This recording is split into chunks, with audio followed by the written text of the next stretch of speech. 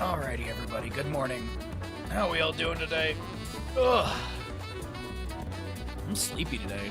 I feel like I got like really restless sleep last night. That was too close.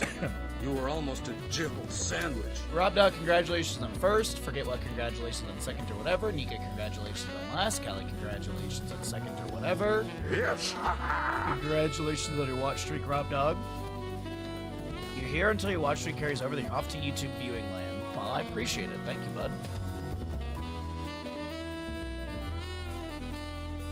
bud. Keep starting a stream too early, so I always am in the kitchen making lunch and don't get first. But, counterpoint, why aren't you anticipating me being early?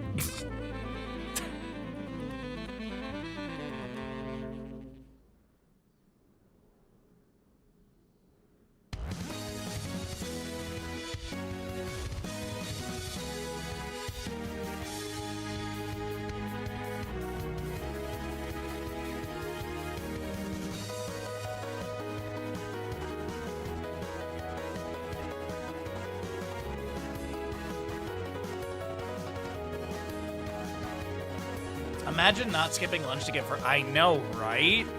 Imagine.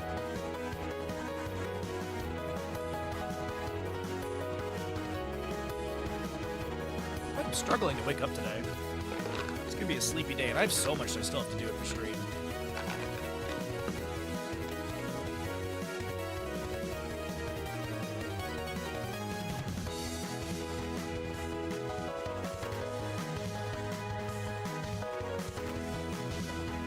Yes.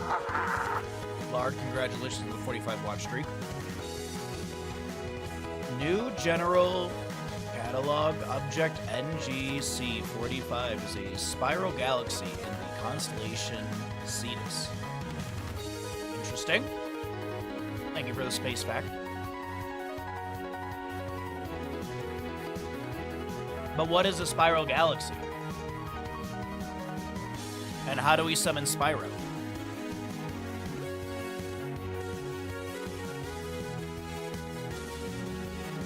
Also, I believe it's the last, 36 hours you can get discounted subs through Twitch. If you'd like to take advantage of that. But, let's put our face on the screen. Everything seems to be working. Good morning, everybody. How are we doing today? Hopefully you've had a wonderful week thus far.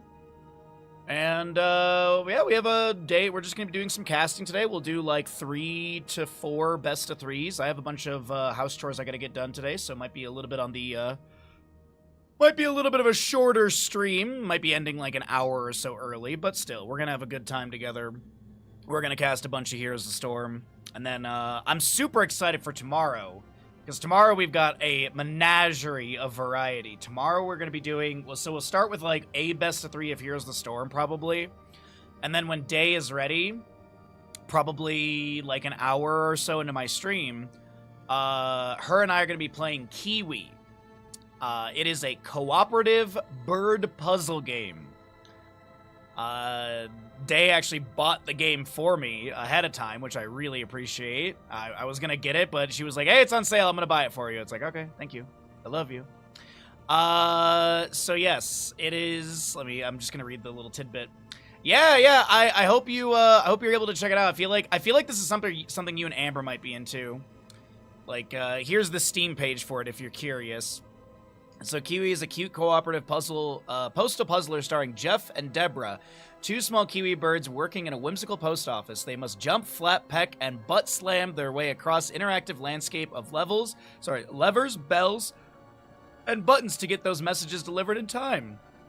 So yeah, Day and I are going to be playing this tomorrow. And then, on top of that, at about, if I'm not mistaken, 1:45 my time, I'm just double checking here, 1:45 my time, we're doing the July Marble Grande Grand Prix. So we're going to be doing the Grand Prix, so we're going to do the multi-map Grand Prix, and we'll see who can win VIP. Still need to ship out a little present for... I'm doing my part. I'm doing my part. I'm doing my part. I'm doing my part, too. I is super sub. You played it and beat it a couple of years ago. Oh, I thought it, like, just came out. Has it been out for a little bit? 2021. Wow, okay, yeah. It's been out for a hot minute. Fluffy, thank you for the tier 1 for 11 months. Nearly a year of support. Thank you so very much for that. First sub of the day. Thank you kindly, my friend. Hopefully you are doing well. And thank you again for the resub. But yeah, super excited to play the Kiwi game with Day tomorrow. Then we have the Marbles, and then we also have Discord movie night. Tomorrow we're going to be watching The Sandlot. I have not seen The Sandlot in a super long time. It's been a very long time since I've seen The Sandlot.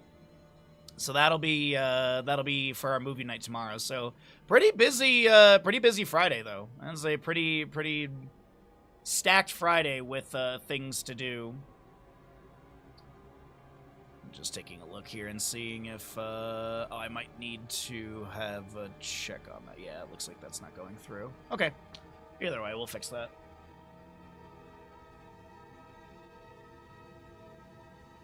I'm doing my part. I'm doing my part. I'm doing my part. I didn't do shit.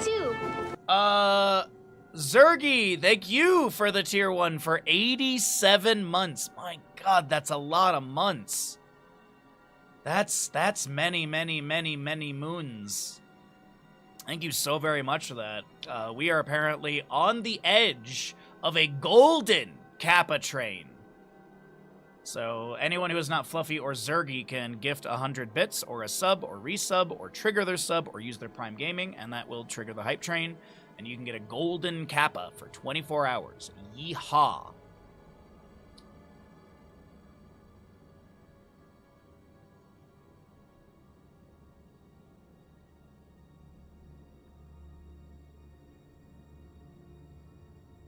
Alrighty,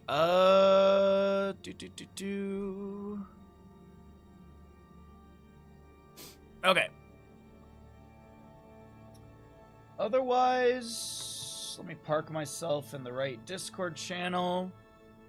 What are we gonna do for the Twitch Gamble? There's actually a Savor the Flavor level 1 for Stitches. We could do that. Way to go, dude!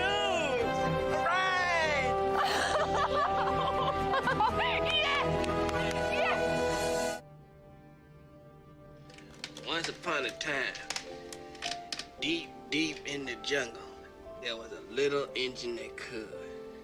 And he was chugging his way across the enemy line. Chugga, chugga, chugga, chugga, chugga, chugga, chugga, chugga, toot, toot. Holy. Dude, sucking at something is the first step towards being sort of good at something. How is this gonna be read? Golden, golden, golden, golden, golden, golden, golden, golden, golden, golden, golden, golden, golden, golden, golden, golden, golden, golden. Sounds like we were just listening to the K-pop Demon Hunter soundtrack. Lar, thank you for the 5 tier 1 gifted subs, starting the Golden Kappa hype train. Zig, thank you for the 100 bits, and I appreciate that so very much. If you would like to help us hit the next level of the hype train, 4 subs or 1,900 bits. Actually, Zergy's in chat. I wanted to ask, my brother's birthday is coming up, and any recommendations for a Magic the Gathering brother? For Christmas, I bought him that really nice box. I'm pretty sure I showed that to you. The one I got it off of Etsy for him. It was like a really nice Magic box. What's up, Goss? How you doing today? Enjoy your gifted sub. Marvel's Superheroes just came out for Magic. Marvel's Superheroes Magic. $121 for a booster box. Let's see. Maybe straight off their websites. Amazon, okay. The Hobbit is coming out soon. Yeah, his birthday is late July, so I really wanted to order... Like, I wanted to make sure I figure out what I'm going to order him by Monday, because if I have to order something from Etsy, usually Etsy takes like 3 weeks. Sucking at something is the first step towards being sort of good at something. Golden Kappa, golden Kappa, golden Kappa, golden Kappa, golden Kappa, golden Kappa, golden Kappa, golden Kappa, golden Kappa, golden Kappa, golden Kappa, golden Kappa, golden Kappa, scam and no scamming. Scammino scamming. Scammino scamming. Zig, thank you for 100 more bits. So it looks like there's like a $69.99 box. Dude, sucking at something is the first step towards being sorta good at something. Rob Dog, thank you for the 100 bits as well. I appreciate it, everyone. Thank you for participating in the Golden Kappa Train. Looks like the Doom box is $100, but I think this is a resale. Yeah, see all buying options. Yeah, no thank you. I'm not surprised that the Doom box went. Doom is such a... Yeah, literally, like, the Avengers box is $70. The Wakanda Forever is $72. The Fantastic Four is $73. All of these are available on Amazon. And then the Doom Prevails is $94 with no sale option. What is this, though? What is this Magic Superheroes, though? It's like $40. What is this? What does this include? Superhero Scene Box, Heroes United, 6 foil borderless scene cards, 6 art cards, 3 play boosters, plus display easel. That doesn't sound like something my brother would want. He's not like a collector. He'd rather play. He's not a big Marvel guy for my... Well, I mean, he knows his Marvel stuff, but I don't think he's, like, super big into Marvel. Like, he was very much, like, that's why, like, he was into Final Fantasy, so that's why I got him Final Fantasy before, but I don't know. Deck a box. Yeah, see, that's the thing is I've gotten him all that stuff. For Christmas, I got him that big carrying box. I did get him some Black Lotus sleeves, but I didn't get him, you know, I didn't get him deck boxes. Let's see. Magic the Gathering deck boxes. Maybe I can find, like, a really nice small deck box for him or something. Let's go. Etsy, like, always has good stuff for this. There's literally one of the things is mine. It says no AI was used, like, in the image. I love that. There's a Goblin Commander box that has a little goblin on it. It's adorable. It's $44, though. Don't know about that one. Yeah, maybe I get him, like, a deck box. There's some cool, like, unique deck boxes. Oh, man, there's a Chonk Cat. Lordy, he's coming. Does this show my address or anything like that? I want to show you all this. I don't think it does. I think we're good. Literally, the Chonk box is great. Here's the little goblin box. That's the little AI thing I was talking about. That's the goblin box I was talking about right here. In the top right corner. So, but as he has $44, so. Of course there's Goth Girls.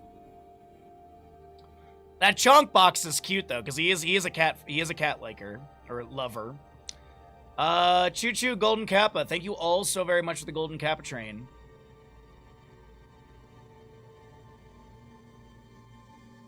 I like having several 80+ count boxes for tokens and small decks. Yeah, I just don't know, like, what his situation is when it comes to, like, what he has already. And I don't want to ask him because that'll be obvious. And then I can't have my parents try and figure it out because they have no idea how to phrase the question or anything. So I'll look around, but that's a really good recommendation. Thank you so very much. Muffins, yes. Thank you for the, or congratulations on the watch streak. Thanks for streaming us. Thanks for being here. I do have to run some ads really quickly, so we're going to get those ads out of the way, and then we're going to go ahead and get into this best of 3. We just had a little hype train, so we were just also, you know, chatting through that, and also getting some ideas for what I should get my brother for his birthday for late July. Ads. I am all over the place today. I don't know what it is. I'm sleepy as heck today.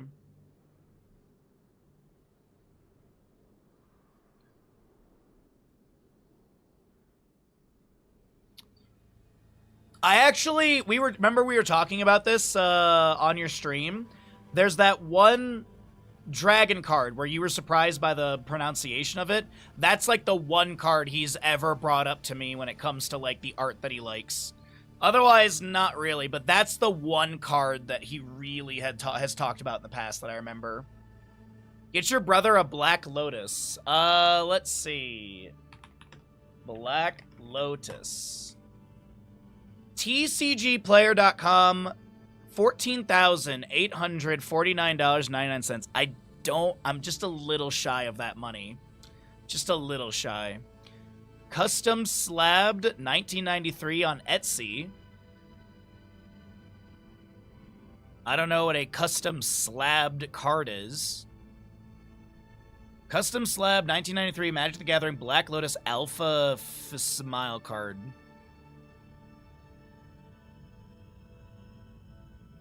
Just print out a I'll just print out a Black Lotus and mail it to him on sheet paper on some on some A2 sheet paper. What's up, Dings? How you doing, bud?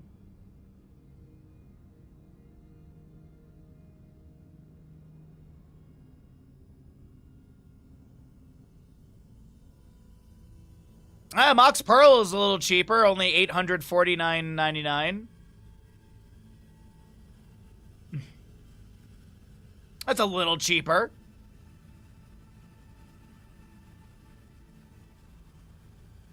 Yeah. As I said, I got him Black Lotus sleeves recently, so probably not. Get him a Costco gift card. He doesn't use Costco. Just as good as a Black Lotus. There's currently a woodpecker climbing this tree right here, and I don't know if you guys can see it if I turn off my camera or not. I think it's kind of hidden in there. It's like up by the... Maybe you can see it moving around? I don't know. He's up there, though. The woodpeckers have been extremely active this summer. I don't know. It's like the most I've ever seen them.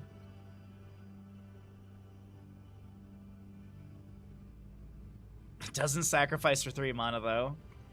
I should get the card that you rip apart and you scatter onto the battlefield, and every piece that it touches, those cards go to the graveyard. And I should get one of those, rip it up, and then give that to him, taped together. That's what I should do. All right, let me close that. None of these are emails from Blizzard for BlizzCon. How rude.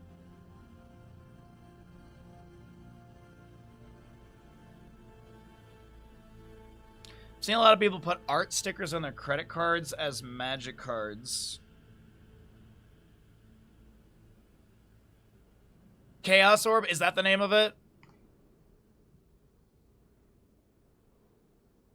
Yes, that is it. I remember that sort of planet leaking lava out of its mouth. It's me when I eat too much pizza and I don't take a heartburn pill. How many level 1 stacks for Stitches by the end? I'm gonna go with 30 or more, 29 or less. No, that's no. 30, 35. We'll do 34 or less, 35 or more. That seems like a good gamble.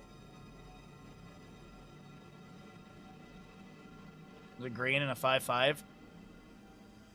I tried to find that swamp card that I was talking about in your stream. I cannot remember the name of it. I swear it has Commander in the name, but the issue is whenever you look up anything with the word Commander in Magic the Gathering, you get Commander decks. So I literally spent so long trying to find that card. It's like Commander something. I swear there's a V in the name, but it's like an old swamp card, and it was like really, really strong. I swear the artwork was like someone throwing someone off a ship or something, but maybe I'm misremembering. I will say this, I loved the old swamp card art. Like, that was my favorite. Some of the swamp, like Fright and stuff like that, or Nightmare, I think it is. Some of those cards are so cool.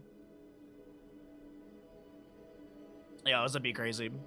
We'll have to do that after this game, as we are about to dive on into this. Thank you for the redemptions. We'll do them in a little bit. I may need a reminder, but let's go ahead and get on into map number 1 of our first best of 3 of the day. Prepare yourselves. The battle begins shortly. Alrighty, everybody. Our first best of 3 of the day here in Division 3 of Heroes Lounge. On the left-hand side, it's going to be the members of Sloth Sanctuary with the Blaze, Johanna, Rhaegar, Kael'thas, and Tracer. Right side of the map is going to be House of Fail. Or House of Ale, however you want to look at it. House off Ale. You got your Stitches, Ariel, May, Gul'dan, and Maiev. No one freed poor Harrison Jones. He's stuck in Tomb of the Spider Queen forever. As we get into our mid lane, take a look at some of our level 1s here. This is current live patch, all that good stuff. Nothing from the PTR is released yet. I'm anticipating it to be late July. As we do have a prediction for Stitches Savor the Flavor. Hitting enemy here with Devour increases Stitches' health regeneration by 1.2 or 1.5, and the damage of Vile Glass by 2%, stacking up to 100 times. How many stacks does he get by the end of the game? 35 or more, 34 or less. Get your gambles in. If you know the results, you're welcome to gamble. Just don't spoil it. Searing Light. May is going to go into the heat transfer. You also have your Echo Corruption for the Gul'dan, and you got a hook landing on the Rabbit in bottom lane. Nice couple tower shots from the 2 towers land on the Rabbit. Heiko's unable to get a kill, steps up for the slam, but Tracer's going to get some sustained damage, and Stitches will get a little bite. We'll probably see Gambit later on. Good synergy with this level 1 and level 7. Tracer with the Tracer rounds, by the way. Heiko pops that that Vile Infection. Sorry, Putrid. Shambling Horror. God, we're waking up. Shambling Horror is able to back away, but his Tracer rounds, Mana Addict, Colossal Totem, Zealous Glare, and your Adrenaline Stimpack for the Blaze as well. I'll have to look up the card afterwards, Dings. Thank you. You might be right.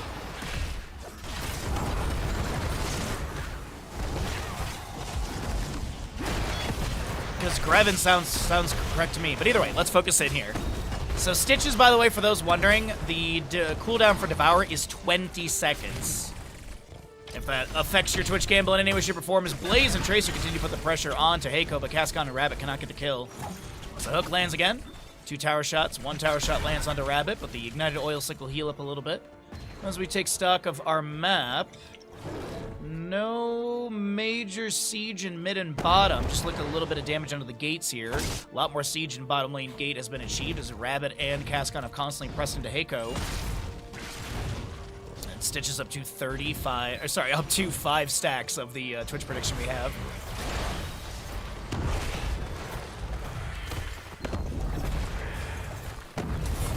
Speaking of siege, though, the Fort Gate taking a little bit of damage from our Gul'dan Sakis. Blaze, though, bottom lane. Tracer is body blocked by Stitches, but he's unable to get away. And Wildfire now avoids the Gravity Lap with the Vault of the Wardens, but unfortunately will be taken down. May comes down here to try and pick up some of the gems, but unfortunately she will be zoned, and that'll be quite a few gems lost. Unfortunate. If we're looking at matching gems, it's somewhere in the ballpark of 8 to 10.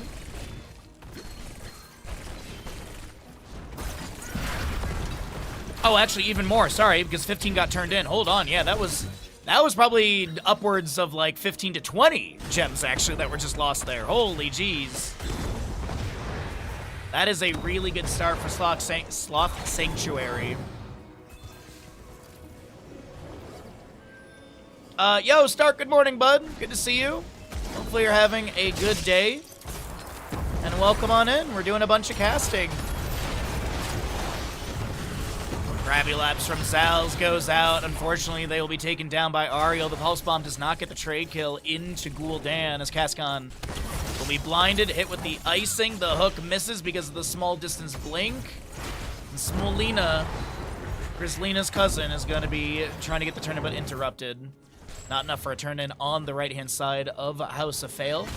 Sloth Sanctuary are 17 gems away from summoning the Webweavers to push in against House of Fail. Hey, we got odds on the gamble. Thank you, chat.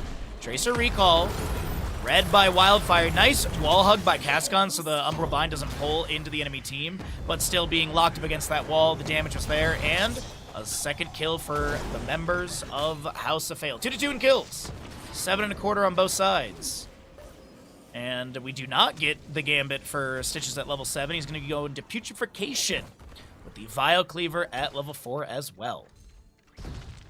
Solo lane Stitches, not something that I have really seen in the past, but we'll keep stock of it. I've been watching bottom lane quite a bit because I just want to see how that matchup looks between the two of them. So 11 gems do get turned in, 39 to 38 in the gem turn-in department. Blaze goes in with the gem propulsion into a Gravity Lapse onto this Maiev, and I thought she was out, but the pulse bomb connects. And we gotta just take a look really quickly. The overkill was 52, so close to making it out alive. Done as I asked. The spider Blue web weavers, though, do descend on the left-hand side to Sloth Sanctuary. Kael'thas at 10 of the 20 regeneration globes for his activatable mana arcane barrier, actually make it 11 as he just got one here. In the lane. Now, what are we looking for blue web weaver siege potential? Morpheus on the Johanna with 26 gems will be able to back away. The web weaver in top lane, I don't think it's going to find much value. Mid lane, the Umbrobind does pull the Kael'thas towards Maiev, but Wildfire is unable to get any further pressure outside of that fan of knives that did connect. A small flame strike onto the gate, some living bombs applied.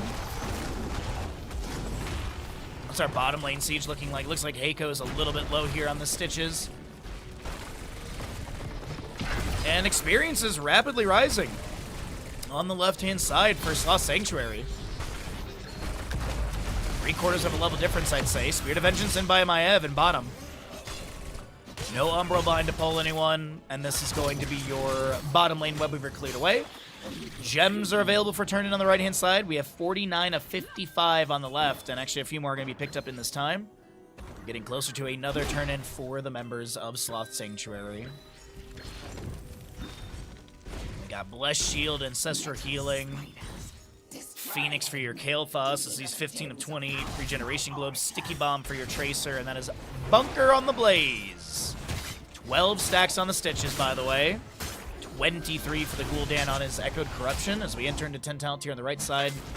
Pretty standard stuff. We're going to see a Gorge, Crystal Aegis, Avalanche, actually, Horrify, and the Containment Disc. So a lot of control with that Horrify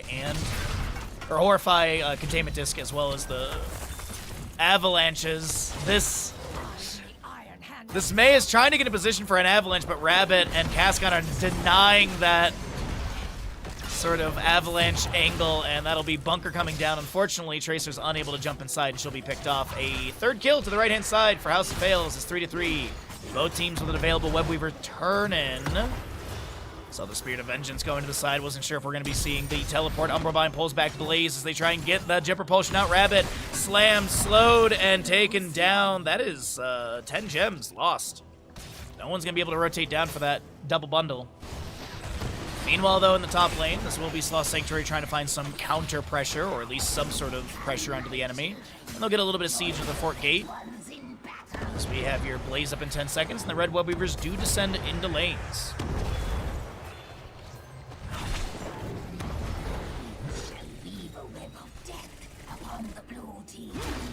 Shield Glare to check the bush there. No one revealed. As what is the priority push lane? It looks like it's going to be top. It will be cleared out really quickly by Tracer and friends. Meanwhile, though, in the top lane, the web weaver is pushing up onto the fort. Gate has been taken down. Tracer steps up for a little bit of autos here and there. A blind from Mei comes through as well.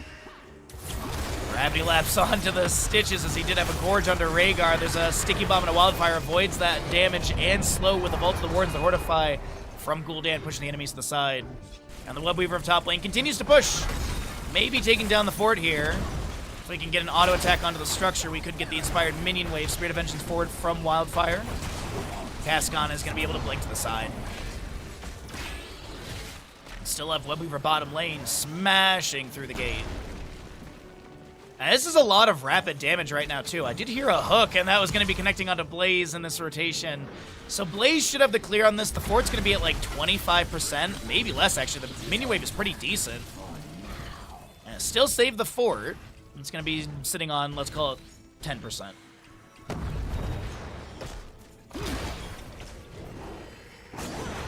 Turnin is here, still for the left-hand side. Oh, Zal with 27 gems. Some are going to be picked up by Morpheus. Wait a minute. No one's picking up the giant bundle right there. Okay, Cascon did it, but then they're Avalanche as well as Gorge. Morpheus is going to pop Iron Skin. Tracer gets the Pulse Bomb. A Loon's Wrath coming out from Maiev. Whoa! No one gets that last auto attack onto Cascon. And that is going to be our Tracer able to back away, but the hook lands on Morpheus. Tracer trying to back, or Johanna trying to back away. No Blessed Shield available. As Morpheus is less than 100 HP, some Fan of Knives going out, but once again, no kill to be achieved. I swear Cascon had literally like 1 HP. That bar looked dang near empty or depleted on the health. But they live, they blink. Cascon tried to get the turn in. And they will be Red Web Weavers ascending in favor of House of Fail.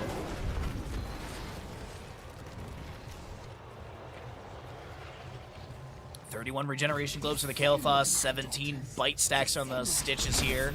Umbral Bind pulls Morpheus back, but that's really all they're going to get for the connection.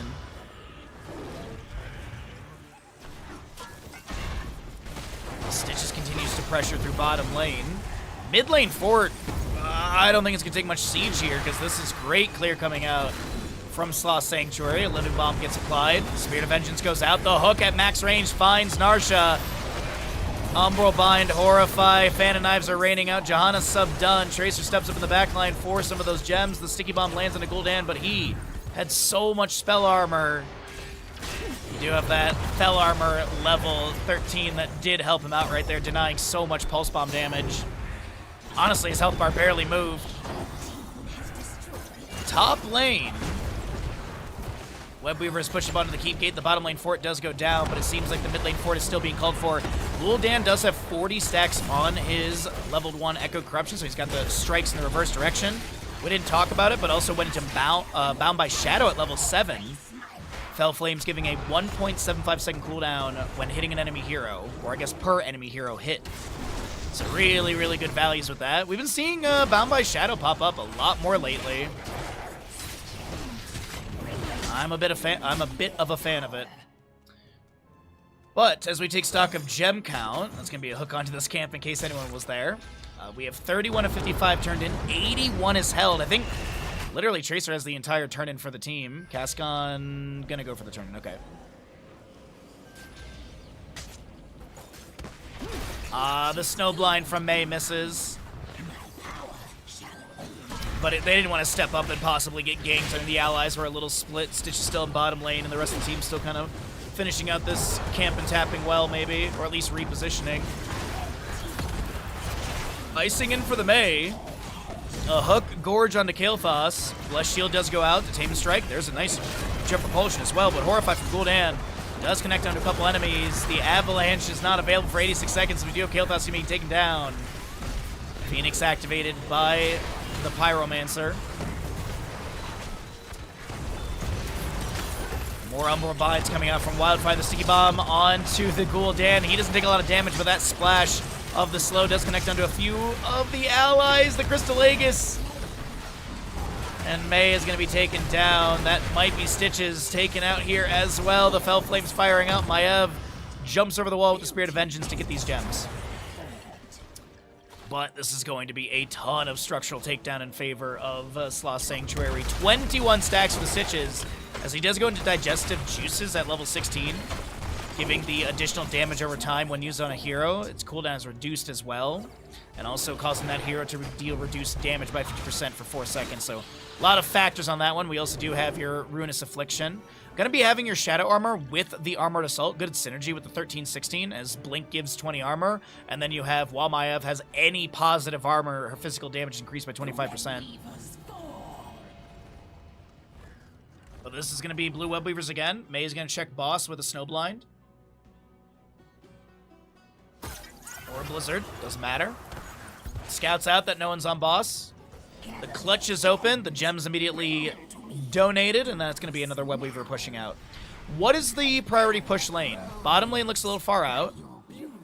I think there was a conversation, maybe start Boss here, but they don't get the tag in time. Juggernaut plating level 16 for the Blaze is a big pickup for him. Alright, the Blue Web Weavers enter into lane. Mid lane is pushed up a bit. Bottom lane as well. Top lane is about 50%. Yeah, it looks like it's neutral there. Mei might be looking for some sort of flank avalanche. It is off cooldown. Gorge from the Stitches. There's going to be an avalanche onto Kael'thas. He goes over the wall. It's a 0.5 second stun, as the Ancestral does connect onto Zal's, but can they get out of here? Unfortunately not. That'll be Ariel getting credit for the kill. The Sticky Bomb lands on a Heiko. Cascon hit with a slam. A hook pulls Rabbit back in as they jet propulsion to safety. And your bottom lane Webweaver is continuing to get damage onto this keep. Icing from the Mei goes out onto Cascon.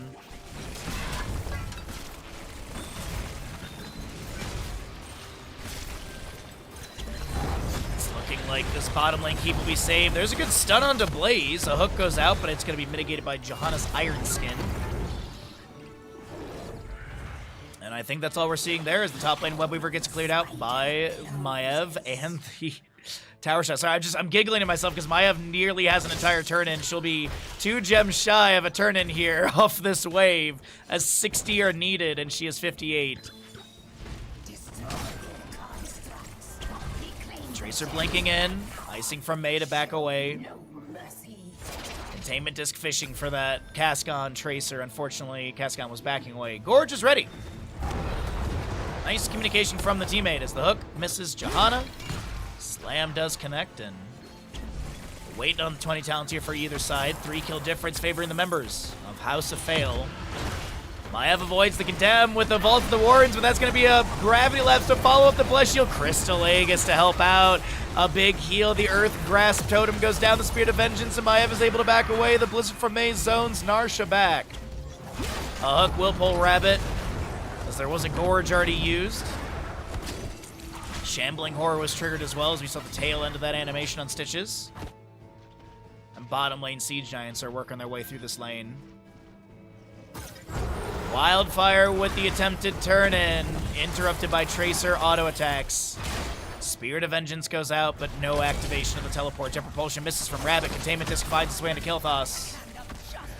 And the Gul'dan steps up to try and get some more stacks as he's working his way up for that 85 mark to be able to have 100% of the corruption damage returned to Gul'dan as healing.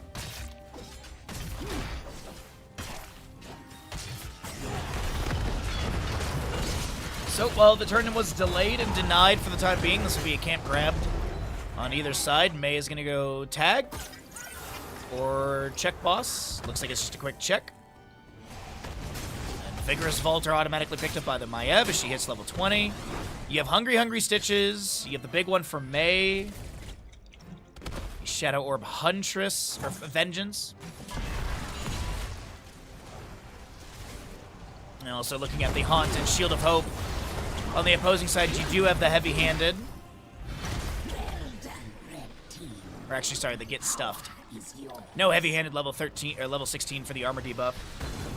Blaze going into burn mode. Notice we also have the indestructible Farseer's Blessing and the Flamethrowers. The Hungry Stitches will be utilized. That's going to be a icing for Mei and Umbral Bind, and Maiev will be able to take down that Rhaegar. Johanna pushed to the side by the Avalanche. We currently have Kael'thas being pressured by Wildfire the Mei, but Gul'dan on the other side of this engagement will be picked off. Cascon. Sustained damage is pretty decent, but the blinds from Mei are really helping out. The recall from Tracer is going to be right next to Stitches. He's unable to follow up. Red Webweavers have descended into lanes, and how much siege can they find? Rabbit getting dismounted. Spirit of Vengeance forward. Umbral Bind does not pull. None to be activated. But this Red Webweaver phase seemingly is getting no value.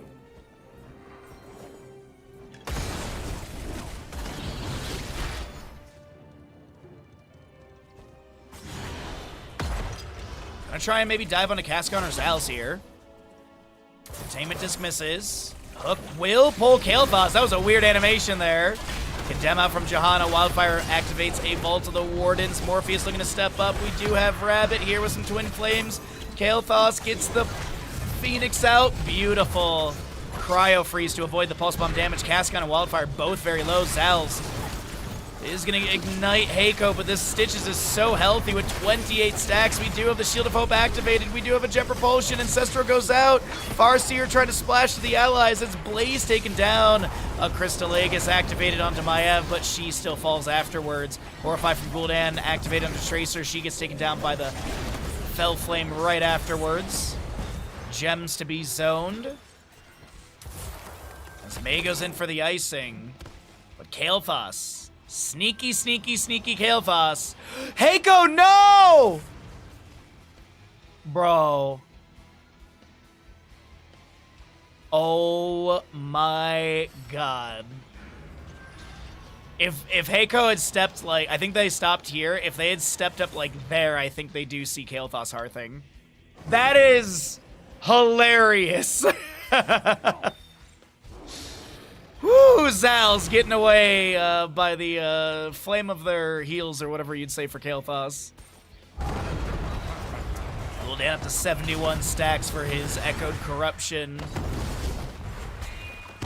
Yeah, right, Tearless, right? How you doing today, bud? Good to see you. First best of 3 of the day, by the way. Got a lot of fun games for you all. Thanks for being here. Happy Thursday. Alright, Red Web Weavers do descend into lanes, and we'll see if this is going to be a GG push for House of Fail. They still have a lot to go through, though. Actually, top lane Keep is down to about 25% health, but mid and bottom are pretty hardy and healthy.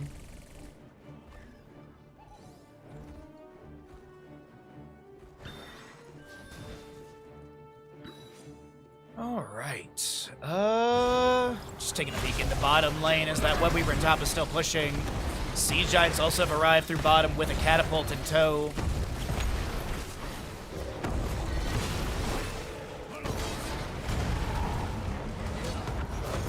Hook! Oh, I thought that was going to be a Kael'thas or a Rhaegar pulled in. Phoenix gets thrown out by the Kael'thas. Wildfire pushed aside, hit with a Blessed Shield as well. Vault of the Warden's going to be popped, the second one activated. Smolina gets that heal off. The Avalanche misses, but that'll be a Horrify. Just onto Tracer, the Ancestor will be activated as Rhaegar comes out of that gorge. And this Web Weaver in top lane is pushing in. Heiko is so very low, will be taken down. Kaskan is looking for the kill into Gul'dan and will be able to land the necessary damage. And Kaskan still chasing in on Tracer. Spirit of Vengeance, I think might just be looking for the dismount. As we do get Smolina able to back away, some Fan and Knives thrown back. Kaskan blinking forward, Containment still just trying to create that space to back away. Spirit of Vengeance, there should be a teleport right there. Umbral Bind, nicely done. Jet Propulsion from Rabbit misses. The Vault of the Wardens from Wildfire on point. And we're still going here in map number 1 of our first best of 3 of the day. 50 regeneration globes for Kael'thas. 30 stacks on Stitches, by the way. He's getting up there. We'll see if he can actually hit that 35 mark that we made for the Twitch gamble.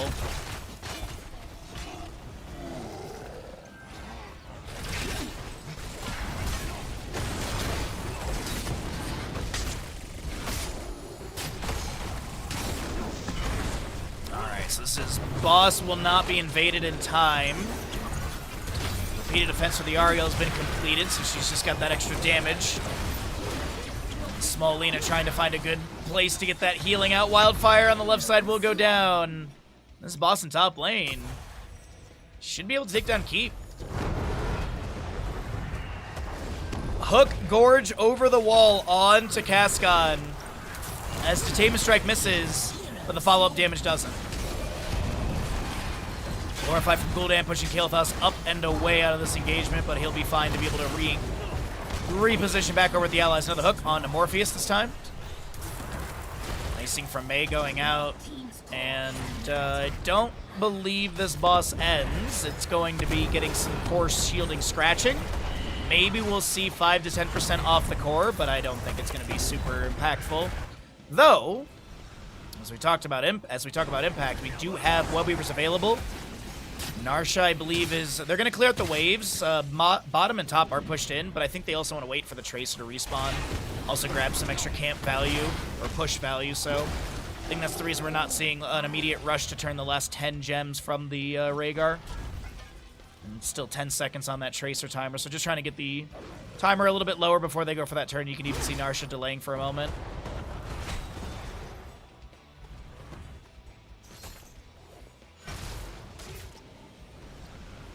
Alright, Tracer's back. The blue Web Weavers will descend. Is this Sloth Sanctuary set up for a map 1 victory? Let's find out. 2 kill difference. 23 up on both sides. Slight experience on the left-hand side for Sloth Sanctuary. As mid lane Keep might be the next thing to go down. That's a hook Gorge onto Johanna. Keep in mind she does have that indestructible level 20. Avalanche will consume 2. That's a 1-second stun. Horrify from Gul'dan does hit onto the Johanna. See all that minus armor. But Johanna will be fine to be able to back away, get some heals out from Rhaegar, or get some heals from Rhaegar. Another hook goes out, missing onto anybody. Icing from Mei again, just trying to create a little bit of space to defend this lane, but it's not working out. This will be a Spirit of Vengeance again from Maiev. No activation of that teleport. The Get stuff is going to push your Gul'dan to the side, but he will not fall. And we have 11% off the core currently. Shielding is dropping once again. Condemned from Johanna. Jet Propulsion lands onto the Stitches. Heiko trying to live here as we do have Cryo Freeze from Mei. Morpheus Indestructible does get activated. Gul'dan is done with his Echo Corruption, but it might be a little too late as the core is going to fall. Tracer has the Pulse Bomb, and that'll be a hard-fought map number 1, but it's going to go over to the side of Sloth Sanctuary. What a great start to our first series of the day. G frickin' G's.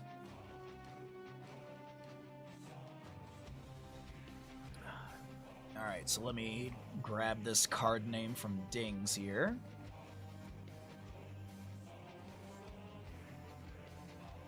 Oh my god, that's it! That is literally the card. Yes. That is the card. Yes. You nailed it. Oh my god. I gave such a general, like... Dings. Dings with the encyclopedia over here. Oh my god, I can't believe it. He actually got 35 exactly. That is actually really funny. I was keeping the talents away because I have no idea. I was just guessing.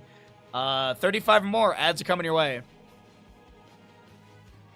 That is actually really funny. You got exactly the amount of stacks needed.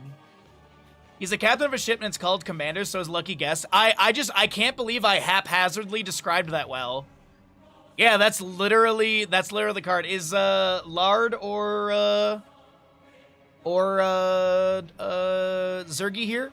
So that way I can show them the card. This is exactly the card I was talking about. When Commander Greven Ilvek comes into play, sacrifice a creature. Greven cannot be blocked except by artifact creatures and black creatures. This card was my bane, because my brother would play this and I would not be able to deal with it. Because I wouldn't, like, he would legit ask, like, he'd be like, oh, like, what deck are you playing? And I'd be like, oh, I'll play my red deck or something. And he's like, cool, I'm gonna play my swamp deck. And it's like, oh, okay. And then he plays this and it's like, cool, I lose. Rage is the only freedom left in me.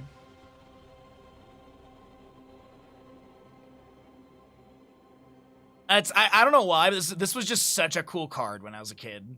Like, the artwork's not, like, super, like, oh my god, it's, like, mind-blowing, but this is just, yeah. My brother had, like, 2 or 3 of these at one point, and I remember I asked him for one, and I think he, like, said that he would sell it to me for, like, some stupid amount of money. Like, stupid amount for, like, you know, kids our age. I think he, like, said, like, 20 or 40 bucks or something like that, which is, you know. Card OP. Yeah, dude. Maybe, let's see, can I find, you can buy this for 64 cents? I should buy this card for him. Wait, you can buy the Progenitus for $4.50? Because that's the card that I was talking about. The one that he really liked the artwork for. This one right here. This is like the card that he talked about a long time ago. Apparently you can buy this for like $4.50.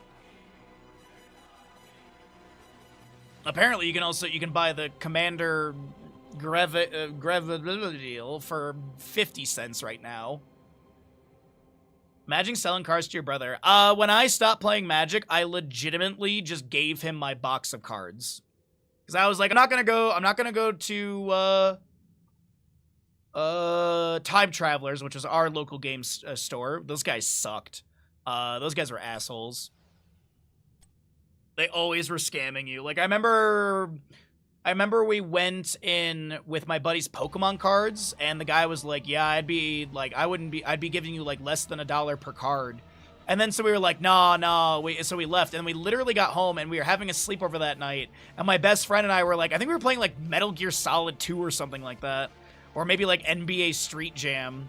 And he literally, like, paused the game and looked at me and goes, if I sold those cards, I would have made so much money because I literally have hundreds of energy cards. like, even if it's less than $1 per card, I'm still making, like, a lot of money, so. He eventually did go back and I believe did sell it, and I think he made, like, a few $100s. So, yeah.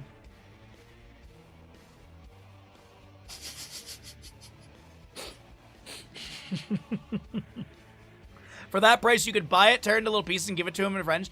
I honestly think what I would do is I would buy it and then frame it and then give it to him. But yeah, I gotta think on what I want to get my brother for his birthday. But these are all really good ideas. Thank you, chat, so very much. Looks like ads are out of the way. Let's update our score. Well, actually, let me check out map number 2 and see what the score, what the sides are. Then we can update the score accordingly. They didn't swap sides on me. Love it. Thank you. I do appreciate that. I apologize if I seem or sound tired today. I am struggling to wake up. My eyes are super heavy today. I don't know why. I really, like, I thought I got good sleep. I drank enough water. Like, I didn't drink a lot yesterday. Like, I had, like, 4 beers during the USA game. I had, like, a bunch of friends come over. So we all watched the game together, and I don't know, I'm just exhausted today.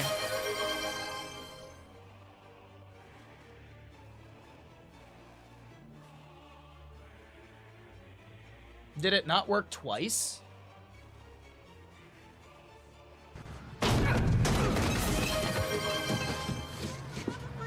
Good bait attempt, Kaimo.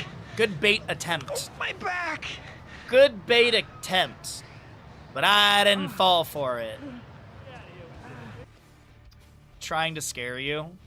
That alert does scare me quite often. I'm not gonna lie. That alert does scare me quite often. We got a Q-Build Tracer. Or Vala, sorry. So let's do that. Let me also close Steam. I have no use for Steam today. Might as well end a process that could take up data or usage. How many level 1 stacks for Vala at the end? Will she have its Battlefield 30? 30 or more, 29 or less. I don't know. I have a feeling like it's gonna be on the lower side, so we'll do 30. So I'm just messages are flying in today, none of which are from Blizzard. Follow up on the quote. You've already followed up on the quote, and I didn't respond to you. I'm sorry, but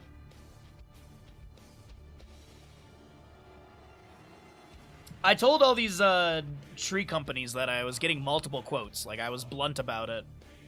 And so they're all, like, following up, I think, trying to figure out if I chose a different job. I don't know. I already accepted a bid. We're literally getting... The tree is getting cut down on the 20th, which is also the same day I have to message Stark about D&D for that weekend. I have a note on my calendar to message Stark. So that tree will come down. I think I can't be in the house that day, but it's my day off. So I think the game plan was literally, when they show up, ask them about all that. And I don't think I can legally be in the house for, like, safety stuff if the tree falls in the house, blah, blah, blah. So I think literally that Monday, I think Bandit and I are just going to, like, walk down to the beach and just stay there until they're done cutting down the tree or whatever, so.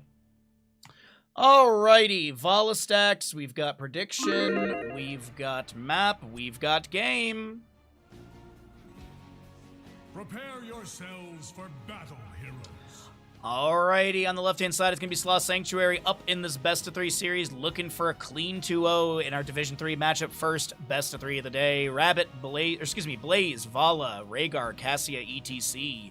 Right side is House of Fail, looking to take us to map number 3 with their Li Ming, Deathwing, Stukov, Varian, and Tychus. The battle begins in 10 seconds.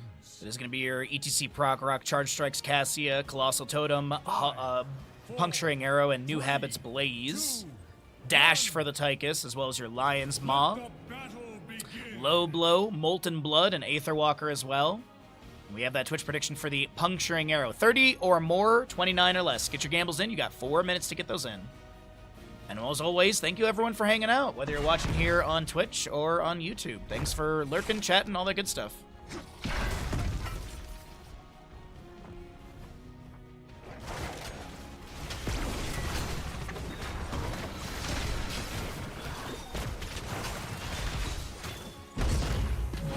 power slide from ETC lands on Bavarian. He's going to look to back away and will be able to do so easily. As we take a look for just a couple hungering arrows to fly in here and there. And Tychus in top lane is working through this camp. The overkill is going to activate and help splash through some of the units. Deathwing in his World Breaker form with the Earth Shatter as well as those Lava Bursts. And Heiko is going to make a very obvious rotation to this camp, but it's not like Blaze can be able to step up for that. Earth Shatter finds a little bit of damage, or a little stun to Rabbit, and Sagas is going to be able to dash to the side. A very low Tychus has to back away with the overkill active. Sorry.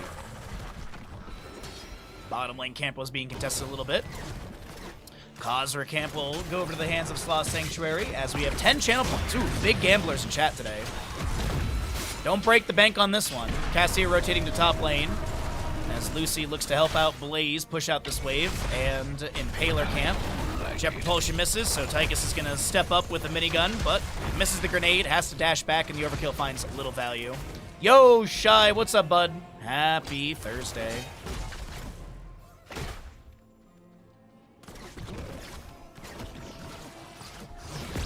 I was literally in McIntyre's channel this morning, and I was talking about, like, you know, getting my day going, and I was like, oh yeah, I'm just looking up what games I want to cast today, and him and one of the viewers immediately went for BlizzCon casting.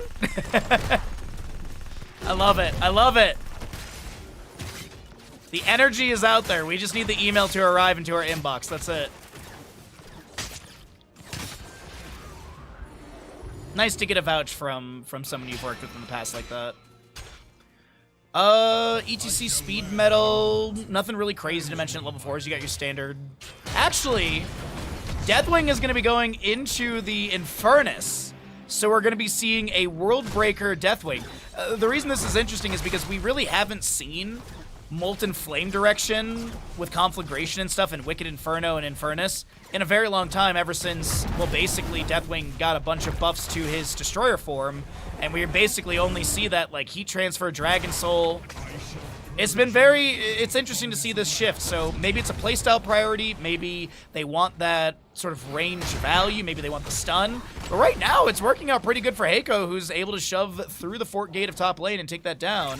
Tychus is currently managing bottom power side from ETC, finds his way to Li Ming here. Wildfire's trying to back away as Lucy is going to be able to dash in, but not be able to get the kill immediately. Li Ming doubles back and is actually going to throw back some arcane orbs and stuff, blinks into this little corridor to avoid the Vala damage, gets a reset from the kill, but power slide from ETC will set up the counter kill for Vala as the Jet Propulsion from Blaze allows Rabbit to back off for now. Wonderfully done. I thought that Li Ming was going to be able to live there, but her positioning on this left side was a little risky. I think she felt very safe because I thought maybe thinking the entire engagement was happening just below them, but that step up from Vala and everything, nicely done. That power side from Morpheus. 1-1 in kills. 6.25 to 6.5 as the Jet Propulsion misses onto the Varian. He's trying to back away, but he will be taken down. And a second kill over to the left-hand side of Sloth Sanctuary, who, as I said, are looking to make this a 2-0, but Heiko in top lane continues to siege, inspires the minion wave. Earth Shatter, anticipating rotation from the enemy, but it's going to be a little early as Lucy was not there yet. Slowed by that Lava Burst, but Cassie will be able to use the Fen to rotate into the lane a little bit faster. What are we looking at for health on the Immortals? 13,000 to 8,000.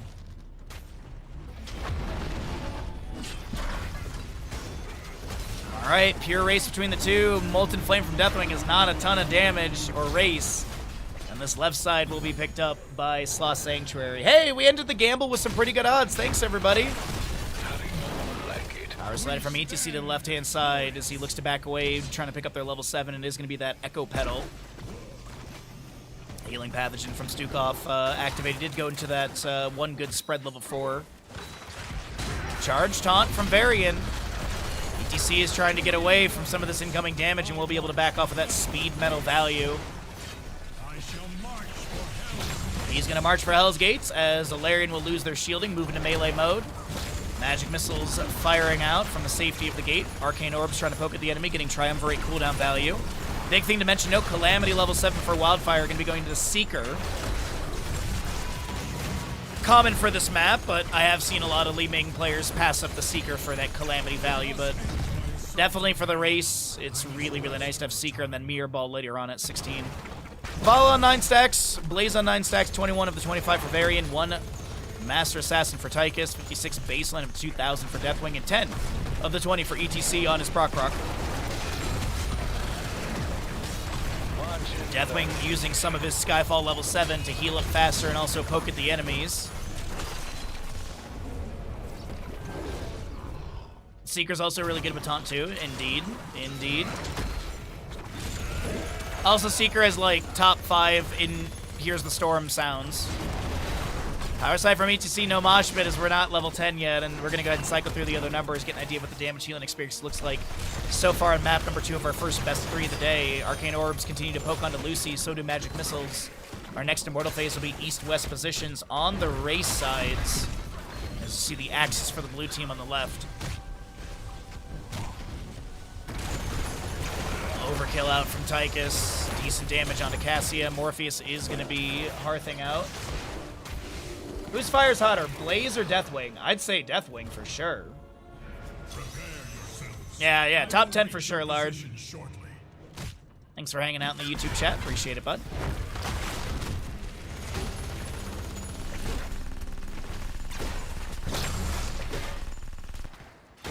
All right. Bruiser Camp will be grabbed right side, left side being worked on. I don't think we're going to have an invade. Blaze trying to get away, and will be able to do so. No Earth Shatter damage, but it wouldn't have taken down Blaze.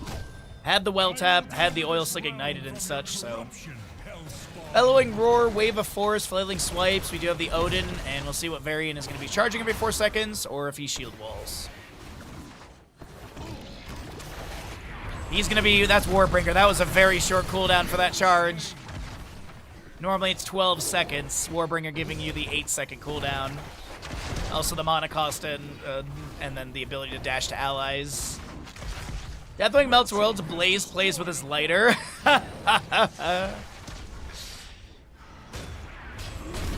Poor Blaze. Oh, poor ETC as Varian rounds the corner for a taunt, the Lurking Arm.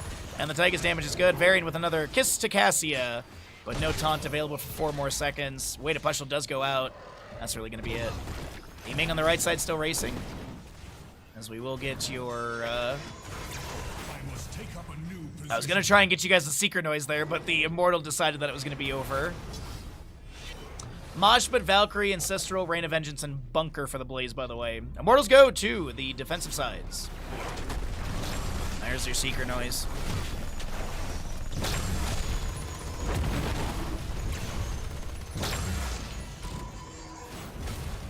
Deathwing is going to be zoned a little bit here. Throws down a Lava Burst.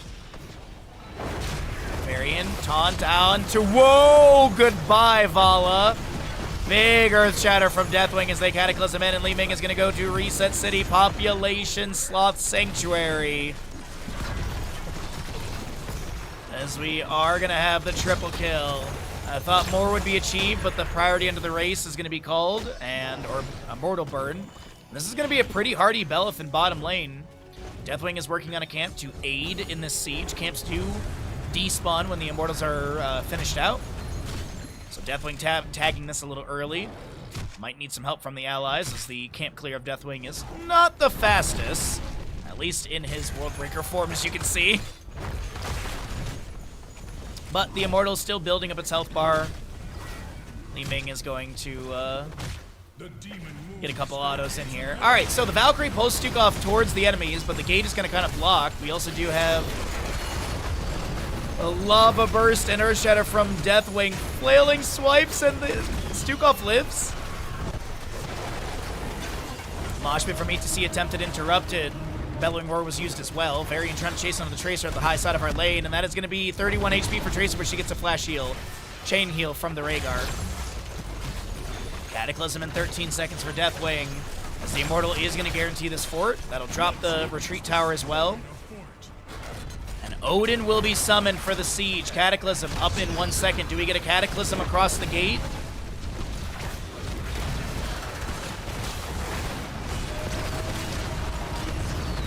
Morpheus is just going for that 300 IQ 5-man mosh. You know, you can't be stunned out of mosh if you just get a 5-man mosh. It's just that easy.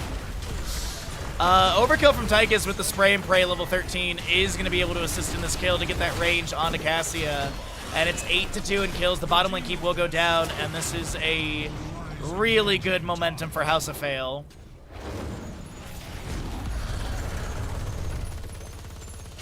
I say get a 5-man mosh into a Deathwing composition, so I apologize if my sarcasm didn't bleed through there.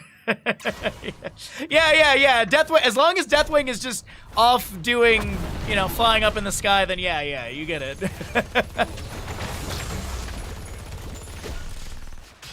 I think my sarcasm was a little lacking on that one.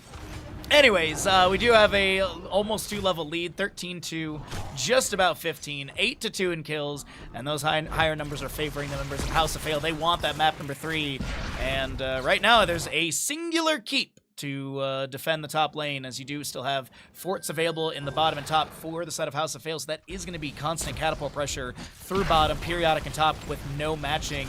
Blaze and Vala will be able to get some decent gate damage. They actually open things up. Varian charges in. There's a cleanse going out as well. I think onto Lucy. The overkill from Tychus is active. We do have Morpheus on this ETC low. The Ancestral does not come through in time. 433 stacks for the Deathwing as the Immortals are going to be spawning soon. And that top lane Khazra camp is coming in. The Impalers looking to get some damage onto the Keep Gate. The Earth Shatter misses onto Cassia. Vala goes to clear out top.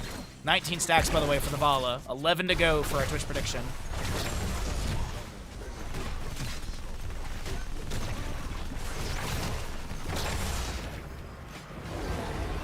Invincible meme, look what Blaze has to do to match the fraction of Deathwing's power. That's true. You and all your servants in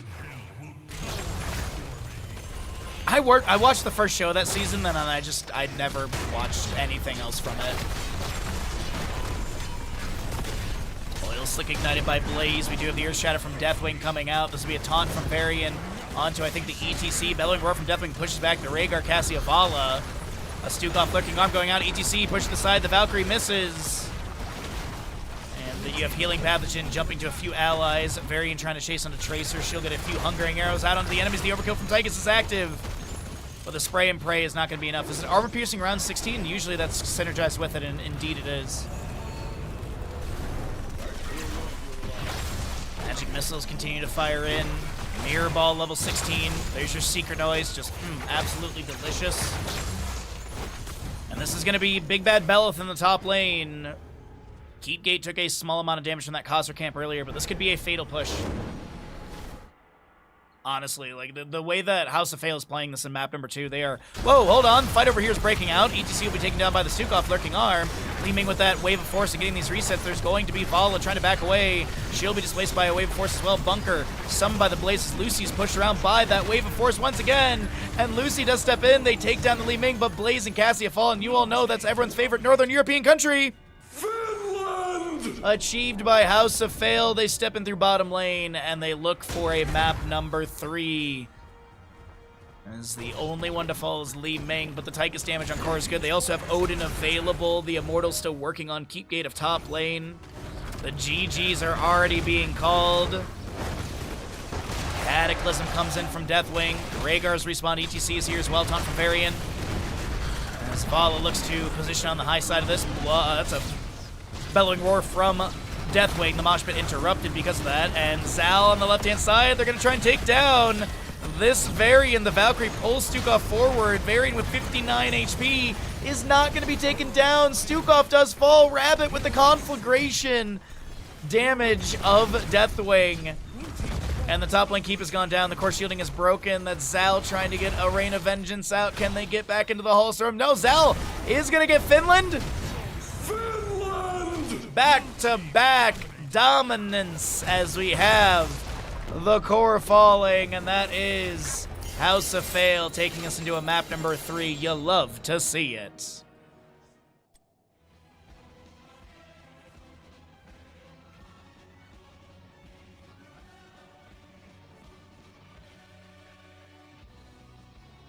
Yeah, like, honestly, happy to see the conflagration or the molten flame build pop up. 28 stacks. She was so close, but it is going to be the payout to the doubters. As we do have 900 of the 2,000 stacks needed for Deathwing. Yeah, good rapid play coming out from House of Fail, giving us the 1-1 score. Is really, really well done. Just gonna test something really quickly. Did that break? I feel like no, it is still working. Okay. I thought I didn't see any YouTube messages yesterday. There was that one person in the YouTube chat. I don't know I looked for this setting as well. There was one person who was redacting their own messages after they typed, and I could not find anywhere from my Googling or through my settings on YouTube how to manage that because it was so obnoxious. They'd literally like type like 5 different messages and then redact all of them, and it's like, what? It's weird. YouTube is weird. Alright, map 3. Where are we heading into? It is Dragonshire, and we have a Samuro, as well as a Zagara. Same sides? Indeed. Alright. I think Rabbit's played Blaze 3 games in a row here.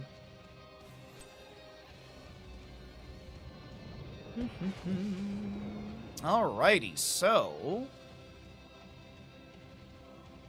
They're basically nonsense messages. Yeah, it's just like, the whole, like, redacting your own messages was obnoxious. And I don't know how to get rid of that. I Googled for, like, 20 minutes after stream yesterday while I was, rendering videos, trying to figure it out, but I could literally not figure out any of it. Alright, so... What are we going to do for our Twitch gamble on this map 3? Subdue Johanna? Corpse Feeders level 7 Zagara? Mana Addict Kael'thas? Man, what are we feeling here?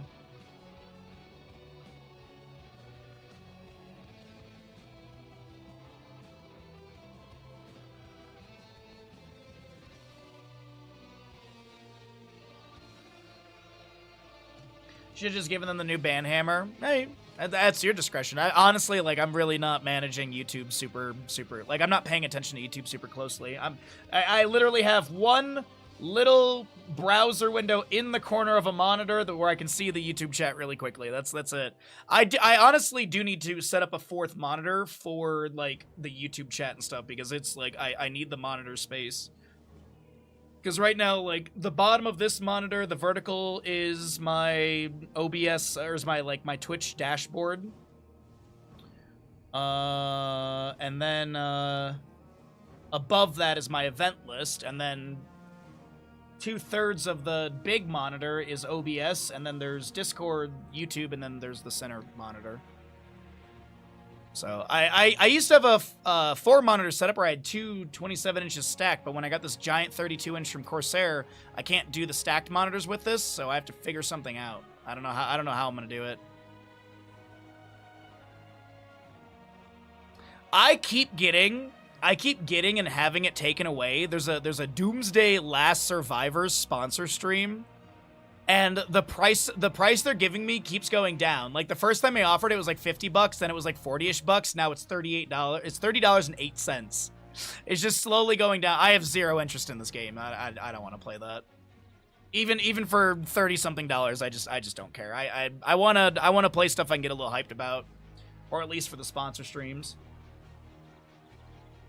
Oh, and also, yesterday, I was productive, and I got a new tree for the front yard. Well, it's like itty-bitty, but I got a new tree for the front yard. It's this little lad right here. So this is the origin of it. Let me just get rid. Hold on, let me max this. There we go.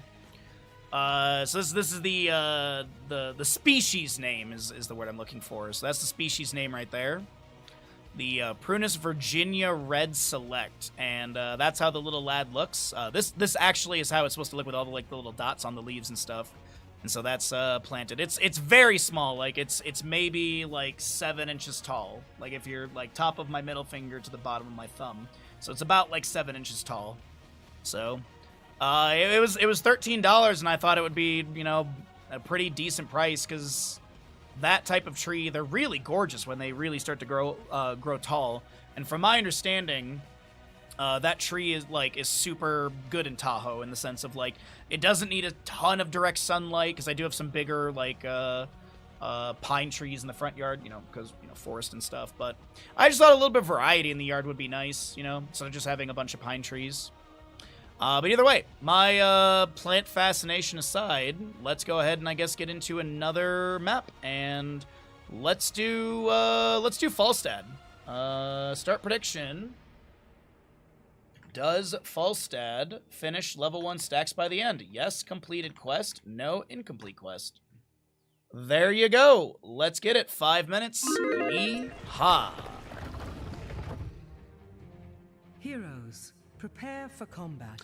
Chat, prepare for map. We have on the left-hand side, Sloth Sanctuary with the Blaze, Falstad, Anduin, Zagara, Johanna. Right side is going to be House of Fail with your Wildfire, with your Kael'thas, Brightwing, Samuro, Tychus, and Diablo. We do have your Adrenaline Stimpack. The Frequent Flyer is going to be your Twitch prediction here, so Falstad's looking for the 300 stacks. You get 1 stack for minion takedowns, 5 stacks for being present in a heroic takedown. Zagara with her Corpse Feeders. You do also have that Zealous Glare, Way of Wind, Dash, Hyper Shift. Also looking at the Kael'thas Monoadic Power Word Shield, where the Anduin and Diablo is Soul to Flame. Soul Shield, sorry. Soul to Flame is Fire Stomp.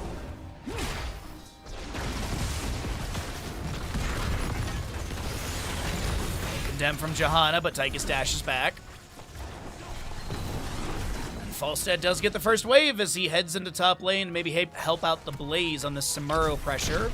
Jet Propulsion lands onto not the real Samuro. Heiko on the left side is going to be able to dash, gets hit with a little hammering damage. Cascon trying to avoid getting beaten up a little bit by the Samuro, and it's just going to be assisted by Blaze with his Jet Propulsion. Falstad barrel rolls into the wave, going to get the Lightning Rod and hammering out for that small slow. But Way of Wind level 1, after activating or exiting Windwalk, Samuro gains 40% movement speed for 3 seconds. Activating Windwalk instantly heals Samuro for 3% of his maximum health. Might be just like a full Windwalk build for him. We'll see. Keep an eye on his talents as we do progress through map number 3 of our first best of 3 of the day. And you love to see it. You love to see a map 3 in a best of 3. Fire Stomp from Diablo. Morpheus just stepping up here. Shield Glare returned into the Lord of Terror. Johanna condemn into Punish. Capture the shrines. Inherit the Dragon 18 stacks for your Falstad, by the way. Oh. We'll see if we get odds on that gamble. And level 4 coming through soon. Diablo in bottom lane. Nice Leap of Faith onto Morpheus. Johanna throws out the Shield Glare, and the Crusader will not fall. Zagara did grit the Siege Giants of their own.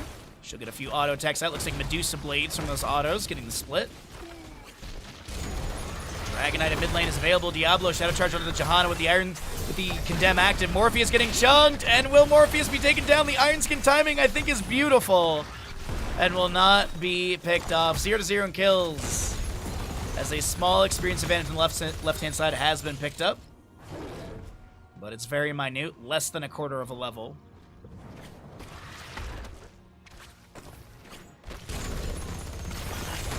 And by the way, no Piercing Light for the Anduin. He will be going into the Moral Compass for that range increase, as well as the Divine Star throwing or firing out a auto attack at the apex near an enemy hero. Falstad's still sticking in top lane. Hey, we got a big believer. Do we have any doubters? Any odds for the gamble? Falstad has been recused, I think is the right word, to this top lane for quite some time. Might see them do a bit more double soak into mid here and there. But in bottom lane, we do have this camp being contested. Or maybe not, actually. It looks like it's going to be going over the enemy. Falstad Blaze still sieging in top lane up against the Samuro, who's going to pop mirror images. And he does continue in with the 1 with the wind at level 7 or level 4 as well.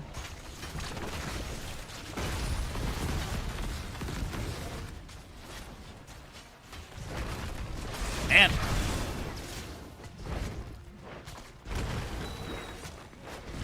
A lot of pressure into top lane. As Samuro steps up to just activate mirror images. Bottom lane counter siege, though, is really nice. And bottom lane is a bit more of a win condition than top lane, as you do have 2 siege giant camps and a bruiser camp that you can feed into this lane. Oftentimes, this is also where you see the Dragonite pressure, or you'll see Dragonite pressure mid lane or top lane, so the allies can then further open up bottom lane.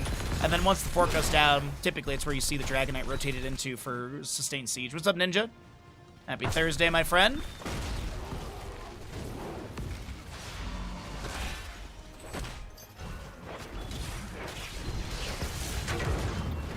Cascon looking to get away here. We do have a bush party. I'm looking at the Kael'thas, the Diablo. Gravity Labs lands on the Blaze. The Flame Strike comes through. The Shadow Charge prioritizes the Falstad. And Blaze utilizes Jet Propulsion to be able to create space for Cascon to float away. So no kill in the top lane. 54 stacks for the Falstad of the 300 needed. Dragonite's going to be grabbed here on the left-hand side by Sloth Sanctuary. I was going to ask what kind of company you work for, if they're giving you Friday or Monday off, or both. Since 4th of July lands on a Saturday, it's one of those sort of awkward things. A good company would give you Friday and Monday off, but, you know, this is America. Heiko's going to be able to disengage away from that lightning rod from Cascon. The top lane fort gate has been opened up. Samuro is going to pop mirror images again. The Dragonite has rotated to top lane to try and get this fort taken down. Tychus has got his minigun active, trying to burn through the Dragonite health bar, and will be able to do so. Did go Combat Tactician level 7 as well. Falstad taking flight. He's moving his way down to bottom lane. We don't have 10 talent here on either side yet, so no gust potential for this setup here from Cascon. And it looks like the positioning was leading for that, but they just don't have the time. They need Cascon here to be able to fight and force back Wildfire. The Diablo getting a little bit low. Here comes Johanna. Condemn active. Gets no pull. Well, that's some decent damage and slow from the punish, and that'll be a kill into Diablo. First blood on the left-hand side. Bless Shield, Devouring Maw, Light Bomb, Gust, and Bunker.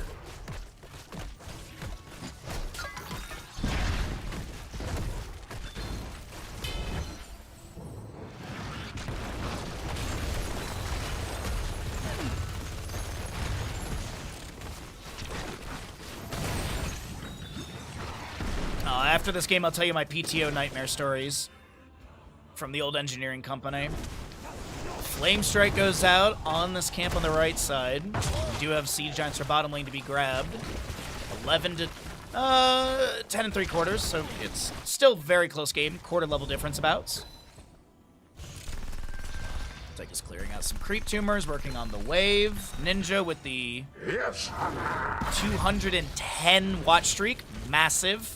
Blaze has the mini wave inspired, gonna jump propulsion aside. Wildfire gets a ignite. The Gravity Labs does land. The Pyromania is active. Smolina trying to help out, but Blaze is going to avoid spreading the living bomb, and they'll be able to back away with only a quarter of their health being taken out. Streaking emote wins. Straubs is working on it.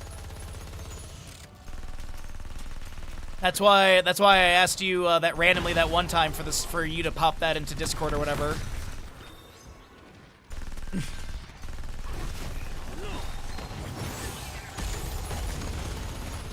But yeah, I know Straubs is working on a bunch of emotes, but I think this might be the last round of emotes she does for a while.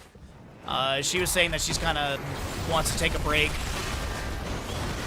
Light Bomb goes out. That's going to be a good amount of damage into the Tychus. The Lightning Breath from Diablo cooking on Blue Sea. Shield Glare's firing out as well.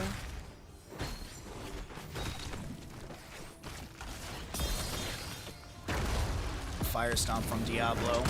All right. Dragonite contestable. Sunshrine currently held by the members of Sloth Sanctuary. Moonshrine by House of Fail. We do get the Lightning Breath, Odin, Blade Storm, as well as your Blink Heal and Phoenix with the Kael'thas. Falstad barrels over the wall. Gonna try and help Rabbit push back Heiko. And 114 stacks for the Falstad here. 20 stacks on Kael'thas, by the way, so he does have his activatable for the Arcane Barrier. We do get 13, slightly faster from that quarter level as we had mentioned. Falstead Blaze might be able to take down top lane forward. Samuro seems to be struggling with the wave clear. He's going to Blade Storm some of the minion wave, focusing on a Cascon a little bit. Kael'thas is here in the bush. Is Gravity Lapse. Dude, sucking at something is the first step towards being sort of good at Burn something. Flesh level 7, by the way. I am glad I probably get tomorrow off, so I guess the 250th celebration will be good for that at least. Happy Thursday, bud. Red John, thank you for the 100 bits. I appreciate that greatly. Happy Thursday, my friend. Happy Friday Junior, as a lot of people call it. Wildfire, trying to go for the channel. We'll be able to get it. The fire comes for you. As Samuro in top lane pressures onto Blaze. A little surprised he didn't go Nano Machine Coding into the auto attack solo lane situation, but the suppressive fire is not too bad up against the Kael'thas and the Brightwing. For their spell power debuff. That's a Shadow Charge onto Johanna. Leap of Faith will pull her to safety. Devouring Maw connects onto Diablo. Tychus minigun is active as he's trying to step up. Unable to get the fatal hits or autos into Lucy or Morpheus as the Dragonite mid lane continues to slap its axe up against this fort. Savage Charge onto Cascon.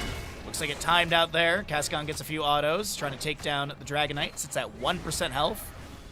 A Molten Flame onto the sidewall just to take out that vision and open up the lane. Rabbit in top lane once again is going to be igniting the Oil Slick. Pyromania is active.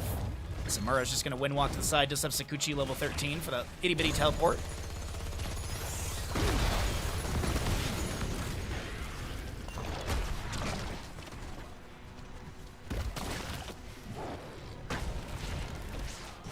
His strength was never yours.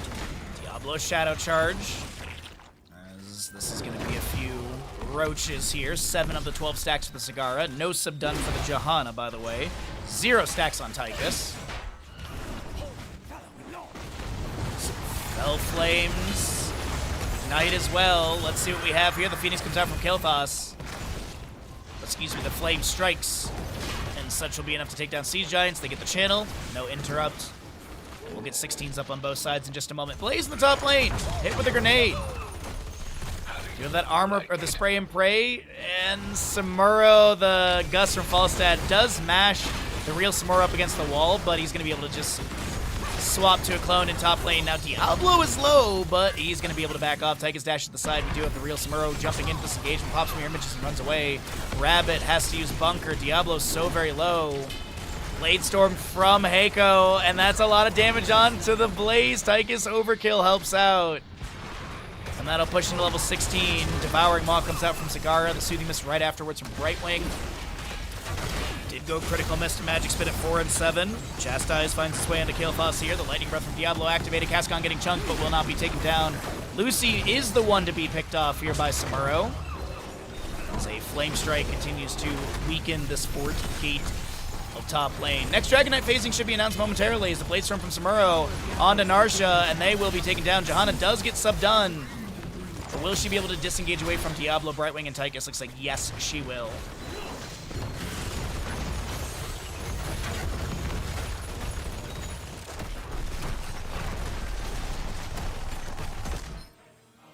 Alrighty. Everything's looking pretty good overall, though. For the side of House of Fail, they've taken down top and mid fort. Diablo and friends are looking to invade this camp. The Gravity Lapse misses onto Johanna. She'll throw a Shield Glare back, but I don't think they're going to be able to defend this camp at all. Meanwhile, Falstad in bottom lane with 160 stacks. Gets some damage onto this fort. No rotation from the enemy just yet. And he actually has a mini wave here. He might be able to take this down, but needs to back away safely. Did go Crippling Hammer level 16 for that extra slow, increasing it to 50%. Fire Stomp from Diablo. Checks the bush on the right. Cascon had sneaked through the lower section. Overpower from Diablo onto Johanna. The Dragonite will go over to the side of House of Fail. Brightwing blinks away to avoid the Light Bomb. Diablo's now trying to get away. The Spell Shield activated with Pixie Power. No, actually, it's the Pixie Boost at level 13 there. But it is your Diablo Lord of Terror Souls reset to 25. As Dragonite pushes past the keep gate, gets some damage onto that, starting to work on the major structure. kicks the Johanna to the side. Meanwhile, in the bottom lane, the members of House of Fail are still pushing in. And this is Samuro able to get his Windwalk out.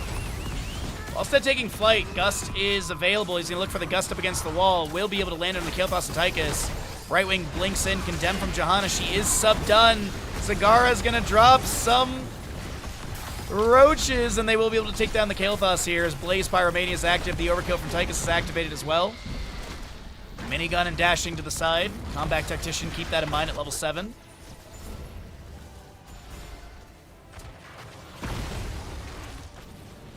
That is the end of our engagement for bottom, I do believe.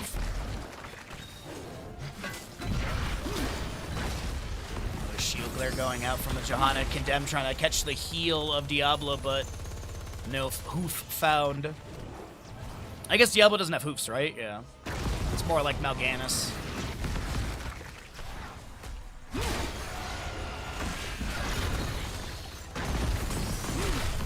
More Shield Glares continue to fire onto Diablo. This minion wave is arriving. You've got summonables from Zagara as well. Did go into Hydralisk Transfusion as well as the percent-based damage with the Corrosive Saliva at level 16. We'll probably see the Pack Instincts at level 20 as we are just about a level away for that on the left-hand side. Half a level to go for 20 for House of Fail.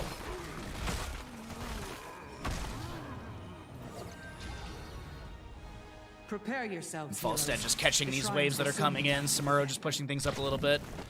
A couple Banelings into this objective channel pit, just to check and see if there's anyone there. We do have the grenade from Tychus clearing out that creep tumor in the bush, which did get some vision for Zagara and friends. But with the 20 Talontier Fester on the right side, they're just going to back away. Slough Sanctuary respecting the enemy's talent tier advantage in the next quarter level. Bob and Weave for the Tychus. You also are going to be looking at your Windstrider for the Samuro, the cooldown reduced by 6 seconds. Invisible Friends Brightwing, a Hellgate Diablo, and Flamethrower for the Flame Strike on Kael'thas. Dragonite available in mid lane. We'll see if anyone's able to get that in. Yeah, unless Falstad takes flight, I guess. He's got flight, but I think it's way too risky. He's just going to try and clear things out of top lane, push things back, and get that last bit of experience for 20 talent here. You do have the Bird Notice for Blaze, Wind Tunnel for Falstad. There's the Pack Instincts. As well as your Censure for Anduins. Chastise, and then the Indestructible Johanna.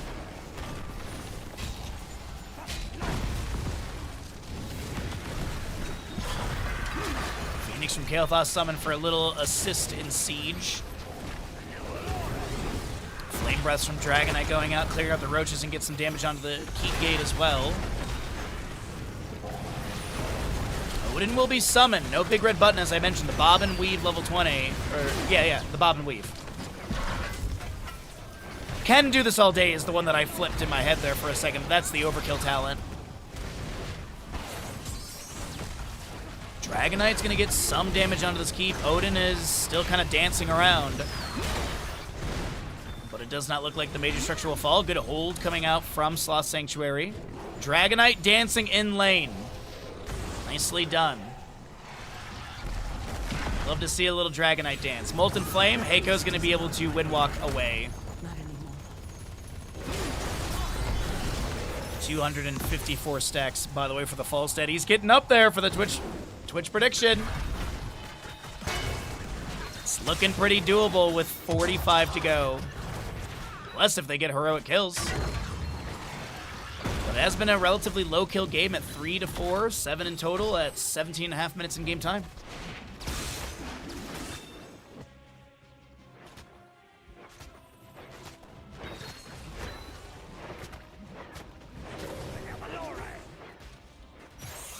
Flame Strike from Kael'thas going out.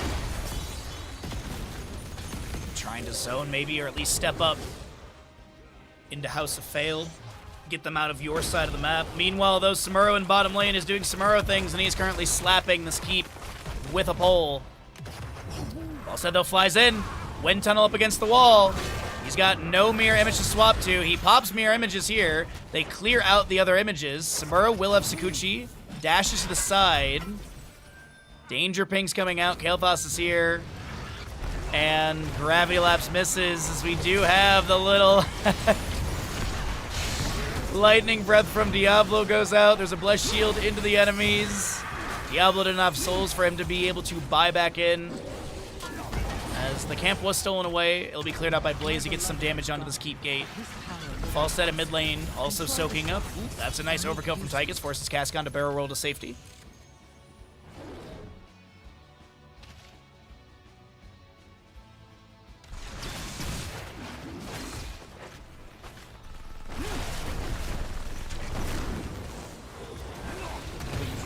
Nice Gravity Lapse onto the Johanna as well here, just in the rotation in, just to create some space to back off, and the overkill from Tychus doing the same thing. Falstad barrel rolling in, the Gust is up and available if they can find an angle. Once again, Samuro has pushed up the wave onto the keeps, and is going to get some small amount of damage, but it is going to be a call for a Dragon Knight. Wait a minute, hold on, that's going to be Tychus trying to dash away from the Johanna, burning every dash he possibly has. That bob and weave giving you another dash at 20.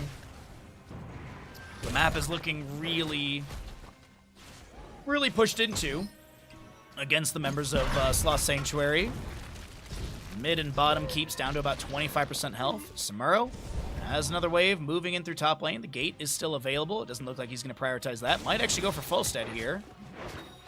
Thinks better of it. Okay. Blade Storm on the wave. Clears that out. Pushes things up onto the gate of top lane. As Falstad goes for 7 more stacks in mid. And that will be Falstad off this wave, being able to finish his mythic. So believers will be paid up by after the game is over. In bottom lane, a fight breaks out. Good Gravity Lapse lands onto Lucy, who's going to try and jump inside the bunker, but won't be able to get the activation in time. Zerg really not understanding the Terran technology of a bunker, but that'll be Tychus taken down in the trade. Rabbit outside their bunker is now trying to get away. Ignites the oil slick. Was ignited by the Kael'thas Flame Strike. Or Living Bomb. And so we will be having... There's the Ignite from level 16. Jet Propulsion meets the overpower of Diablo.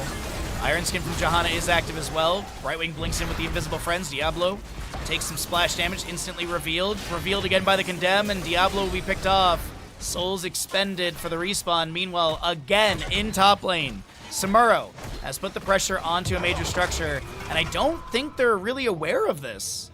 They're losing their keep, and I think there's a bit of Red team has destroyed a fort. bit of tunnel vision here to try and maybe get this Dragon Knight or these kills, and it's really not working out for Sloth Sanctuary. House of Fail is actually getting Flame Strike! Nice double back to avoid the Burn Flesh trigger, but Samuro's here, and he's gonna head them off the pass. Shadow Charge into the edge of the sidewall. As a Soothing Mist from Brightwing does get activated, Johanna taps the well. Mid lane keep will go down. Falstad takes down the Kael'thas in mid lane as the Wind Tunnel was activated, and Tychus tries to dash forward with every bit of dashing he has. Will be kicked to the side. Thank you, Nika, I appreciate you. Thank you, Ninja, I appreciate you.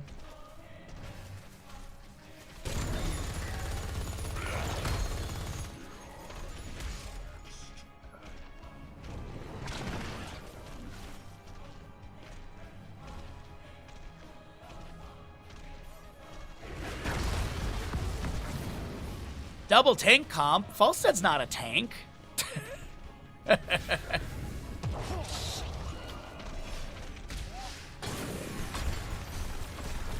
Molten Flames from the Dragon Knight coming out in this bottom lane defense here. 18 seconds on Kael'thas, 1 on the Anduin, 2 on the Blaze. They're coming back as well. Samuro Blade Storms the mid lane wave, I do believe. Maybe looks to take out the sidewall here really quickly. Just pops mirror images and starts backing away. Dragon Knight down to 65% or 34 seconds. Gets a Savage Charge kicking Diablo to the side. Overkill continue to come out from Tychus. He dashes trying to bait the Dragon Knight further in, but also there is a duration timer on that Savage Charge. Kind of like Butcher with his charge as well. You don't infinitely charge onto the enemy. You do time out at a point. But it is 23 1/4 to 23 3/4 for this map number 3. And man, we picked a really good first series of the day. This has been great back and forth as Falstad barrel rolls further away from the enemies after the Dragon Knight, I believe, expired. but it is still top lane fort available. So it's constant catapult pressure pushing in this lane. Mid and bottom forts have at least been taken down, so you have periodic coming into these lanes as well. That's a lightning breath from Diablo. He hellgated into the bush, maybe looking to chase onto Anduin, but now Diablo's isolated himself. Does he have souls? He has 80 souls. He's not going to be able to get the respawn. Getting that Diablo kill is huge for Sloth Sanctuary. But Samuro looks to Blade Storm these waves, just deny any sort of pressure coming out. Mirror images have been popped, and he is going to wind walk away. Falstad kind of managing the core. He's looking to see if the real Samuro pop back over there. He will be discovered by Cascon here. Cascon's got to be careful.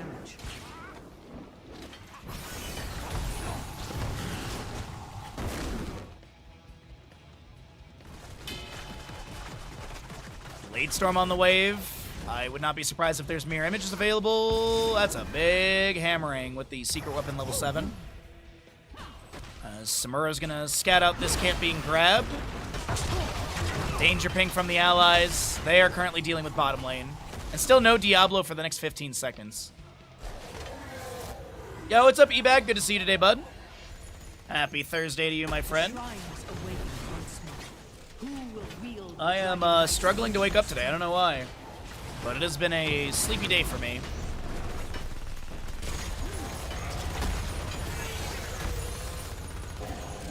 Nice flame strike from Kael'thas goes out into the bush as the enemies are rotating in. Morpheus, though, might be chasing on a wildfire. Actually, hold on. It's the turn. As the Indestructible is activated, Devouring Maw finds 2 enemies. The Wind Tunnel is going to be overlapping that. It might get a small push. Brightwing blinks to the side. Lucy gets cooked up by the Diablo Lightning Breath. Morpheus so very low. The Living Bomb will be able to take them down, as that'll be Zagara and Johanna picked off. Diablo looking for the angle for a Shadow Charge. Lands it on the edge of that wall onto Blaze, who then forced to summon Bunker. Gravity Labs over the wall. Lands onto the Cascon. Falstad's going to take flight over the wall. And hammering goes out. Auto attack will take down Kael'thas, but Falstad gets smushed into Swiftwing Paste. And Samuro on bottom lane is pushing onto the keep.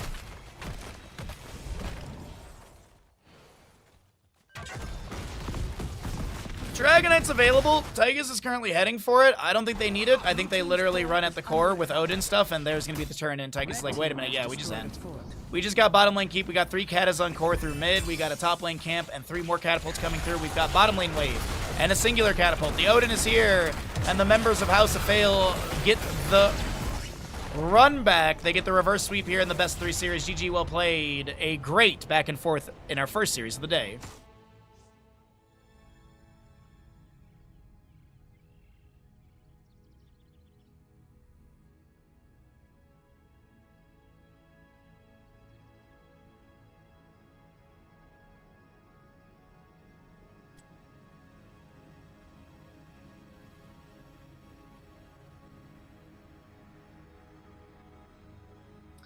All right, a very fun first series of the day. Enjoyable.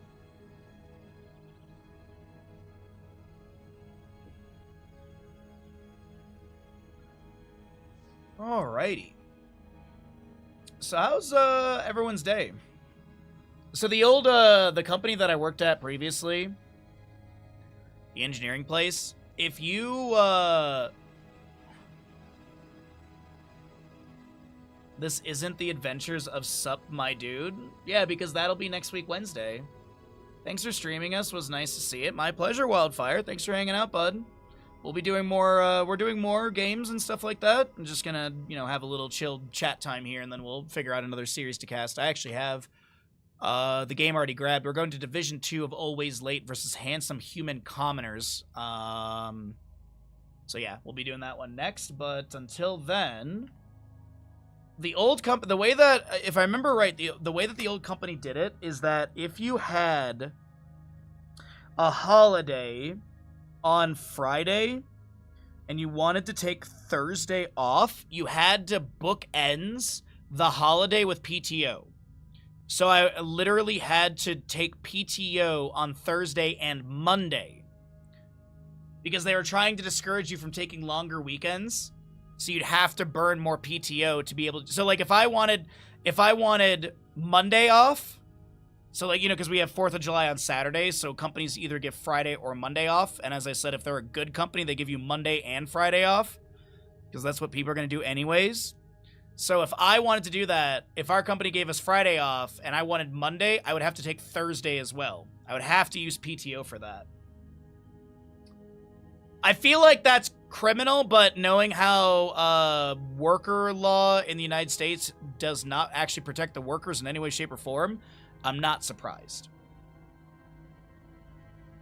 Like, legally, in the state of Michigan, architects and engineers do not need to be paid overtime, nor be given PTO or sick time or 401k or get overtime.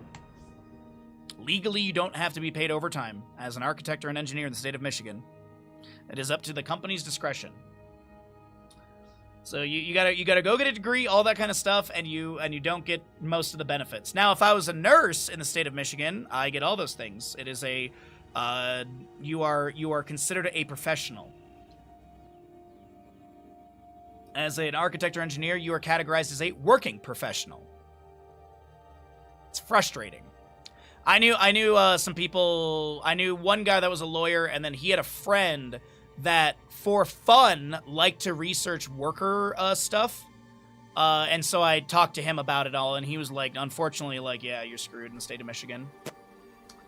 So, yeah. Wild. But, yeah, that's,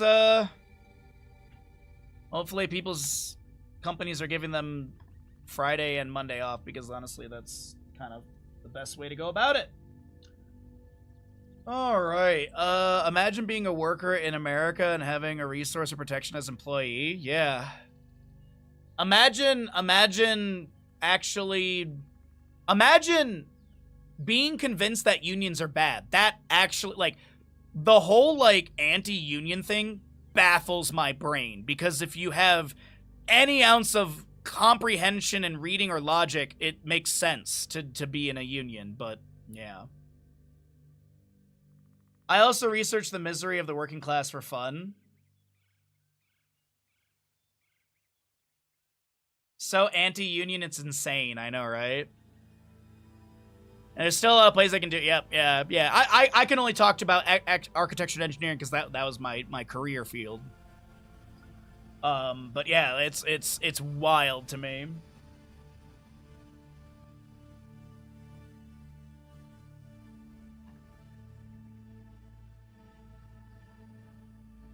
My stomach hurts today. Everything, like, I'm tired, my stomach hurts. Maybe I'm getting sick. Power through it, though. I should have some soup tonight. Oh, wait, no, I still have leftover chicken tonight. That's right. Tomorrow. I'll have soup tomorrow, then.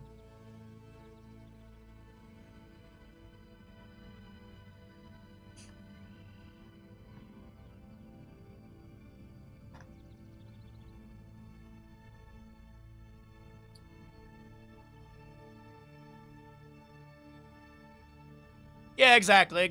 Yeah, exactly, Ninja. There's always going to be someone that takes advantage of the system. There always will be. But when it comes to unions, those are a minuscule percentage, from my understanding. It is a minuscule percentage.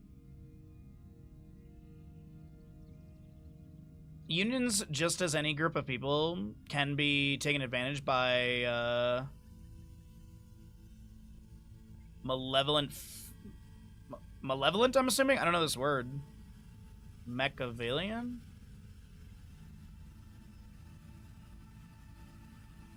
Machiavellianism is a personality trait characterized by manipulativeness, a cynical disregard for morality, and a calculated focus on self-interest. Oh, an asshole! What do we call it though? There's a sociopaths.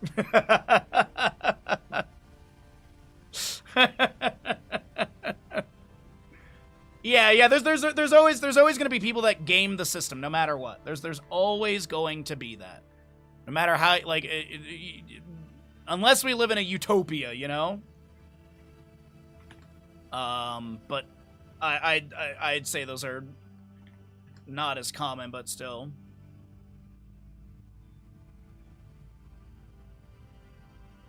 as an important Italian philosopher who made the whole thing into books on how to rule. Really? Well, today I'm learning, honestly. I did not know that. Look at this. This dude, look at this yee ass haircut, man. Look at this dude. This dude looks like he's trying to hold in a smile. Like, you remember when you had, like, your teachers would get pissed and, like, everyone had to be, like, quiet in class and stuff like that? And then, quite literally, like, any sort of noise was, like, hilarious. And you were trying to, like, hold in the laugh because, like, the teacher was mad or whatever. That's what that looks like. It looks like he's literally trying to hold in a laugh. He also has a really dumbass haircut, but, you know, there's that, too. Oh, I missed some YouTube chat here. Any of my company, or if you're my company, I get nothing off for the 4th since it lands on a weekend. I thought that was like a U.S. rule that if a major holiday lands on a weekend, it gets pushed to Monday or Friday. I guess that's not a rule, which is honestly, Lord, that's really surprising because, like, when I worked in construction, we got that. We never got, like, MLK Day off and stuff like that. We got the most minimum amount of days. What, it's like 7 days you're legally supposed to get off. Even bad unions game the system less than a company will game their employees. Yeah, exactly. Yes, exactly.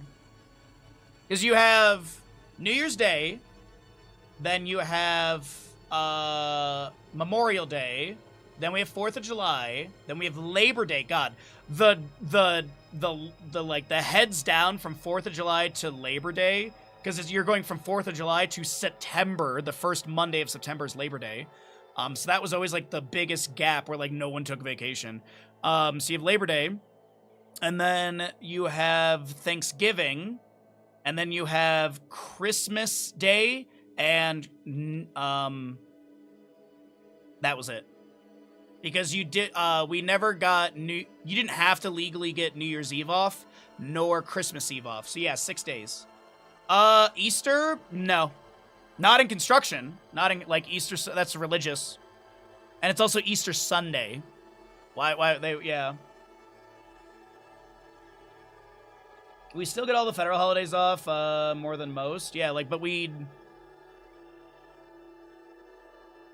so is Xmas. Christmas. Easter is always on a Sunday. Christmas is not always on a Sunday, home dog. What are you talking about? What are you talking about? New Year's Day, Memorial Day, Independence Day, Labor Day, Thanksgiving, and Christmas. Yep.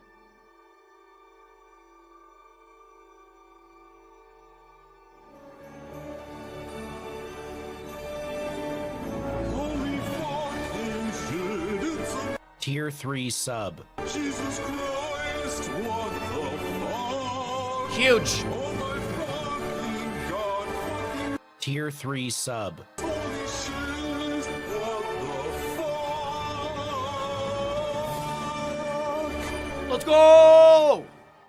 Big, thick tier It's 3. your holiday, Christmas. Christmas. Hey, I liked it. Don't you say you feel bad. I like that. But yeah, Red John, like, literally, if as I said, like, if 4th of July this year falls on a Saturday for the United States, so, like, if I still work for the engineering place, we would have gotten Friday off, typically. Now, I will say this. They did do some BS one time. So every year at the company, they would give us Christmas Eve off, but they would always wait till, like, the week of or, like, the week before. But it's kind of like this unwritten rule. So people would plan their PTO around that, expecting that free day to come to us. And then one year they didn't say anything, and there was literal, like, uproar because... Dude, sucking at something is the first step towards being sort of good at something. There was, like, legit Good morrow, anger. I am H it a bit about how most wondrous unions art, employees hast people fighting FR their rights as WRKRS, and negotiateth TRMS on their behalf. It's most wondrous FR employees, and as a CEO I am vastly against those folk, because those gents did cost us wage and we can't scan the WRKRS. Dennis, thank you for the tier 3 for 19 months. Thank you so very much for the support. I appreciate it, my friend. And Cav, thank you for the 100 bits as well. Thank you, everyone, so very much. Thank you for the ye old CEO. But yeah, it's wild. But yeah, as I said, like, because people literally, they plan their PTO around, because what they would do is they would take, effectively, they would get Christmas Eve, Christmas Day off, and then most people would literally just use their PTO for the remaining of the year, for, 26th to the, to the 2nd, basically, or whatever. So they would take off, like, that section, because nothing in construction gets done from basically December 10th till, like, January 10th. Like, things shut down, but, like, the amount of times the company I worked for would be, like, pushing and rushing jobs in late December, like, we gotta get it out, we gotta get to the company. And then, no joke, I would get an email back in February, a month after it was due, and the project, like, the client would be like, yeah, this looks good, let's proceed. I am beyond jaded when it comes to construction and project management. I despise it in construction. Christmas isn't a religious holiday either, even if it started that way. It's not anymore, doesn't even have a lot of reasons for the religion supposedly represents. It's actually more similar to pagan holidays, if I remember correctly, at least so the Yule comes from. I couldn't tell you either. I mean, I know Halloween is actually a religious holiday. It's All Saints Day. Like, we celebrate it. Like, our family, we light candles and stuff like that for those that die. But I think All Saints Day is November 1st, if I remember correctly. You're currently working for a U.S. startup through an EOR. Your manager keeps being surprised how many holidays we have in Germany. He's surprised that they can't overwork you.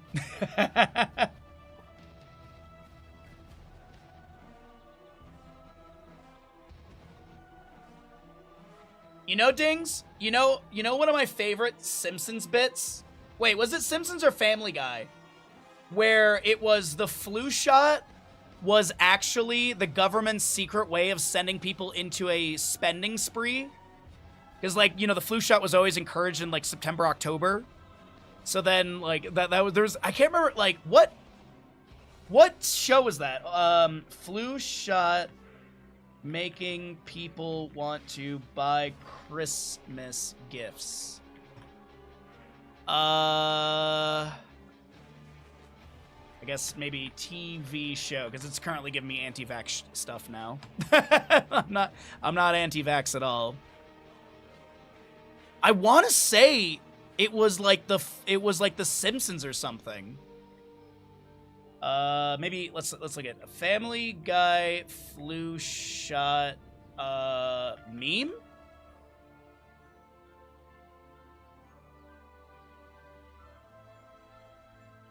Season 19, no way. It might be Simpsons.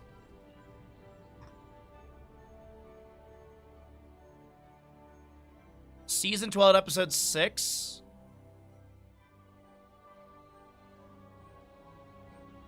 Yes, it is. It is. The Computer War Menace Shoes. Season 12, episode 6 of Simpsons. I did have it right. Yes. It's literally, hold on, I found it. I found it. It's a tiny image, but literally. That's why the flu shots are given just before Christmas. Yeah, there you go. That's it right there. What are you sending me, Dennis? Should I be nervous? What is this? Brian tries to speak Spanish. Oh, what's up, Months Behind? How you doing, bud? You guessed The Simpsons because you don't remember it?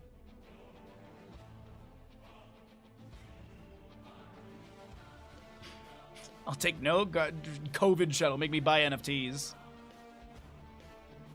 Oh boy. Oh boy. Oh god, what a great meme. Alright, we gotta run some ads, and then we're gonna go ahead and get into our next best of 3 to cast. The odds-wise is always a good guess. Yeah, it's true. I mean, like, anything before, like, what, season, like, 18-ish or something like that of Simpsons is kinda, is good. I'll always talk about You Never Move Twice. I will always talk about that Simpsons episode. It's my favorite. It's the Hank Scorpio episode. That there was when FX got syndication for The Simpsons, there was a point where like literally it was like 24 hours. They just were just always playing Simpsons. And so, and that was back when I was like moving or like preparing to move. So I'd literally throw The Simpsons on the TV and I'd be like painting or like packaging up stuff to move out here. And there was one time when my buddy was over and he was helping me out finish painting some trim around the bottom base of the house. And literally we happened to walk through the living room and that episode started and I just sat down on the couch. He's like, "Oh, are we taking a break?" I'm like, "I can't not watch this episode." It is to this day still my favorite. Oh boy. So when the ads are done, we'll get into the next series. And what do we want to do for our gamble for this? We have no baseline predictions. I actually don't see a good... Maybe healing diff? Anduin versus Lucio? Yeah, let's do that. Let's do healing diff. We don't do that very often.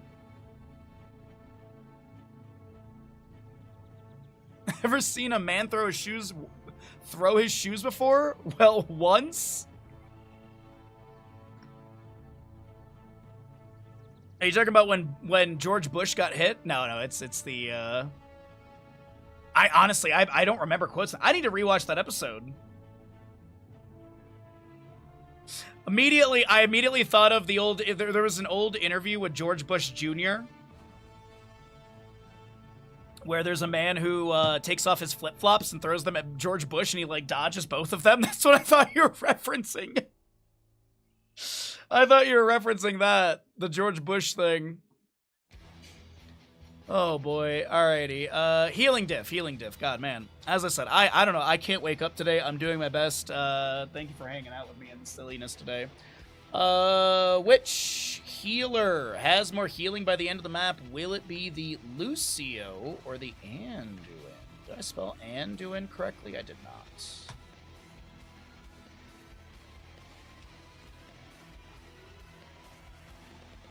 Healers are bad. What's up, Kaimo?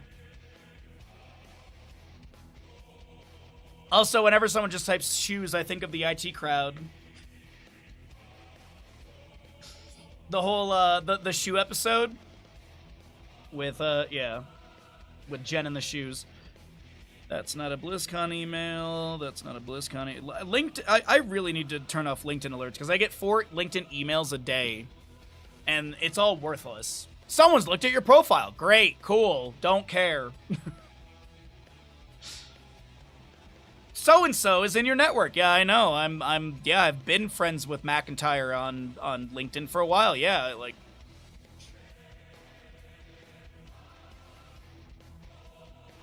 Whenever someone says father, I think of the IT crowd. The infected PC bit cracks me up. The Hank Scorpio short.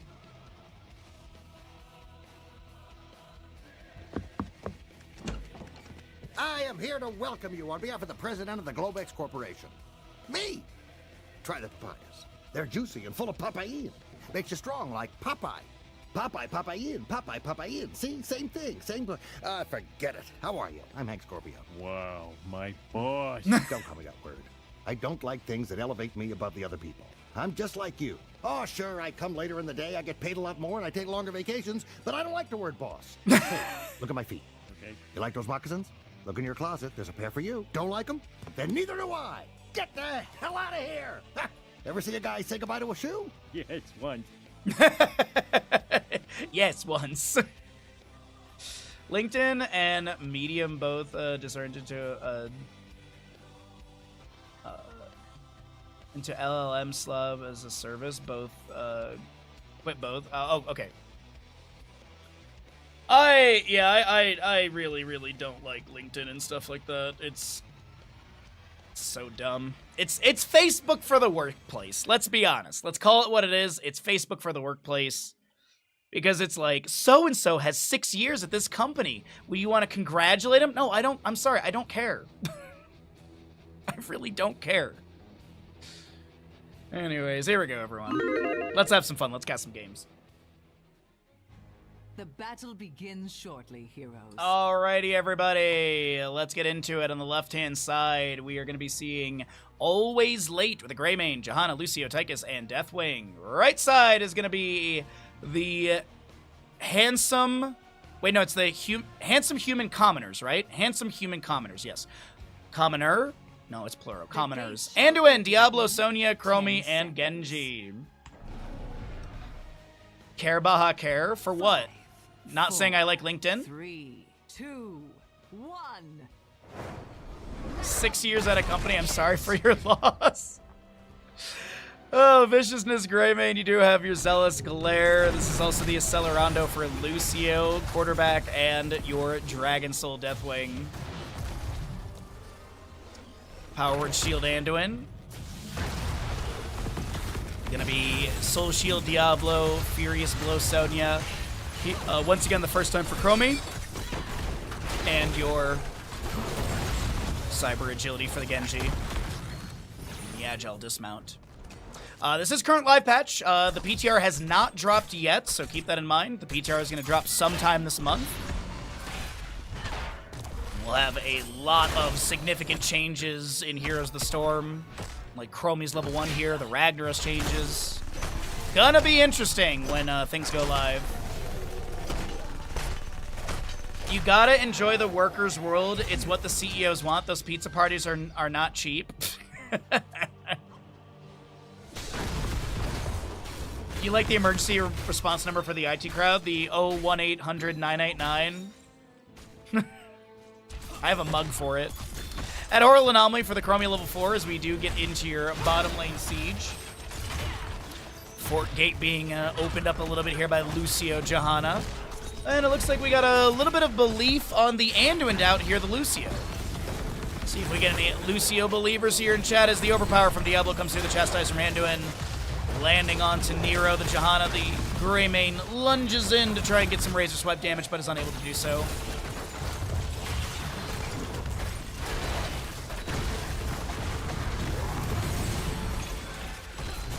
Shadow Charge from the Diablo.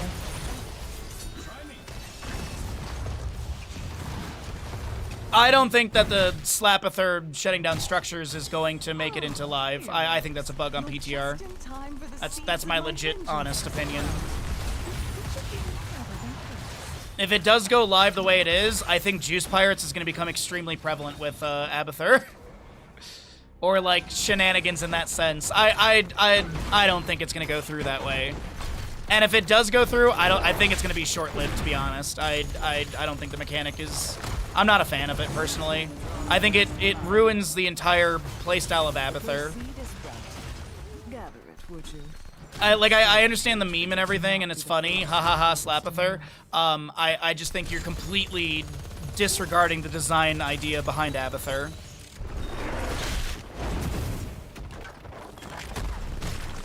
I personally don't want it to go live.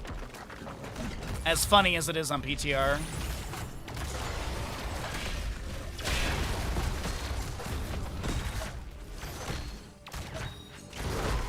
Shadow Charge from Diablo. I think it's more to get the Abathur out in the field instead of hiding in the base. I completely disagree with you, Kev. A good Abathur sits here-ish. A bad Abathur sits here. Now, yeah, if you've lost your fort, you might play a bit further back. Maybe you're sitting here. But if you're literally sitting here at your keep range and you still have forts available, that's just bad Abathur play. That's just bad Abathur play completely. Because your Locusts don't even have the range to get out. Because Locusts are on a timer.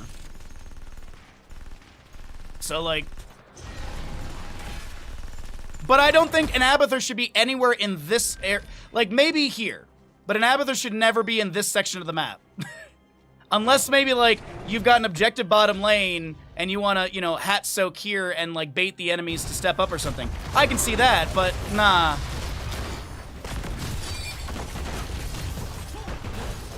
First objective, by the way, being contested currently. We do have Genji jumping away. The onslaught from Deathwing into the Genji. Gets some damage, but no kill.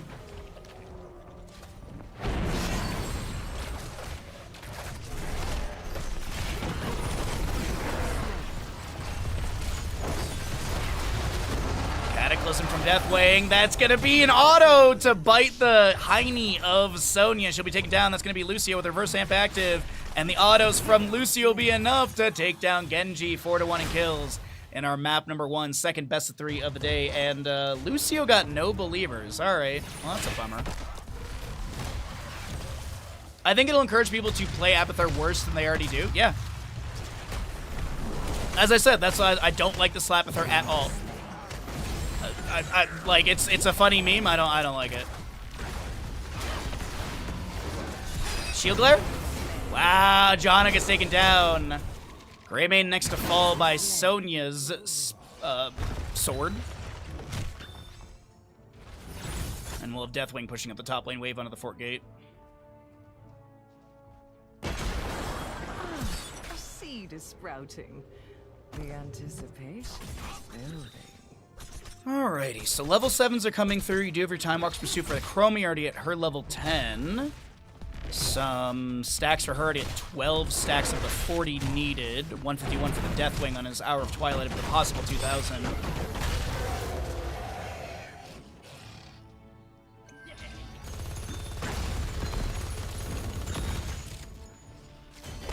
A seed has sprouted. That's not fertile. Well, it's 10 talents here. What do we got, though? Outside of your Chromie level 1, we do have this top center seed being channeled. I don't think it's going to be delayed by any way. As Lucio in mid lane is going to be unable to get the push up, but hold on, Genji might get punished for that X-Strike. Sonya leaps in, the Leap of Faith pulls the Genji to safety, and then Lightning Breath from Diablo comes out and cooks up the Terran with a gun. Tychus falls, Lucio as well, 4-5 in kills. As we have that X-Strike, there's still Temporal Loop available, Leap, Lightning Breath, and Light Bomb. Curse Bullet for the Greymane, Blessed Shield, Johanna. High Five, Odin, and Bellowing Roar as well. Shadow Charge gets the mash into this fort. The Shadow Charge lands into the fort. And the Light Bomb misses because the overpower, but Anduin still will take down the Greymane here as Chromie gets into level 13 talent and has her timeout pretty standard. Another Divine Star coming out from the Anduin here. Genji jumps over the wall just to get to positioning for this objective as it's 3 seconds away from channeling. And it'll be 2 out of 3 for whoever gets this for the Garden Terror Seed. Garden Terror Seeds. Nazgûr in top lane up against Nemo. Bit of trade on damage, but still Gate has been more taken down by the Deathwing. He'll take flight. Does he have Skyfall 7? Nope, he is going to be going into your Firestorm. Looks like he's actually going to drop down. Not on the objective. I was thinking Deathwing was going to drop down during the fight, but I guess maybe that's not going to be happening here. Diablo goes in with the Shadow Charge. The Light Bomb is going to be applied. Some high fives from Lucio. Utilize the Lightning Breath coming out from Diablo. It's Lucio and Tychus to be taken down. The Johanna falls next. We do have a very low Deathwing trying to onslaught to safety. And Genji Swift Strikes in. He needs like 2 rounds of Shurikens, but has to deflect trying to avoid the Greymane damage. Unable to avoid the tower shot as Greymane is going to get hit with some Dragon Breaths from Chromie. And mid lane fort might get taken down here. The minion wave is thin, but inspired. Decent damage out from Chromie, Anduin, and Diablo. There's your Deathwing onslaughts onto the wave, and we'll be clearing out these Siege Giants for bottom. A level lead has formed a talent tier advantage in favor of the handsome human companions. Nope, commoners. Commoners. Different C word.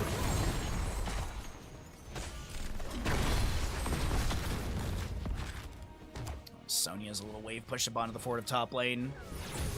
Divine Star from the Anduin activates the Siege Giant camp. Sonya setting up in the bush just above. Johanna Shield Glare will check and find. So that's Sonya.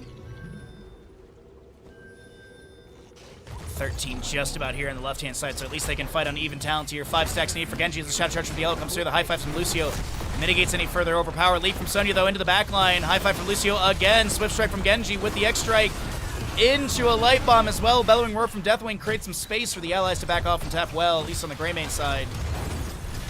Time Trap from Chromie going out. This is going to be Nemo a little bit low. Sorry, excuse me, the Johanna, Nero a little bit low. And Lucio, Nero, oh! falls. Johanna next to go down. No, they actually don't get the kill. I thought there was going to be a shuriken to take down the Crusader, but Kenzie with this potential channel on this objective. We do have the Siege Giants mid lane taking down that fort. That'll be where the Garden Terror does spawn as well. Kenzie? Okay, I was gonna say that health on that Ando was getting a little sketch. Greymane goes to clear mid. Genji Swift struck out. Deathwing was pushing bottom lane during all of this. Top lane fort goes down. For those wondering, because we're about 10 minutes in, there's some roll stats for LB. Actually, let's do this one. Here you go. Healing right now is in favor of Anduin.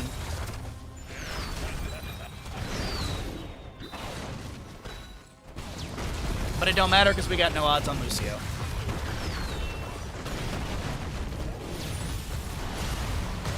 Slam from the Garden Terror comes through. More Fire Stomps from Diablo as well. Odin continues to deal as much damage as they can to the Garden Terror and the minion wave around. Top lane Keep Gate opened up, but not completely. Genji rotating in with the allies. Light Bomb is available. So is the X-Strike, but it's not going to be utilized or summoned.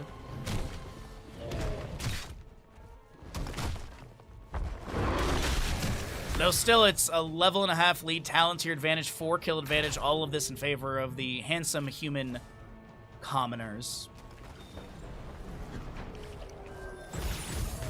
Anduin running out of Deathwing in bottom lane. The Light Bomb will be applied. Genji and friends dive onto Lucy in the backline. Sonya takes them down. Bellowing Roar from Deathwing pushes Genji and Diablo up, as well as your Sodi, which she gets a Leap of Faith from Anduin.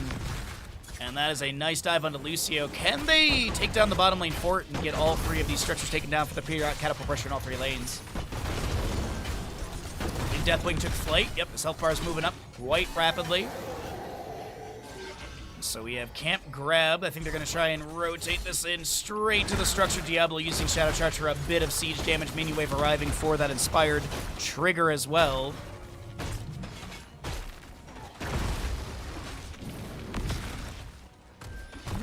This another camp is going to be stolen away. Man, the handsome human commoners with really, really good play in this map. Number 1 of our second best of 3 of the day here in Heroes Lounge. Great stuff.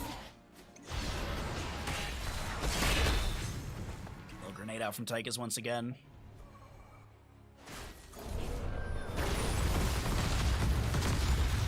Next Garden Terror Seed is in the bottom center location. Deathwing, Greymane clear out mid lane while the enemies do their best to siege into bottom lane Keep Gate.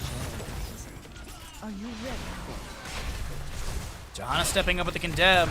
Punish activate as well. Leader trying to get out of here. Overpower from the Diablo. Leap of Faith pulls into safety.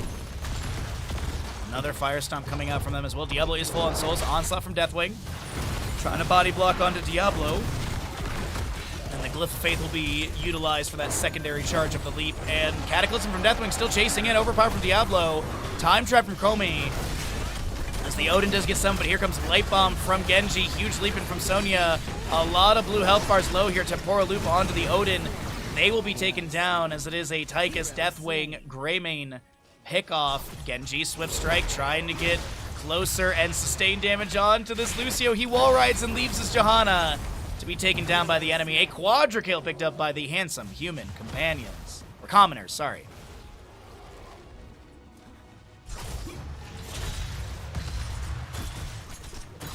Huge play.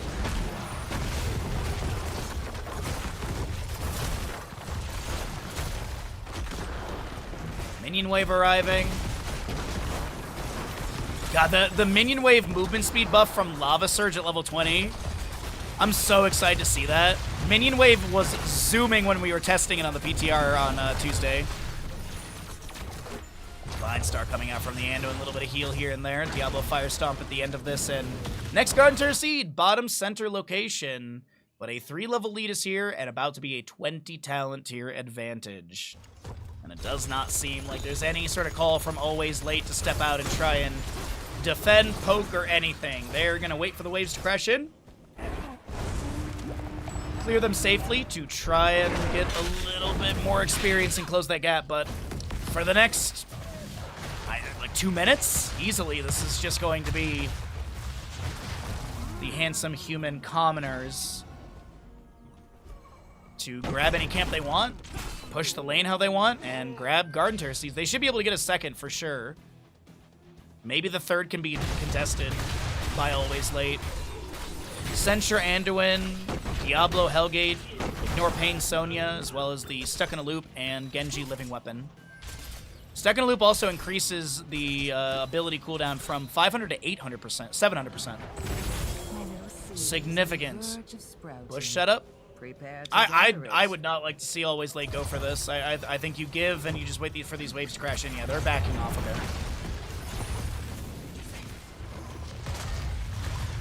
Few Dragon Breaths from Chromie landing into the keep mostly. I think there might have been a poke onto the enemies, but Lucio has the heal up.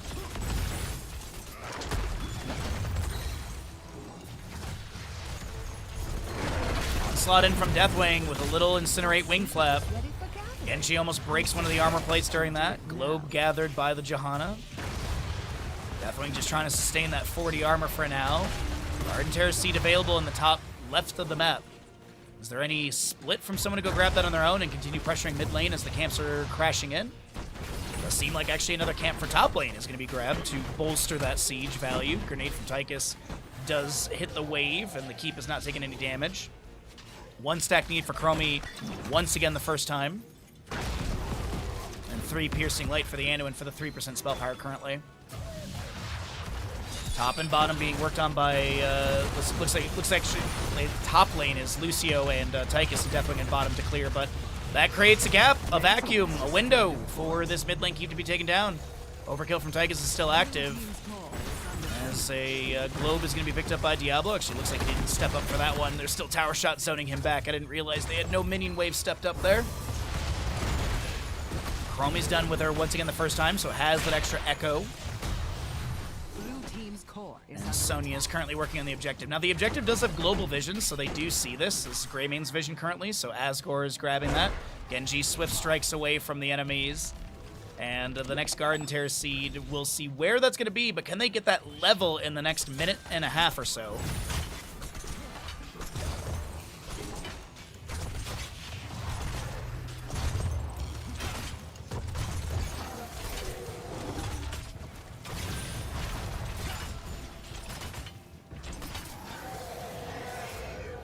Bruiser camp is grabbed. Light bomb! They had like no vision of anyone. That was just like, hey, we're gonna go fishing and see if there's any Prime Gamings at the end of this light bomb. Still waiting for that next Garden Terror Seed announcement. Deathwing drops down from the sky. This is gonna be no 20 talent here. The Odin has been summoned as well. A very low Genji trying to back away. The Bellowing Roar pushes Sonya further out of the engagement. Will she re-engage? Doesn't have a leap for 45. Bottom lane keep goes down. Sonya's already breaking away, I think, for this, Blue team's core is under siege. for the objective. Maybe a well tap beforehand. Could be actually going for Siege Giants, yeah. Looks like Anduin and Chromie are going to grab this. And Diablo did reset for full HP and mana. Must be done. Johanna dismounted. There are time traps from Chromie. She might pop that on Johanna here. Unfortunately, that does interrupt her channel. Sonya grabs that camp from mid lane. It is 20 taunts on the left side. Blunderbuss. You do have that House Party as well, or Summer Anthem. Big red button. You do also have your Destroyer's Rampage and the Blinded by the Light by the Johanna. As Genji jumps in looking for the delay onto Toby. Deathwing falling from the sky. Mid lane wave is pushing in towards the core. 18.5 minutes in is not a bad scaling for catapults here. As you can see, Siege Giants and Catapult on core. Back around this fight. Greymane will take down the Anduin with a nice razor swipe. The Blinded by the Light from the Johanna. Her Storm Shield does get activated. Stuck in a Loop will be applied. And some high fives from Lucio. Deathwing is going to be hearthing, as the shielding of the core is not even broken right now. Looks like there was a spawn minion wave that did take priority, and that's a very low Diablo. Sonya leaps in. Genji Swift Strike. As the Lightning Breath from Diablo will be coming through. The top lane keep is taking a lot of damage from this minion wave. And catapults. Core shielding did break a little bit from Siege Giants and such, but the minion wave will take care of the remaining units, and the shielding of the core will continue to regen back to its full. Yo, what's up, Radical? How you doing today, bud? Destroyed a fort. Happy Thursday to you, my friend. Another Welcome seed on in. is about to sprout, heroes. But neutral position, top center of the map. We do have a fort to retreat to with a well available in favor of the handsome human commoners. Sea Giants, a bottom lane, are getting some value, but I don't think that's really a priority for our right side squad. And she's gonna check this camp and then swift strike out. Defense pings. Isn't nature splendid? Gather that seed. All around this objective area, as we do have some Sandblast going out, Overpower from Diablo, a Fire Stump from him activated as well. Time Trap from Chromie finds the Johanna. Shadow Charge not getting a wall bang they're hoping for. Here comes the big red button summoning. Garden Terror still delayed. Deathwing is at the core defending as we do have that Summer Anthem. Delaying out a double kill, a triple kill, as that is a quadra kill for Genji and Chromie. Deathwing, the lone defender, but these Garden Terrors are spawning on core basically. And I'd say this is going to be game number 1 over to the side of the handsome human commoners. Really good back and forth, a couple wobbles here and there, but overall a good control in map number 1 of this Best of 3 series here in Division 2 of Heroes Lounge. GG, well played. No Finland. No Finland in this one. As the Anduin out-heals the Genji by nearly 20,000. Yo, what's up, Brew? Appreciate you coming by. Thanks for the kind words. Hopefully, your day has been going well.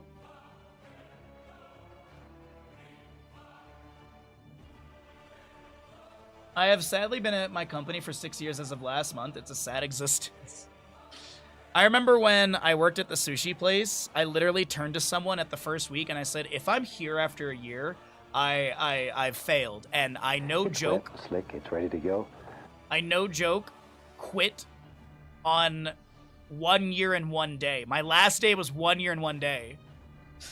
I did like the rough math. It was like a year and a day or something like that. Because I think I like started on like, it was like a January 3rd of 20 something. And then my last day was like January like 4th or something. You know, I can't remember. But either way.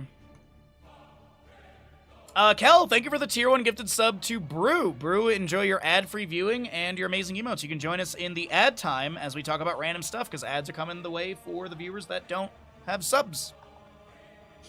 Kel, you're amazing, bud. Thank you, thank you, thank you. Really appreciate that.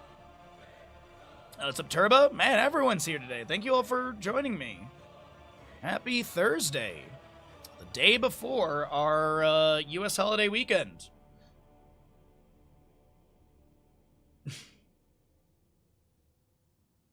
Yeah, we got a lot of really fun stuff coming up. Also, we do have to do Bandit Redemptions. I have totally not forgotten to do the Bandit Redemption. I totally meant to do it between these games, but I totally didn't forget. It's just I'm so tired today. I don't know what. I'm gonna go to bed early tonight. I really need some sleep. I thought I got good sleep. Maybe I just had like restless sleep last night. I don't know. My eyes are so heavy today. Let's see. Chen left side. Okay, that's good. So scores get updated accordingly. And we did have, for the good boy Bandit, we can at least do this one. Yeah, you want to clean those chompers? You good boy?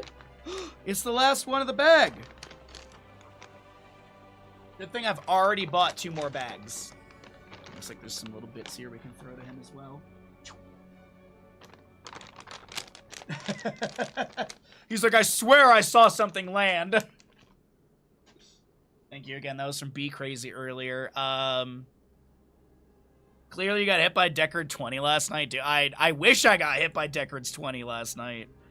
As I said, I don't think I got really good sleep, but I did have like I didn't have many beers yesterday because I had a couple beers while I was watching the USA game with some neighbors.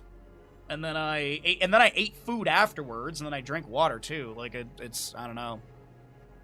It's not like I'm hungover in any way, shape, or form. I just like I'm in a fog today. As I said, maybe I'm getting sick. That definitely is an avenue as well.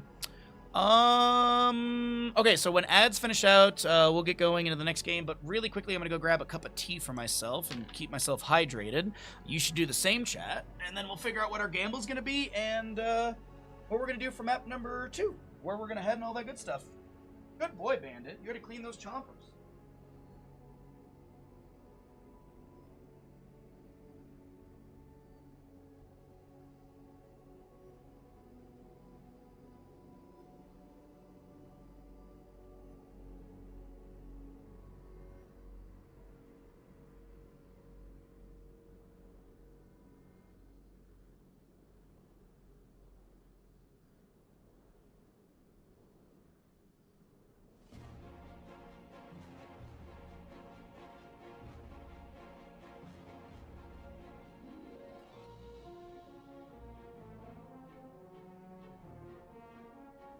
You good boy. You good boy. Find that other little thing. You, how are your ears today, mister? Look at those ears. So clean. Got a little gump in there, though. A little gump. Got the medicine for you, so that's good. The $100 medicine for your ears. Alright, you haven't had good sleep since November 2020? Okay, alright, alright. I see what you did there. You're so funny, you're so freaking funny. Lavasia! Yes. Congratulations on your 200 watch streak, it's massive. Yeah, he gets, Bandit gets, like, staph infection in his ears every spring. It's, I don't know if it's, like, some allergy thing or what, but he always gets it in his ears. It's, like, clockwork. So, Stitches Globes, level 1. There is an Alexstrasza with the team as well. Okay. Stitches Globes with Alexstrasza. So, I'm gonna say this is gonna be, how many level 1 stacks for Stitches by the end? I'm gonna go with 69 or more, 68 or less. You know what? No, I think we're gonna be in the 75 or more, 74 or less territory. I don't know why that feels like a better gamble option. Oh boy! All right. But it's been a pretty decent week for me, at least. Tuesday we had some good casting and stuff. Yesterday we started Final Fantasy VIII, and it was really fun. The only thing that, like looking back on it, the only thing that I've really kind of found a bit annoying is like the whole junctioning. I guess maybe I also don't need to take the GFs off of everyone whenever they leave the party, but it's I don't know, like having to constantly. There's a lot of micromanagement, I feel, in Final Fantasy VIII. But I mean, that's always like every Final Fantasy. I mean, in Final Fantasy VII, you have materia micromanagement, and you know you have to take it off and put it on, and take it off and put it on. In Final Fantasy IX, you have your ability management, where you're trying to master abilities and stuff. So like, it's just a different sort of management. I'm getting used to it, but it does feel like I'm constantly having to manage the junction stuff. But I think that's part of the mechanics. So maybe I'll be materia micromanagement. Yeah, exactly. Like it's not like an uncommon concept. Like it's not like, oh my, like even look at Kingdom Hearts with your ability management too. So, but yeah, it's not like it's a negative. It was just the only thing that I noticed afterwards when I was thinking back to it. I was like, man, I was managing with the junction stuff so much. But then I thought about it further. I'm like, there's always some sort of management mini game, or there's a management mini game in Final Fantasy series. So I'm sure there's something in Final Fantasy X, Final Fantasy X that's very much like that. In 16, there's some icon management, but I think 16 is really streamlined. But 16 is very much a first player adventure, not like a party adventure. But even go look at Final Fantasy VII Remake and Rebirth, like you still had a lot of materia management and stuff like that. So X is pretty non-micromanagement. Really? Oh, okay. Well, X is on the list eventually. We'll do like a bid war for that. You can name all the characters in Final Fantasy X, right? I know you can in 10 or 9, sorry. I know. No. So like Titus is just Titus. Oh, because like don't they have like voice acted cutscenes and stuff? Oh, really? So it's like Final Fantasy. So is it like Final Fantasy VIII where you name the summons then? Or do you just literally only get one thing to name in Final Fantasy X? Well, we could do literally like one massive bid war for the Titus name. No one ever mentions his name in voice ever. It's kind of creepy. Well, it's like how like Link never really talks, right? Freaky! Yes. Congratulations on a 100 watch streak. It's big. It is big. Congratulations. Big watch streakers today. Big watch streakers.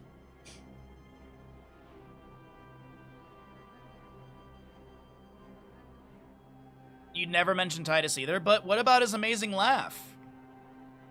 What about his amazing laugh? Wait, don't I have a Titus? Isn't there a Titus emote? Isn't there a Titus laugh emote that I added? Or did they get rid of it? Hold on, these are important things we have to look up. BTTV. You ate it, sorry. God dang it. This is why we can't have nice things.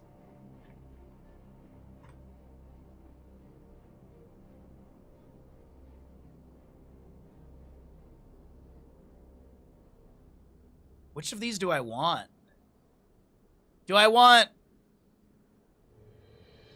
want this one or do we want this one? Which the metal or demon cringe? Which of these do we want? I feel like we want like the full body.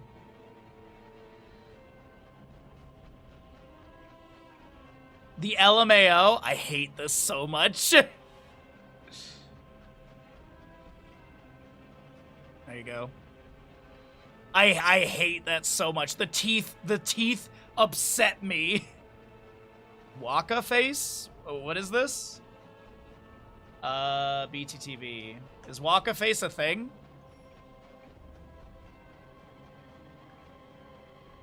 It is. It's just like a zoom in on his face.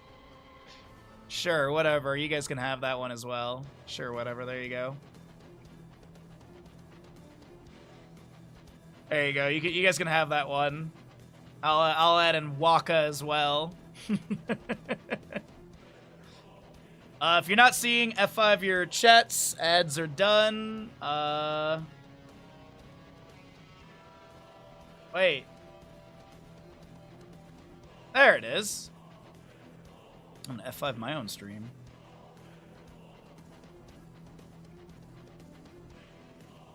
That actually broke it.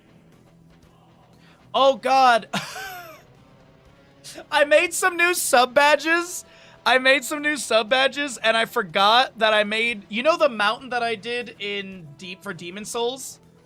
That is the 9-year subscriber badge. That's what it is. If you hover over the badge in the like between my verified and broadcaster, it's I forgot I made that. One of the badges. Because I was trying to make some more unique badges for like further up on, you know, people's subs and stuff. And I was like, oh, dude, that'd be really funny if I just make it that, like, the mountain screaming. So, yeah. When does the HOTS casting start? I don't know. You tell me.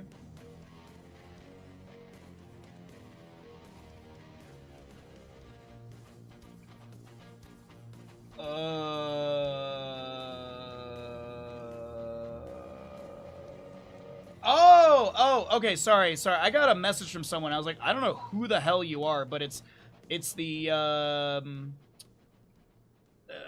believe this is the Corsair intern is messaging me.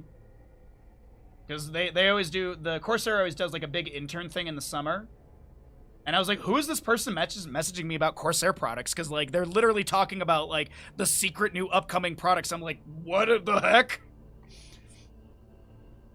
It starts when Bandit stops licking his paw. Hey, Mr. Tasty Paws. Mr. Tasty Paws. Bandit. Stop. Secret, spill the beans. I have no beans to spill. Sorry. Sorry. I have no beans to spill. Caught in 1080p. He's caught every day. Every day he's caught. 1080p, 60 frames. Alright, let's get into this map. Ads are done. That's good. Scores are set. Players on the correct sides. Yes.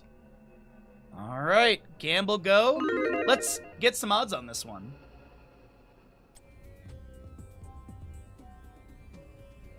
Prepare yourselves. The battle begins shortly. On the left-hand side, in this best of 3 series, it's always late with the Mephisto, Fulstead, Ariel, Chen, and Johanna. Right side of the map is going to be the crew of the handsome human commoners looking for the 2-0 victory in this best of 3 series. They got an Alexstrasza, Kael'thas, Sylvanas, Leoric, and Stitches, as it is going to be Osin's renewal for the Leoric. You do have your Abundance upgrade with the Circle of Life for the Alexstrasza. Stitches will be picking up his Hunger for More, which is going to be, or Hungry for More, which is going to be your Twitch prediction, how many globes he gets by the end of the game. Kael'thas with the Mana Addict as well, being able to grab some globes. We do have Unyielding Power from Mephisto, Frequent Flyer. You also have that Righteous Assault, Freshest Ingredients, and it is a Zealous Claire Johanna. Cook the beans and serve them to you. I could easily do that. Oh, that's a good flying kick in from Chen. Kael'thas being pressured, but Chen, Living Bomb applied to them. Flying kicks again in, trying not to spread the Living Bomb to the ally. As this will be Mephisto jumping forward with a shade, but unable to take down Kenzie, the Alexstrasza. As another Abundance is placed on the ground. Kael'thas immediately clears the way, but the good hook lands onto the Mephisto as they look to back away with the Lightning Nova active. Sylvanas is going to haunting way forward, and can she get the fatal damage into the Mephisto? Unfortunately not. But she does have 11 stacks of the possible 250 or 400 for her upgrades on her Black Arrow value. As, oh my god, there's odds. You did it, Chad. I'm so proud of you.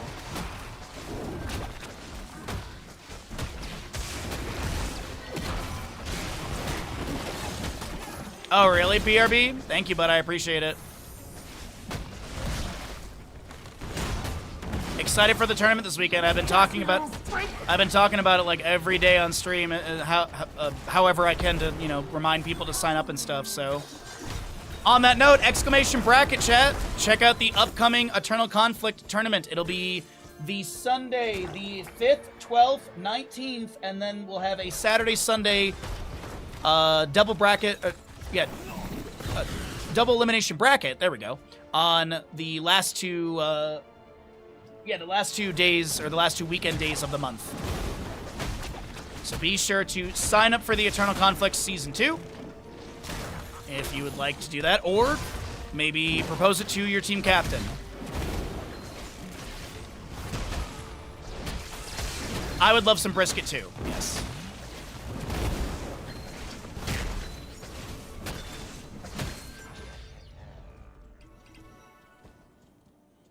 Well, we do have Alexstrasza rising in those globes up to 7 of the 15 needed for her to be able to spawn globes. It's going to be Stitches stepping up to just grab that immediate next one.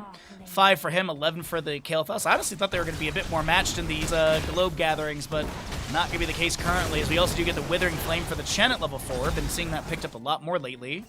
Maybe players realize that it's a 60% spell power debuff for 4 seconds is kind of insane, or maybe it's just the playstyle we're seeing from more Chens as of late. I don't know.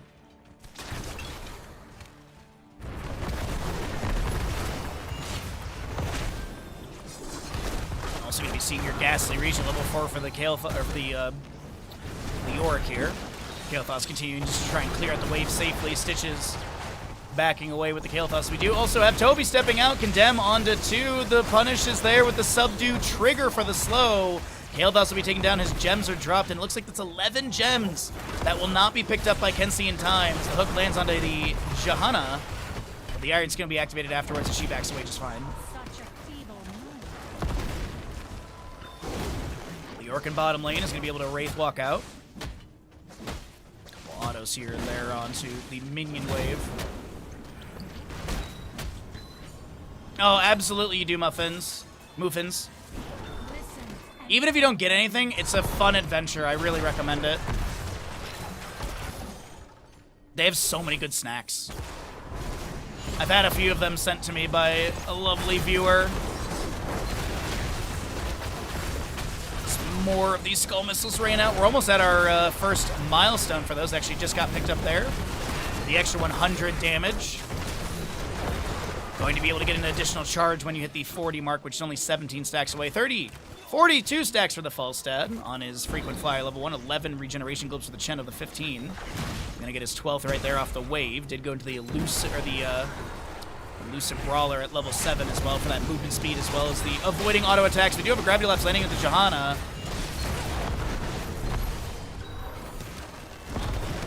And it will be also Leoric picking up the Whaling Vessel at level 7. Also your... Oh, sorry, I'm watching the Falstad rotate down here as the Leoric was a little bit further in the lane, but he's going to be able to Wraith walk out to safety, okay. But you do have the Festering Wounds level 7 for the Sylvanas to be able to pick up a little bit more stacks. As you also do get your Haunting Arrows level 4s. I don't know if we mentioned that for the shutdown of structures. The Blue Web Weavers will descend to tame the strike into the wall from Ariel. We do have some flame buffets going out from the Alexstrasza. Kael'thas on 20 regeneration globes. Alexstrasza is done with her level 1. So anytime she puts an abundance down on the ground, she'll be spawning regeneration globe. We'll see if the Stitches is going to be able to get up to about 75, because it's a double soak map. You've got these extra globes. I was thinking he should be able to do some good work on this. Web Weavers, though, do descend. Mid lane looks like there's no one there to manage. A good hook lands onto the False Deputy. Barrel rolls to safety. We currently have Mephisto with tons of Skull Missiles raining out, and he does manage to get that quest completed at 5 minutes 35. Chen Fresh's Ingredients done as well. Got that Persisting Brew as well as the cooldown reduction on his brew ability. Oh, you'd been to one before? I got you, okay. Yeah, it's... But still, there's so many good snacks. My god. Mephisto keeps raining out Skull Missiles. The Johanna trying to back away. She's marked by Sylvanas, but it doesn't look like there's any further chase into them. As the Web Weavers are cleared away, we have 42 of 55 held on the left-hand side. 23 of 50 turned on for the handsome human commoners, with 43 currently held by them as well. Falstad Secret Weapon flying a little far out there. 69 stacks for him. And we're going to get a small bundle of 10 turned in. About a fifth of the Web Weaver summoning amount.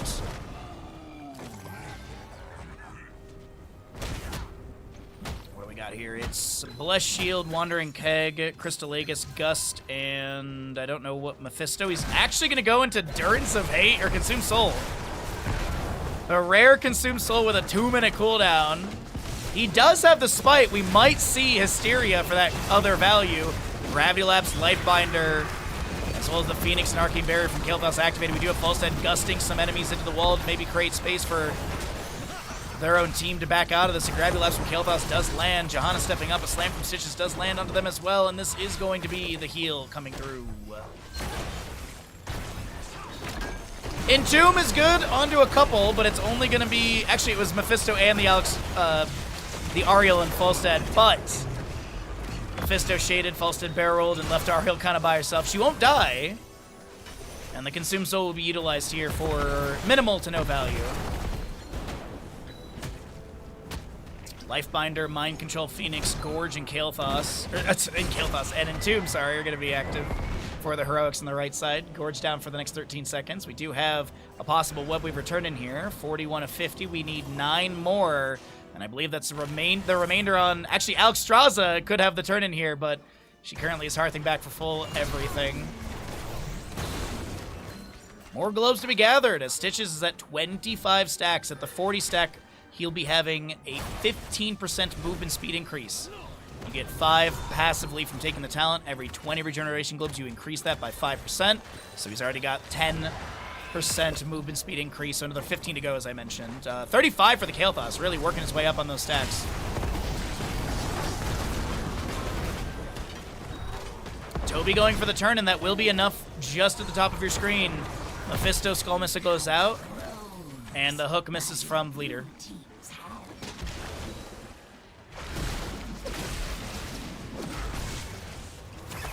Leoric needs to play safe in bottom lane. You don't want to be dropping 40 gems, and the Chen was above with that Wandering Keg available. Ooh, I was waiting to see if Chen makes that play, but he's not going to. He's going to rotate back into mid. Or at least position for it. Drinks up some brew, gets some shielding. Flying kick in, immediate keg smash, gorged by the Stitches, but gusted by Falstad, and basically Chen has returned into the exact same position he was in. We do have a Lifebinder out from the Alexstrasza as well. Wandering Keg utilized, and this is Kenzie pulled back by Johanna Condemn and will be able to get the kill. 156 stacks for the Sylvanas, but Alcoholics is trying to back out of here. The Flame Strike from Kael'thas over the wall, the Flame Kick from Chen. The Consume Soul gets the value! And that'll be Mephisto kill. He does not go Hysteria level 13, as we're really not surprised. It's at Horrid Skull. Webweaver top takes down the fort. Mid lane fort falls as well. Pretty good Webweaver phase for the side of Always Late. Looking to take us to a map number 3.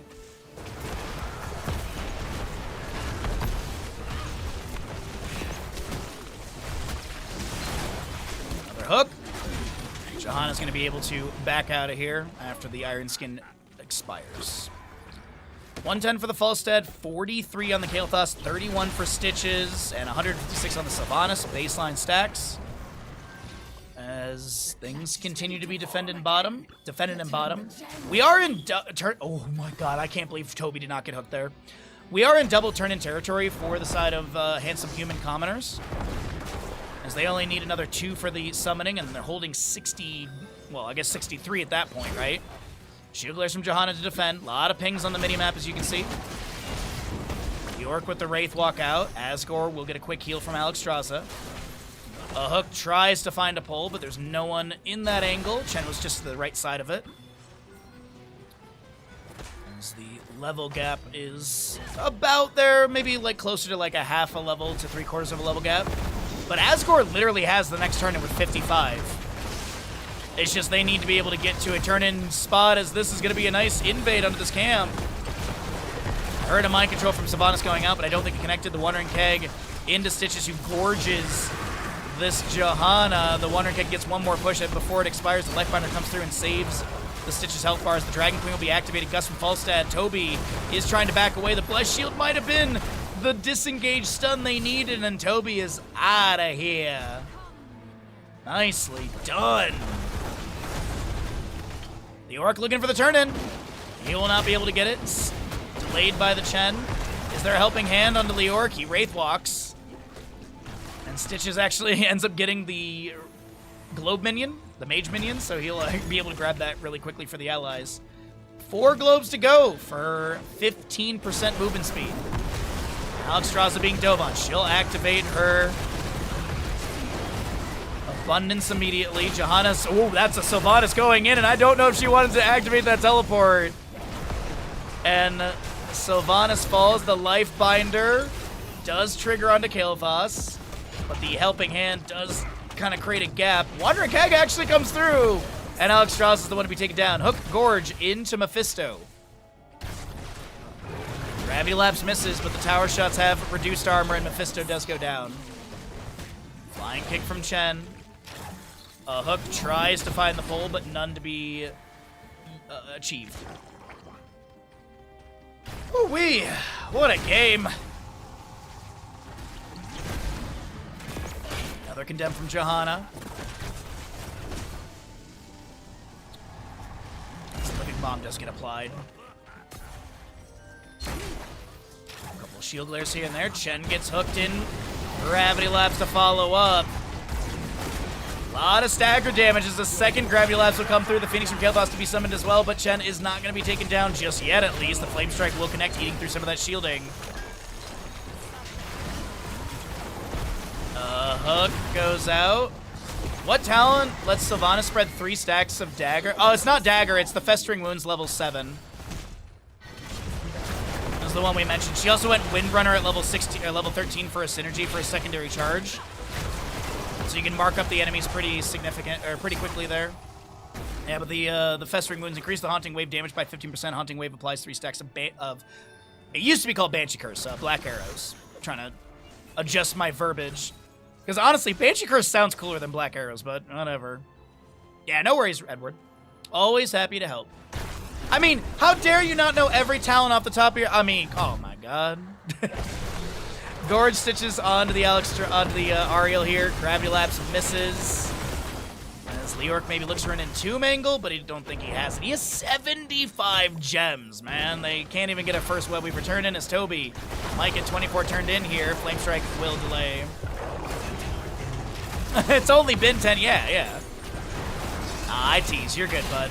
Always happy to answer questions. Wandering Keg, and the Entomb from Leoric. Lee gets pushed into his own Entomb, and that's 75 gems. That's 75 gems, chat. Bye!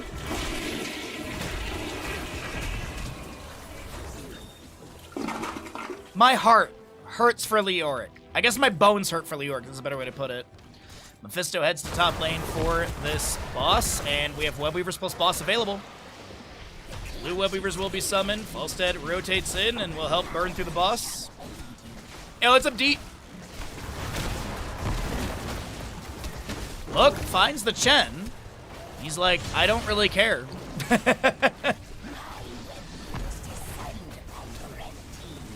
Stitches does have that movement speed bonus. The mind control from Sylvanas was attempted there. You kind of heard it in the background and does not have the pull onto any target.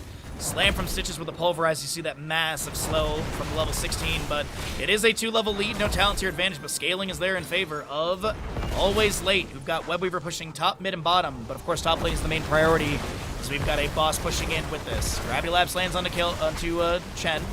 Living Bomb applied as well. You're working and lurking. I appreciate that greatly. Hopefully your workday goes quick, and hopefully you get a... If you have it off, hopefully you get Friday and Monday off. Alex Straza will be taken down by the Ariel. Gorge onto the Ariel. Line kick from Chen. Mind control does connect onto the Mephisto. He gets Crystal Aegis, mitigating some of that damage, or burst coming through. Boss is going to confirm the top lane. Keep Nero. Oh, on the Falstead low. Boss is still pushing in. The Web Weaver mid lane is crashing onto the keep. The bottom lane is already working its way through the keep, so that's going to be taken down just about now. This is a massive push in for the side of Always Late. They're breaking some shielding. They're looking for the victory. Chen goes over the core and will be able to get the kill into Leoric with help of Mephisto. Consume Soul used, but it looks like we got a 1-1 score in this best of 3 series. GG, well played. We are going to make a slight deviation here, though, because I was informed that we do have a live scrim going on, so we're going to go ahead and transition over to that very quickly. So there's the payout on the gamble, and there's that, and we will go ahead and maybe get into the next, hopefully we can get to the next map. We're also 5 subs away from our goal. If you'd like to help us hit that, there are discounted subs currently going on Twitch. Panic Basket, why? Why are you panicking?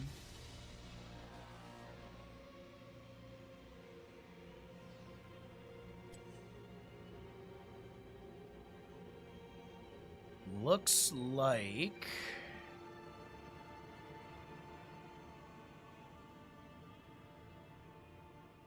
We'll chill here for a minute. Okay, looks like the lobby is already going, so that's good for us.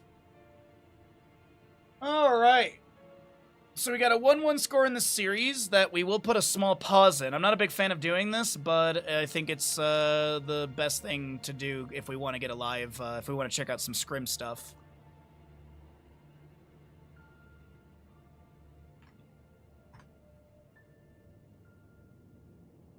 Do we have, like, official teams signed up yet? Oh, the bracket's actually on this as well. Wonderful. I can base some of my monthly planning off of that. Let's see. There are 3 teams that have signed up so far. The Skibidi Exodia again. Clawy Kittens and Lore Refreshment. Okay. It looks like we still have room for 1 more team in this.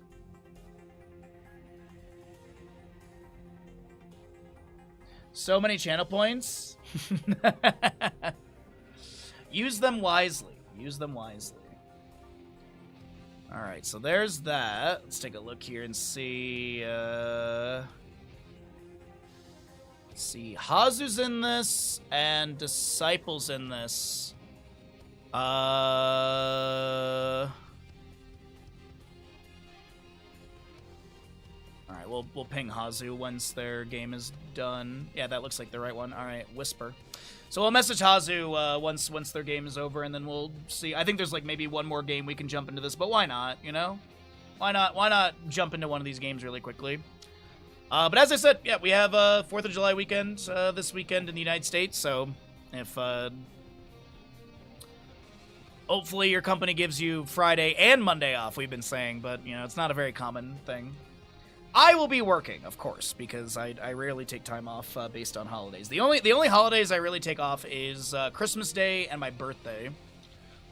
Those are the only, and New Year's Day. Those are the 3 days that I take off. Actually, no. I take off Thanksgiving because I usually go down to Hostiles and do Thanksgiving at his place.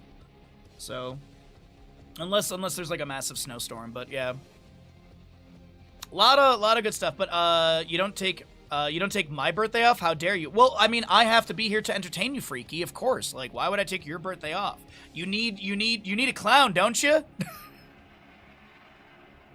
Some days I do feel like one. Oh, man. Tomorrow, by the way, we are going to be doing... Sorry, Bahamut, we haven't approved any additional time off for you. Your request has been denied. That sounds like a HR problem because I'm already on the flight. You're sassy today? You're fair to be sassy.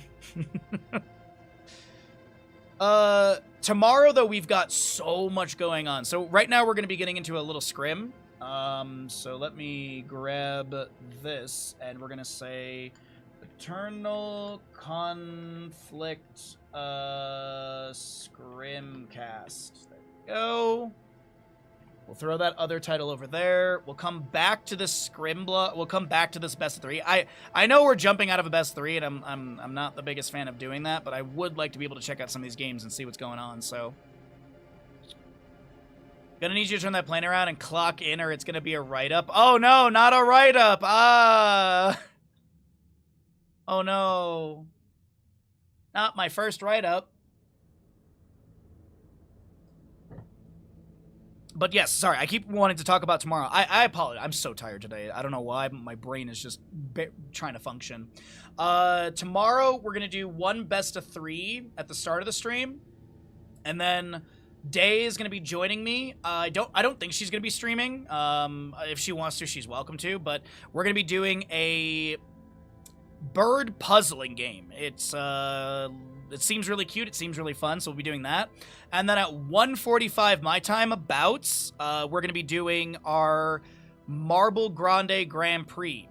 So we'll do a gigantic marble race tomorrow. Winner of that gets VIP, or if you're already VIP in the channel, I'll figure something out for you. As I've been saying that all month, and I still have not shipped anything for Kaimo.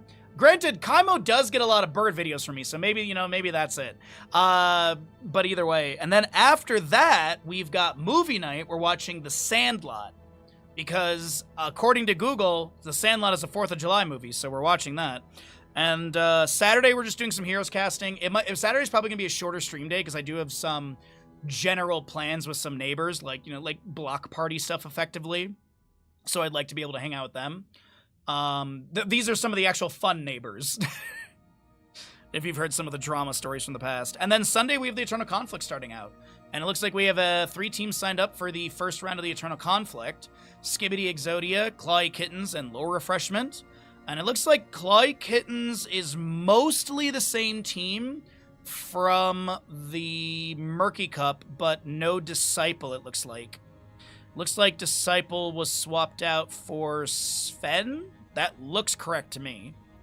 But Skibidi Exodia is still Skog, Hazu, Disciple. Oh, no, Disciple's actually over on the side of Skibidi Exodia. It looks like Ultralisk was swapped out. Okay, so a little bit of swapping around on some of the teams and stuff. Looks like Ultralisk is out for Skibidi Exodia, but they pulled in Disciple. Okay. But it still is like Hunter, Orc, Dino, Hazu, Skog, so yeah. Alrighty. We're just waiting for this next lobby to get going here, so I do apologize in the slight delay, but shout out to BRB Soaking for the heads up on the series that's going on. Always appreciate getting a heads up on Scrim stuff. It really does mean a lot to me, so thank you. Thank you. Wherever you are. And then, yeah, that's stream schedule so far. The only thing I haven't figured out this month yet is when we're doing our painting stream and when we're doing our cooking stream. I haven't figured those out yet. I also will mention the massive viewer day, the 9-hour viewer day with Corsair giveaways, which I need to send that email to Corsair and ask for that, is going to be on the 18th. It'll be starting at 6 a.m. West Coast USA, or 9 a.m. East Coast USA, or 15 CEST. Yes.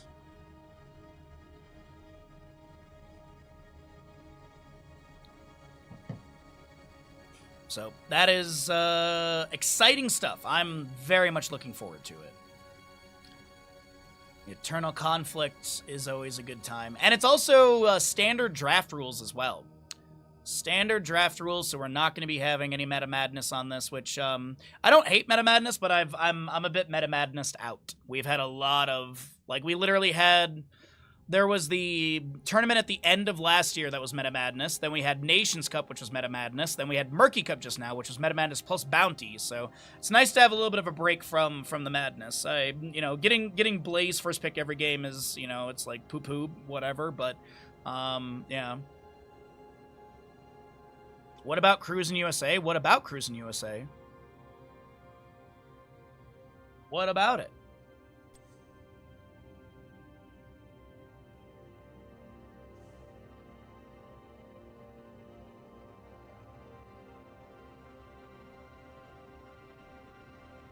Oh, man.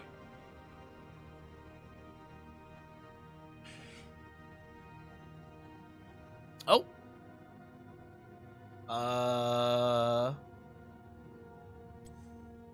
Okay, I see people out of a game.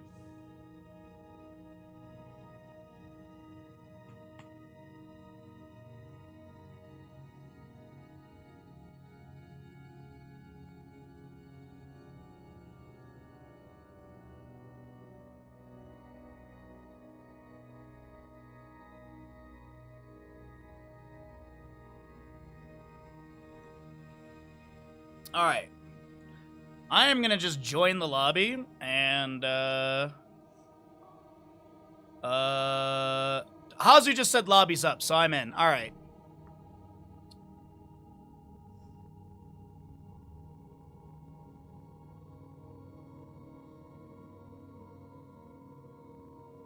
Okay. All right, we'll make up team names for this. We'll go with, we'll just go with Alliance and Horde. Actually, we'll go with, Jedi and Sith. Why not? We haven't done that in a while. Isn't it, SI... Right? Yes. Okay, I got it right.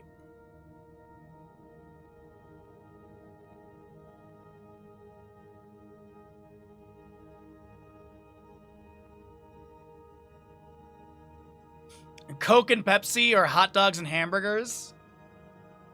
I just don't want to be yelling about hot dogs and hamburgers because I'm gonna get so hungry.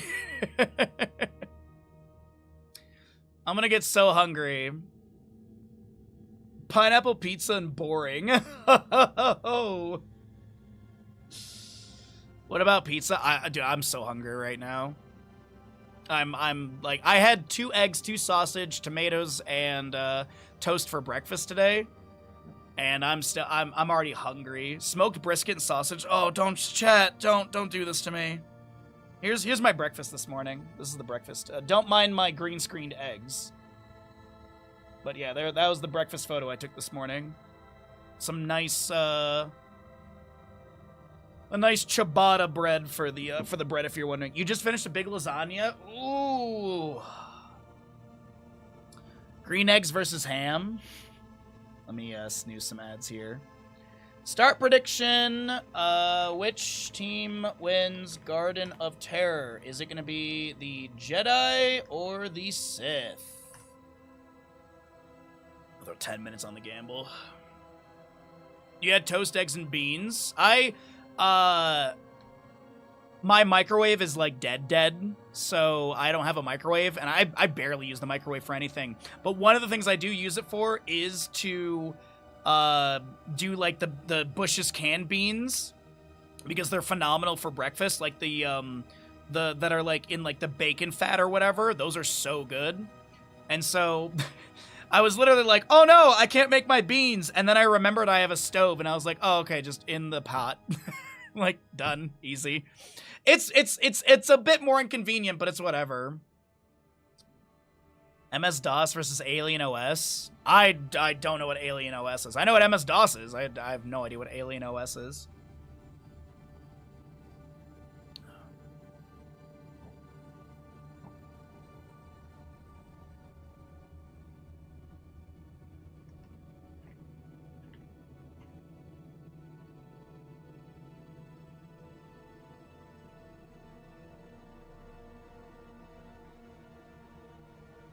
You also had bacon and beans were refried beans. Oh, dude, refried beans with breakfast is a sleeper. Like, a lot of people will consistently be like, oh, you gotta have like the savory beans or the ketchup beans. I think are like the ones in like the United Kingdom typically. But like refried beans with breakfast, oh yeah. Most beans I get excited about. Cookout leftovers, beans, crumbled hamburger, fresh tomatoes, mozzarella chunks, and barbecue sauce. What? That sounds like a barbecue casserole. Or like, you know what I mean? Like a, yeah. But refried beans, breakfast burrito? Mm-hmm. You're not a beans person? That's okay. Nothing wrong with not liking beans. There's something wrong with not liking Bandit. The virus upload scene in Independence Day, is that what Alien OS is? So does Baja need a ghost pepper or two to spice things up? No. I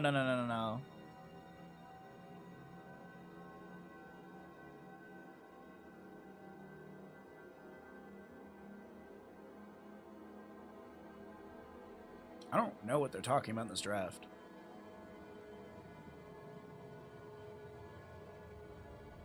Oh, they're literally explaining how classic Garden Terror works to each other, because I think some of them miss. Or like never didn't play it. Like they missed out on that.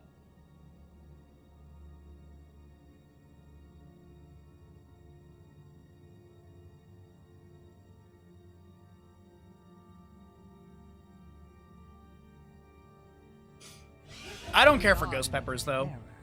You're gonna be excited about this, chat. We're here in Garden of Terror Classic. We are going to be jumping into this Garden Terror Classic game. Get your predictions in if you'd like to make a prediction. And left side will be the Jedi, right side is the Sith. And let's take a look and see what Garden Terror Classic is going to be yielding us. So if you don't remember, you had to pick up 100 seeds around the map that do spawn during the night. And then when you get 100 seeds, you are then able to summon the Garden Terror at your base, and then you channel it, and then you drive it like a vehicle, like a Dragonite. It has abilities, just like the Dragonite. You have the Overgrowth Plant, as well as, I believe, a Slam, were the two abilities on this. We'll definitely be diving into that, but shout out to BRB Soaking for the info on this. I'm really excited. And I have not seen this map in obviously ages, so this will be in the Eternal Conflict as well. Should have made Sith blue just to send chat to Reddit. Good use of the rant there. Like classic like Coca-Cola. Yeah. I followed you. You're good and freaky. Tracer, Lucio banned away by the side of Sith. We're going to be seeing a Jedi Sylvanas to be banned out, as well as the Falstead on top of that, okay? Dude, I would love classic Hanamura too. Yes, with like the ninja in the center, and you couldn't deal, like, it was basically like not Haunted, it was like Towers of Doom, like version 2. Like they tried to make like Towers of Doom 2.0 with that map. because you couldn't directly deal damage to the core. You had to get shots into it and stuff. Yeah, I'd love to see that classic Hanamura back as well, with the Guardian in the center, the giant Sentinel Genji mecha Gundam thing. First pick Hogger, though, for Sith. For the Horde. Brightwing Jahan on the side of Jedi. What else are we going to get? I don't know what to expect with this. There's no Meta Madness draft in this, so it's not like there's restricted heroes we don't know about.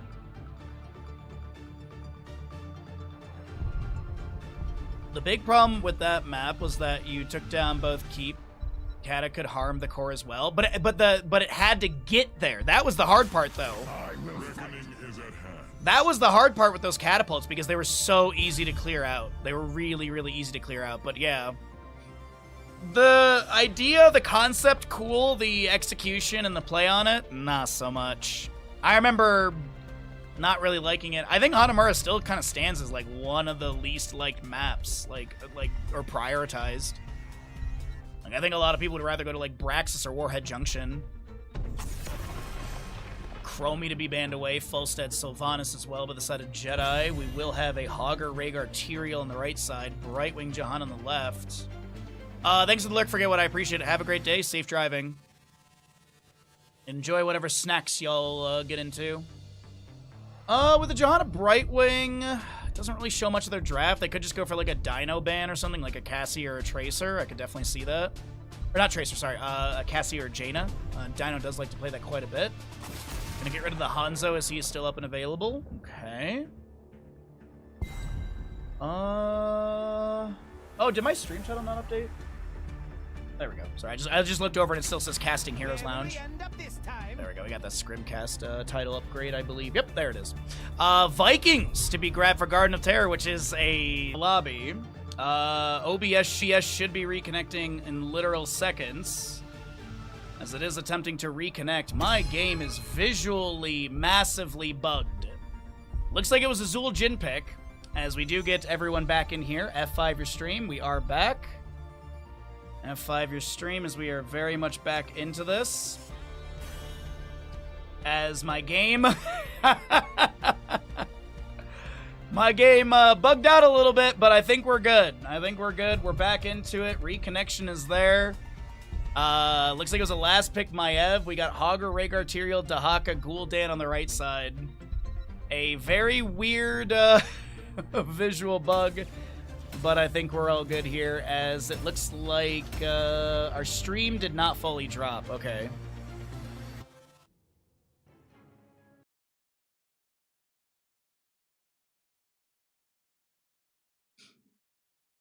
All right, welcome back, everybody. Be sure to F5 your streams. The battle begins shortly, heroes. On the left-hand side, it's going to be the members of the Jedi with your Brightwing Zul Jin, Jahanna Maiev, Olaf Balog, and Eric the Lost Vikings. Right side is the Sith with the Dahaka, Gul'dan, Rhaegar, Tyrael, and Hogger. Recklessness Zul Jin. The gates shall open. I did not remember them being having little faces. I do not remember this part of this. 5, 4, Hypershift Brightwing, you do have your Zul Jin with the Recklessness, as well as Zealous Glare. Go on now, fight!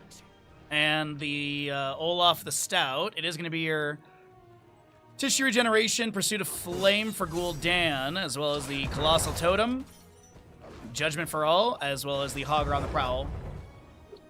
All right, F5 your streams if you haven't already, as we have been back for a little bit. We had a little bit of a drop, but not a full reset onto the stream.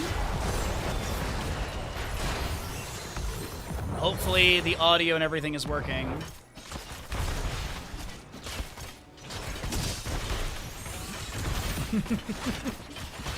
The origin of the "would you still love me if I was a worm?" Yes, absolutely.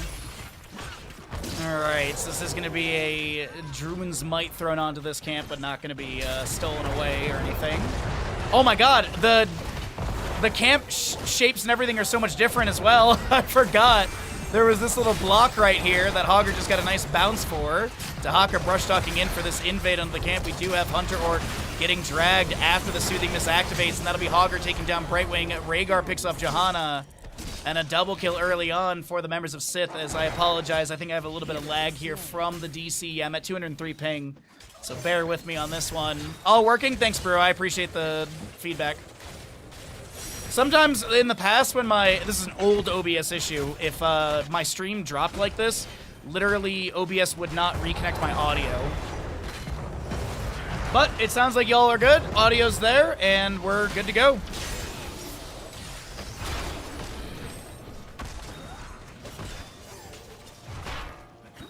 Five globes for the Viking Horde right now, as we do have Johanna stepping up into Tyrael. Dahaka chilling in bottom lane.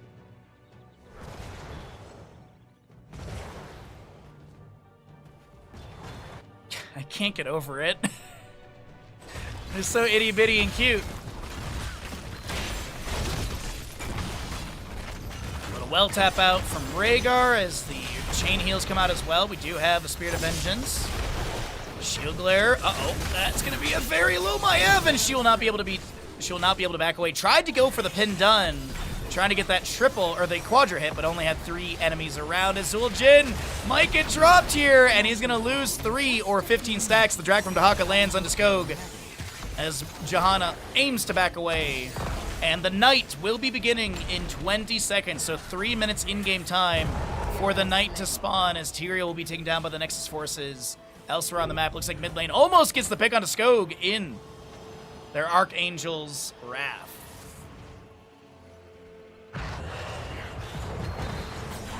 Shift. There's going to be an Umbral Bind onto Gul'dan. He's got 17 stacks. They're going to try and take down Gul'dan and reset the stacks, and they will be able to do so.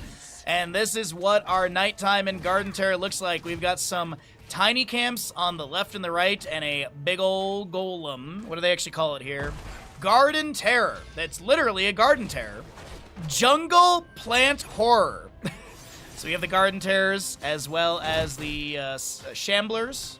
Shamblers will typically get cleared out. Drag lands onto a Viking, and that'll be a kill. There's another Viking in top lane. Area is going to be taken down. Yeah, I don't remember it being this dark, man. Who turned out the lights? And Dahaka dies in bottom lane. Zul'jin back up to his 4 stacks that he had previously.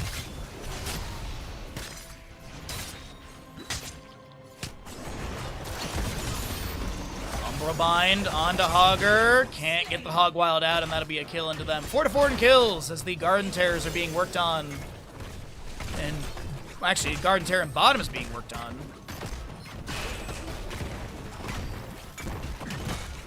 As I snooze out some ads really quickly.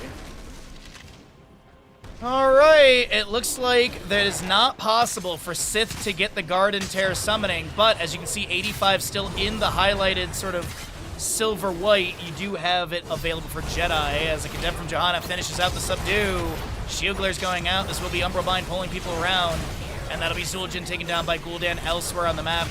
We do have Maiev picked off as well. Rhaegar goes down to drag lands into one of the Vikings, and that'll be an Olaf to be taken down. The Brightwing trying to get away from Hogger damage and will be able to do so, but this is going to be Garden Terror possibly denied. There's one little seed in the bush here that has not been grabbed.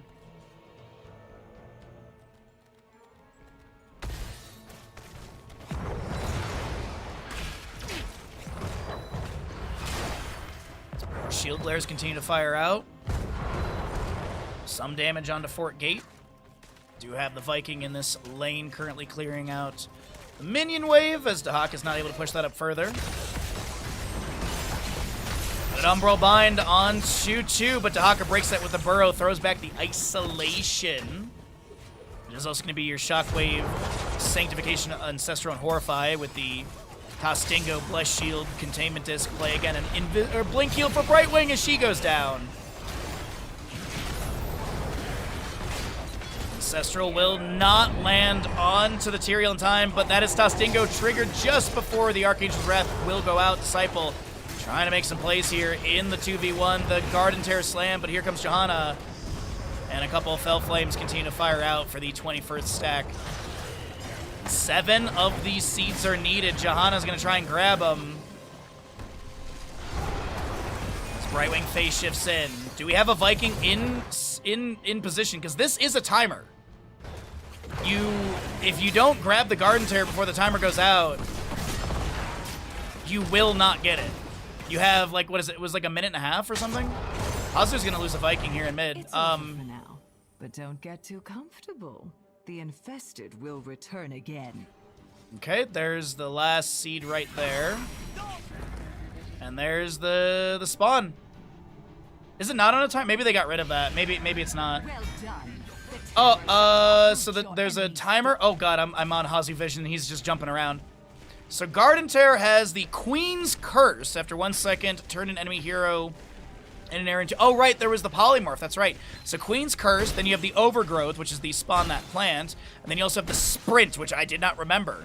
And then you also have the trait Permanently Unstoppable, and then you have the Leave Garden Tear. So I forgot that there was a Sprint button on this bad boy. But we do have Hazu pushing in with this on one of the Vikings. This is also going to be a Hogger top lane currently working on this fort. Oh, I see. I broke the thing because I clicked on an enemy hero. Oh, Zul'jin, they step up. They do have the Overgrowth plant on some of these towers. Gul'dan will be taken down. So is the Dahaka. Overgrowth plant or Garden Tear is here. Okay, yeah, it is just Garden Tear again. Okay. Containment Disc onto Tyrael. Small silence afterwards. Zul'jin looking for more stacks on that baseline, trying to get up to 15. Does manage to get it here. Anticipating the Eldrunes might teleport. Not going to be happening. Garden Tear has expired.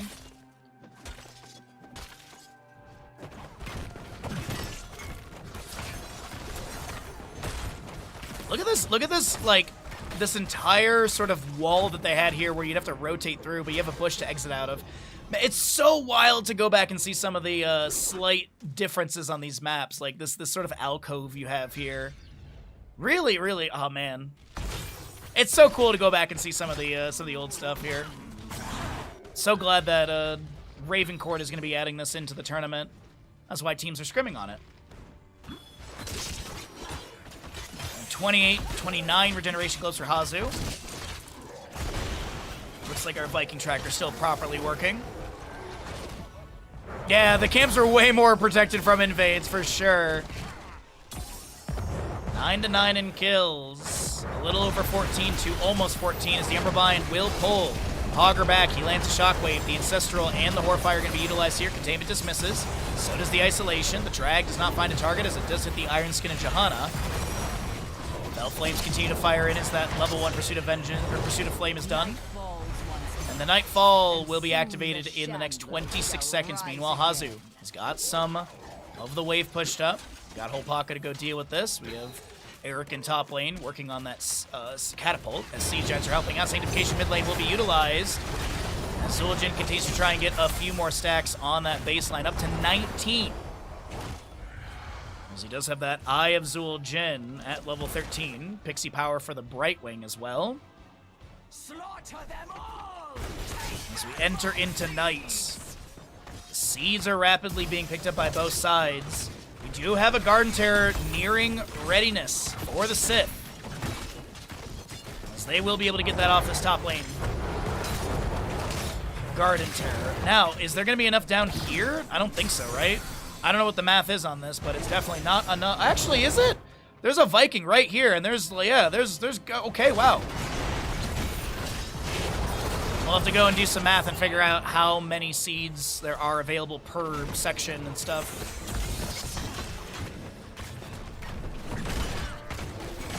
Yeah, I wonder how the mist is affecting some of the players' computers. I remember I had a friend one time when we were playing this game a long time ago. He had like a new PC, and so he obviously booted HOTS, and he's like, "Wait, there's rain during Curse Hollow?" And he was finally able to turn the graphics up. The Isolation finds its way into Brightwing here. Garden Tear sprinting in through mid lane.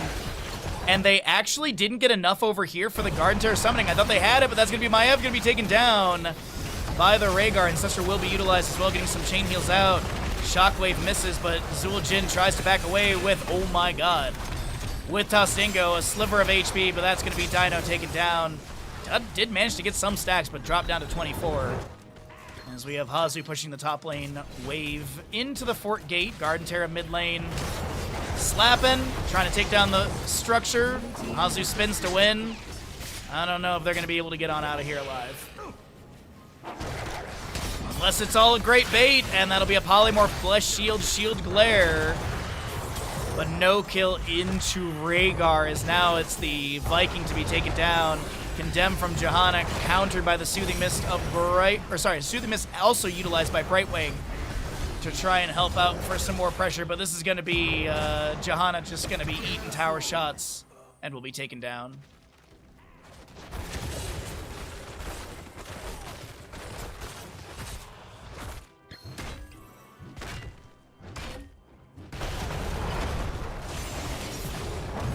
Fell Flames continue to fire in.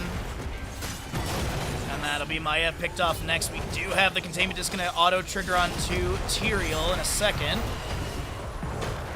Next seeding phase, I think, is going to be pretty soon. Viking, I'm watching Bela or Olaf in bottom lane just continue to push up the wave, but the mid lane fort will fall. And Sith do have that structural equalization through that mid lane fort being taken down, as it's 2-2. Opposite sides of the map, but I will say this bottom lane fort significantly more damage than this top lane. Still an even game on what's summoned in lanes and passive and passive experience gain. Slight difference in structure gain because of that versus this gate here being taken down. Actually, what is the difference? It's got to be minute, right? It's 250. Yeah, it's very low. But it's 20 talents here, getting close for both sides. 59 regeneration globes for Hazu. What the heck? Last I looked, he was at like 20-something, and he just skyrocketed. My gosh.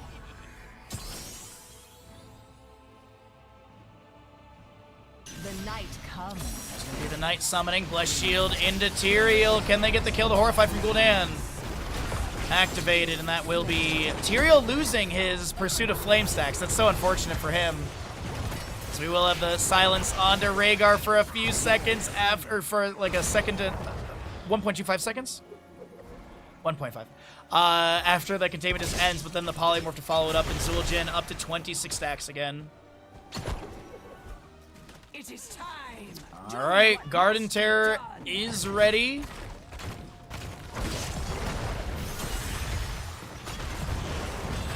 So we're up to 62 for the Viking Horde. Bottom lane wave is pushing in.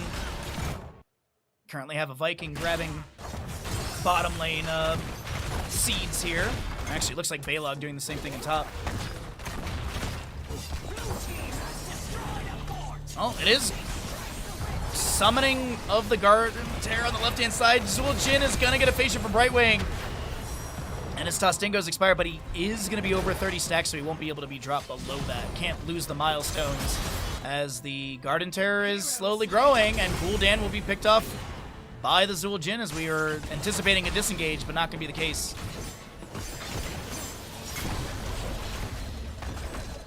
Yeah, that Shadow Orb Vengeance, or Shadow Strike for the Maiev, by the way. Invisible Friends. Amani Resilience, Radiating Faith, as well as your Fury of the Storm. DK low, but not taken down. Tyrael is going to be able to back off. Pings onto Dahaka as the Garden Terror is sprinting its way through the middle of the map. And it's going straight into core. Containment Disc onto Rhaegar. No follow-up into that. As the core actually can be disabled by the Overgrowth plant. I don't see shot animation coming out from the core, so I'm assuming it was actually shut down. As this is going to be the Jedi coming through, and they're finding quite a few kills. The Garden Terror is on core. They spit out the Queen's Curse, the Polymorph Seed, and that is going to be Jedi with victory in this map. GG, well played. A lot of back and forth, but GG's. That is going to be Jedi with victory. And if you're enjoying yourself, be sure to consider taking advantage of the discounted subs right now. We're 5 subs away from our goal. If you'd like to help us hit 350 and get us back up to that nice milestone. And then also, that would give us more old HGC games to watch and stuff. So if you'd like to take advantage of the 35% of 5 subs or more, it'd be much appreciated, and that would literally hit the goal. But either way, we're going to run some ads and get ready for what I assume to be another map.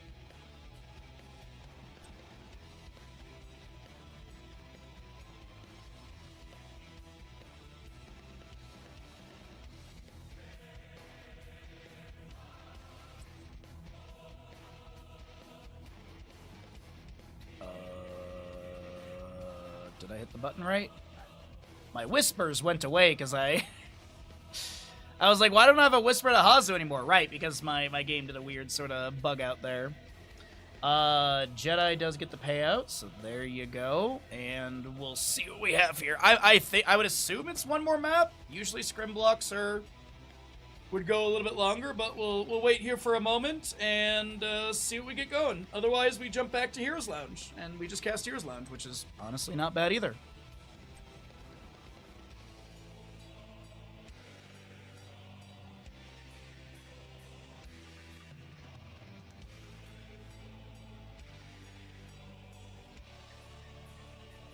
I think we have one more map. I am pretty certain we have one more map in this.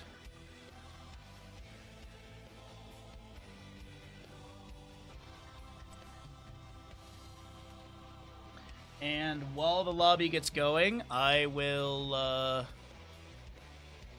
quickly run and grab something to drink.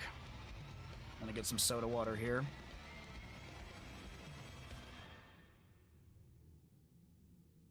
Right? Yeah, we're all good, I think. Okay, I'll be right back.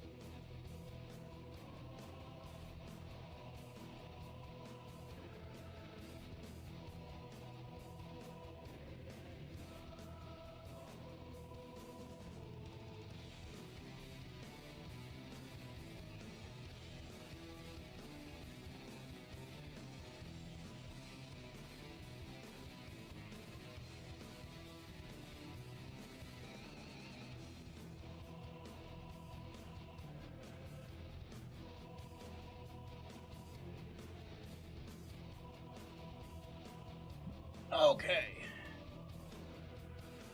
We've got players in lobby. The sides are switching. So it's whatever. We just have names for the game, so I'm not too concerned about it. But the sides are going to be switching between these two teams. Which team wins Alterac Pass? Man,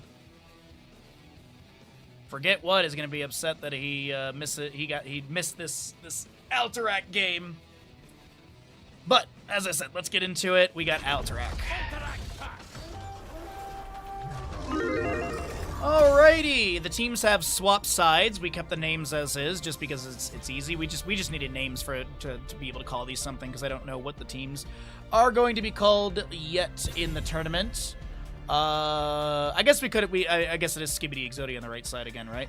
Either way, we're going to be seeing first pick to the Sith, and we'll have Jedi on the left-hand side. Twitch Gamble is going for all of you. If you'd like to get your gambles in. And as I said, we had a little bit of a internet wobble, but we didn't fully drop our stream, any of that stuff, so we still have 43 minutes of ad-free time, which is what we like to see. So Lucio and Sylvanas will be banned away. Hogger is going to be removed as well. A little bit of faster draft, as these players are a bit more versed or knowledgeable for Alterac Pass. Kind of drafting in the dark there a little bit. Get it? Dark, Garden Terror. Anyways, Hogger Sylvanas will be removed. The Lucio and what? Maybe Chromie ban? Chromie on this map is not too bad. Junkrat could be a consideration. Hanzo is not too bad either. Johanna's a solid ban. There's so many different directions to go into. A Nubrak could be a consideration. Blaze will be the particular hero to be removed, and what would you get first pick for Sith? What do we get our first pick for Sith? Is it going to be into that Johanna? Did he go for an early Junkrat? Hanzo? Could see an early Genji as well.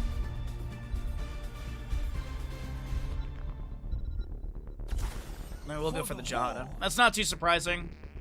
Using the Horde skin for the Horde side of the map, very fitting as well. Love to see it. What do they want on the left-hand side, though? They could just lock in, like, main tank and healer here. Like, they could go Anub'arak Andu, and it's not too bad. You have the Beetles to be able to pull the Jailers to the side, and then you could channel on your own. You also have Light Bomb potential with Anub'arak. Maybe go Genji, maybe build this dive draft. We'll see Hanzo Rhaegar instead. Okay. Hanzo solid. Really good poke. Good camp clear, wave clear. Rhaegar will be grabbed with that as well. Next two picks before the mid-ban phase with the Johanna. Do they consider any anti-healing like Ana or Deckard here? Both of them have really good anti-heal tools. I mean, Johanna does have Sins Exposed level 7, which is 35% healing debuff. Looks like we'll get a Brightwing. There's the Junkrat that I was kind of thinking about and leaning on, as he does have really good poke around the objective, displacement, and harassment with Steel Trap and Concussive Mine. Though, mid-ban phase, I could probably see a solo lane priority ban. I feel like that's a good direction. Get rid of something in the solo lane like Dahaka. Like, a Dahaka ban is not too bad. Yrel could be a consideration as well. She does have some really good brawling and control. Could be Sergeant Hammer as well. Like, I could definitely see Sith going into Sergeant Hammer on this. But we'll get rid of the Falstad. Okay. Falstad could mean a lot. Falstad in general is really good, but also it can mean a lot of things. It could mean a Stitches. Usually you kind of want the Falstad with the Stitches, so you know, hook Gorge and gust away the enemies trying to save. But also, I mean, Falstad could also gust Stitches, you know, back into the enemy or up against a wall or something. And also, Falstad, as I said, is just in a good spot overall, so might not be indicative of a Stitches comp, but I could definitely still see it. Like, Dragon's Arrow into the Gorge target. You do have Blink Heal, Concussion Mine, and Iron Skin, but if the enemy is CC'd heavily, they won't be able to push any of those buttons, but maybe a Varian pickup. But Varian charge into Junkrat's annoying, because you just go Dirty Trickster. It's an awkward spot for tanks here. For the frozen throne. So the original Anub'arak we talked about is going to be picked up. Still kind of annoying, though, because you burrow charge in and then you get, you know, polymorphed or concussion mined or bless shielded or pulled by condemn. Wow, LaFacio, just wow. Wow is all I can say to that, just wow. Last two picks on the right side, gonna need a solo lane, gonna need something besides the Junkrat as damage. As we'll see Leoric with Zeratul. I like the Zeratul to hunt down Hanzo. Zeratul, like level 16, can basically one-shot the Hanzo. He's able to isolate them. Last pick, though, do we get Shimada Bros? Do we get, like, Hanzo Genji? I want some sustain damage. Or maybe even, like, a Mage Burst?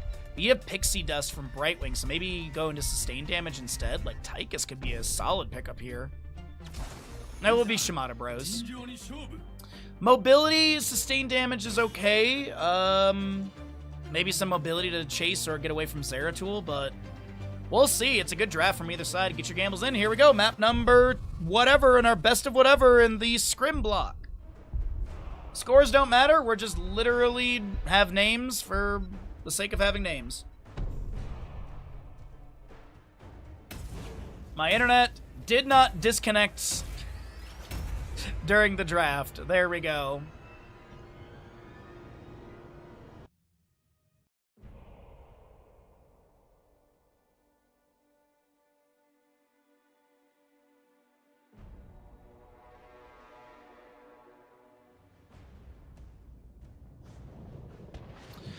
On the left side of the map, we got Jedi in the blue with Anub'arak, Rhaegar, Yrel, Genji, and Hanzo. Right side is going to be Sith with your Zeratul, Johanna, Leoric, Junkrat, and Brightwing. Get your predictions in as to who is going to win this map number 2 that we're casting, Alterac Pass. I guess a better way to phrase it, who's going to win Alterac Pass, because we have no believers, no doubters. Shadow Hunter for Zeratul. You do have your Consume Vitality Leoric. Hyper Shift, extra wound timers, Legion of Beetles, Colossal Totem, Dauntless, and Cyber Agility with the Simple Geometry, and it is going to be your Zealous Glare Johanna as expected. I could maybe see Laws of Hope on a double soak map, or if they're Bad Benny, but yeah, I don't think Skog's going to be leaning into Laws of Hope, and Dem steps up, gets the immediate wave clear. Concussion Mine blast the Genji to the side. Nubrak Impale goes out. This is going to be Singularity Spike landing onto them, but a Shield Glare will be the end of it, and players rotate into lanes. This is going to be Dino chasing on Hopaka here, and the phase shift is not going to respect the 1v1, but they won't be able to get onto Genji for the remaining of his health, and so you'll be able to get that Cyber Agility over the gap and back away. Meanwhile, this is going to be Junkrat working on this null pack for mid lane. Did leash it so they get a little bit of health. A little awkward there, but Junkrat just waiting for that frag launcher band of grenades to come back. We do have a Nubrak just safely chilling in bottom lane, waiting for the waves to be cleared by the minions so it's not pushed up or out any faster. This rotation out from mid lane, they're going to quickly clear this wave, and it looks like there's a bit of a roaming squad with this Zeratul, Brightwing, and Johanna, trying to probably get these Zeratul finished out on his level 1 as quickly as possible for that extra cooldown reduction on his Blink from autos, as well as the mana reduction, or mana cost reduction as well. Righteous Hammer onto Leoric here in top lane as he answers back with a Skeletal Swing, healing up a small amount as Zeratul jumps into bottom lane onto the Nubarak, but is not able to further pressure onto them. Wow, not a lot of gamblers. Interesting. Kinda wild. Shift from Brightwing. Dem again, as this is going to be a Nubrak burrowing in, but Dino blinks to the side and will not be stunned by the big bad beetle.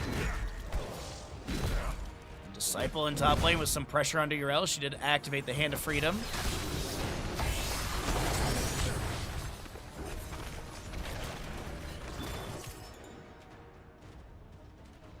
As we're just waiting in top lane to see what's going to happen with this. Casper has got the Avenging Wrath charged up. Genji jumping in as well. This is going to be your right side and left side camp grabbed. And Dino continues to soak bottom. Currently 8 of 15 regeneration globes.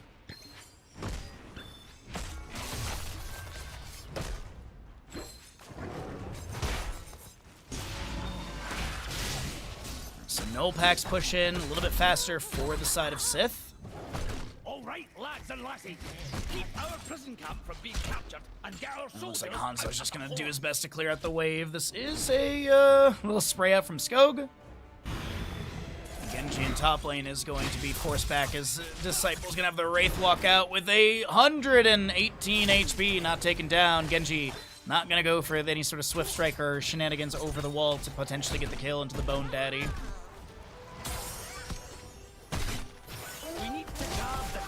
Nubrak is going to get polymorphed. Hunter going for the counter channel. Avoids the impale. The Beta Barbs level 4 was picked up. And 22 seconds still remains. 25 for the first objective with 1 jailer. 35 for the second with 2 jailers, so on and so forth, to 55 seconds and 4 jailers to defend. Hopaka gets the Swift Strike out from top lane. This is going to be the Junkrat taken down by Rhaegar, and it looks like the re-channel will be coming through. Zeratul blinking in, lands a Singularity Spice onto this Hanzo, and the auto attack from Brightwing. She spits on Hanzo, and he's taken down. Burrow from a Nubrak finds his way into Zeratul. Singularity Spike again, and that is going to be a Rhaegar takedown. Unfortunately for Dino, they are not able to get away.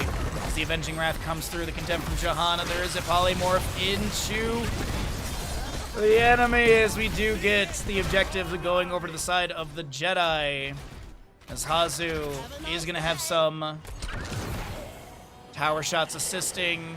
Nice, have a nice day, and that will be your Blue Cavalry going over to the side of the Jedi as they push out. Dang, chat broke the bank on this scamble. My god. Leorcus has the Inspired Minion Wave, getting a few autos into bottom. Is going to be going into the Hopelessness at level 7. Zeratul landing a few bits of damage on the Scorch, but won't be able to blink in and take them down. Concussion Mine set up in the bush. No displacement onto Holpaka, as they were able to get that Swift Strike or Cyber Agility to the side.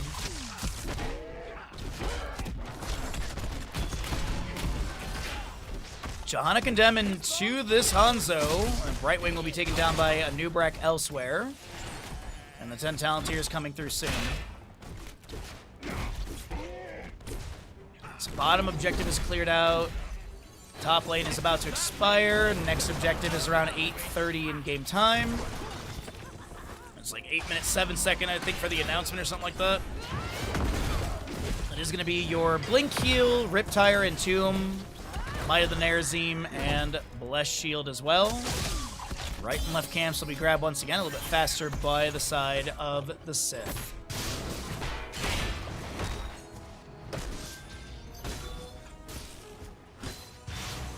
Looks like we do have a Leorc takedown in bottom lane as he was rotated on. Mid lane being pushed up once again. Next objective in the south side of the map as it does swap between top and bottom. We do have Cocoon, Ancestral, Ardent Defender, as well as X-Strike and Dragon's Arrow. Big ol' stun. Follow up, more stuns. We have Zeratul finishing on his level 1 Yrel, steps out of the bush. Zeratul lands the Singularity Spike immediately. As we jump back into mid lane, the Dragon's Arrow does connect Nubrak burrowing in as well. We do have the self-cast Ancestral onto the Rhaegar. And this will be Cocoon onto Brightwing, as we do have the Riptire summoned by Hazu here. That's going to be Riptire cleared away. Full cooldown with no value. Entomb captures 1 or 2 enemies, but not going to be a setup for a kill. Phase shift from Brightwing helps out the Johanna health bar. Concussion Mine kind of creates a bit of an awkward or a longer rotation out from this Yrel, but she will not be picked off, and she does manage to back away, but the Genji does go down. Trying to play a bit aggressive there, as our bosses are up and available in bottom and top of the map. Null packs are up in about 15 to 20 seconds on left and right. More of our soldiers have been taken away. Let's take them back. Train applied, as this is going to be Yrel continuing just to activate Vindication, Avenging Wrath, clearing out the wave. Not really too concerned about the Yorick damage or pressure. Quarter level difference between the two teams is it's 12 and I'd say 12. Yeah, 12 and a quarter to a little bit over 12. Also gets the Scamp. Lobe goes over to the Brightwing as well, and the next objective, as I mentioned, is up and available. A little bit of a shorter cooldown than I had mentioned, but either way, this is Yrel trying to get away. Dragon's Arrow misses. Nubrak will not connect either. Condemned from Johanna looking to step up. And just has the pull onto a Nubrak for a moment as the Shuriken Mastery of Genji has been completed.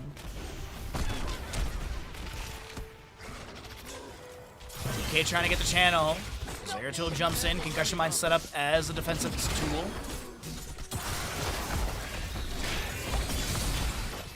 Genji is trying to get out of here. The X-Ray comes down as well. The Ancestral applied to the Genji in this. That will be an Avenging Wrath to take down the Zeratul. Riptire has been summoned by Junkrat. Brightwing in the Cocoon. You see the assist pings already being called. And Nubrak summoning some beetles to tank these tower shots. But Brightwing blinks over the wall to Skog. Goes in for the minion, but unfortunately Hanzo has the damage needed to take them down. 6-5 in kills, and about 13.5 to both teams. Pretty equal game in map whatever of the best of whatever scrim block between these two teams. The Eternal Conflict, by the way, will be starting up this Sunday. Exclamation bracket if you'd like to take a look at it, and if you'd like to sign up, you're welcome to. If you and some friends want to sign up and meme around, by all means. It'll be a good time.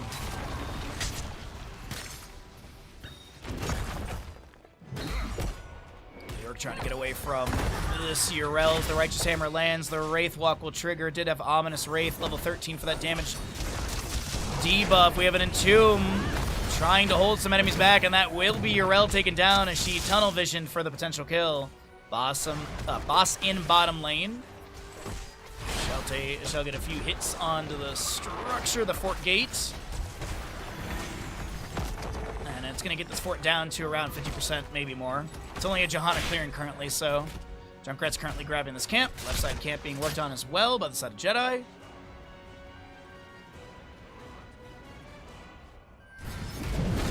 And Leoric gets a skeleton swing. Tries to Wraithwalk to chase in. Anub'arak burrows. Another drain applied. Scatter continues to bounce around. And it is your Sith getting the initiation of the second objective channel. And Cesar heard it go off onto a target. 96-second cooldown. Bottom lane boss did get the fort, so it's probably, what, 10%? Less than that. Less shield rip. Zeratul going in with double cleave from the Might of the Nerazim.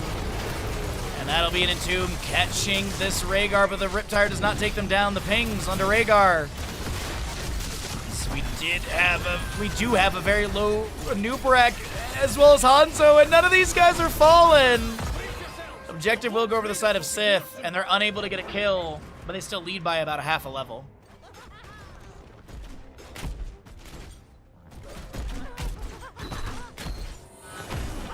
Sometimes the heals are just too good. As Genji swift strikes away from the enemies here. 16 talents here really close for Sith, and the cavalry starts moving into waves.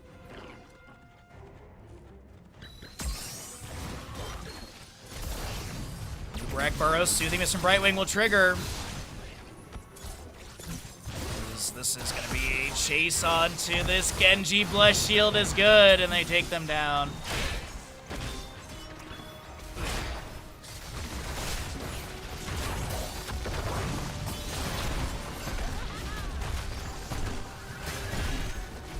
Cocoon on to Zeratul as they were looking to chase in. The pressure from Dino a lot there. Concussion Mind underneath as Zeratul's looking to back away, and this is your bottom lane fort to be taken down. Leoric is doing his best to pressure into top lane. He's chunked below 50%. He's now trying to find a disengaged path. Gets the phase shift.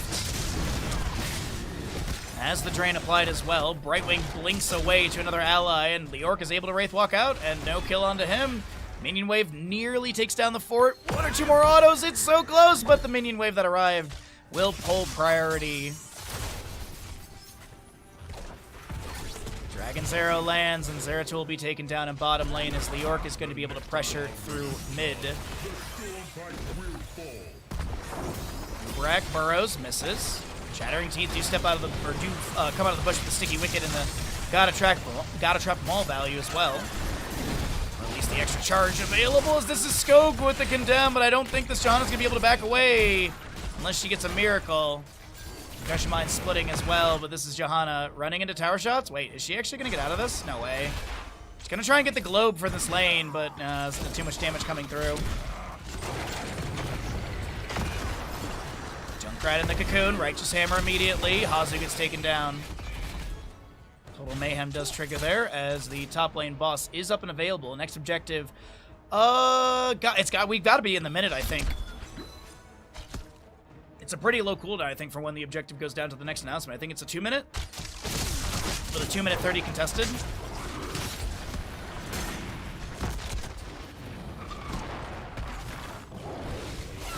Chain heals going out. Yrel a little bit low. Does have Ardent Defender. She really needs to pop it. Swift strike from Genji to back away. 18 and a little bit for both these teams as no one's going to be able to step onto this point. Leoric has a Wraithwalk active, but he is going to end up pretty much where he was. Unfortunately, they will be taken down.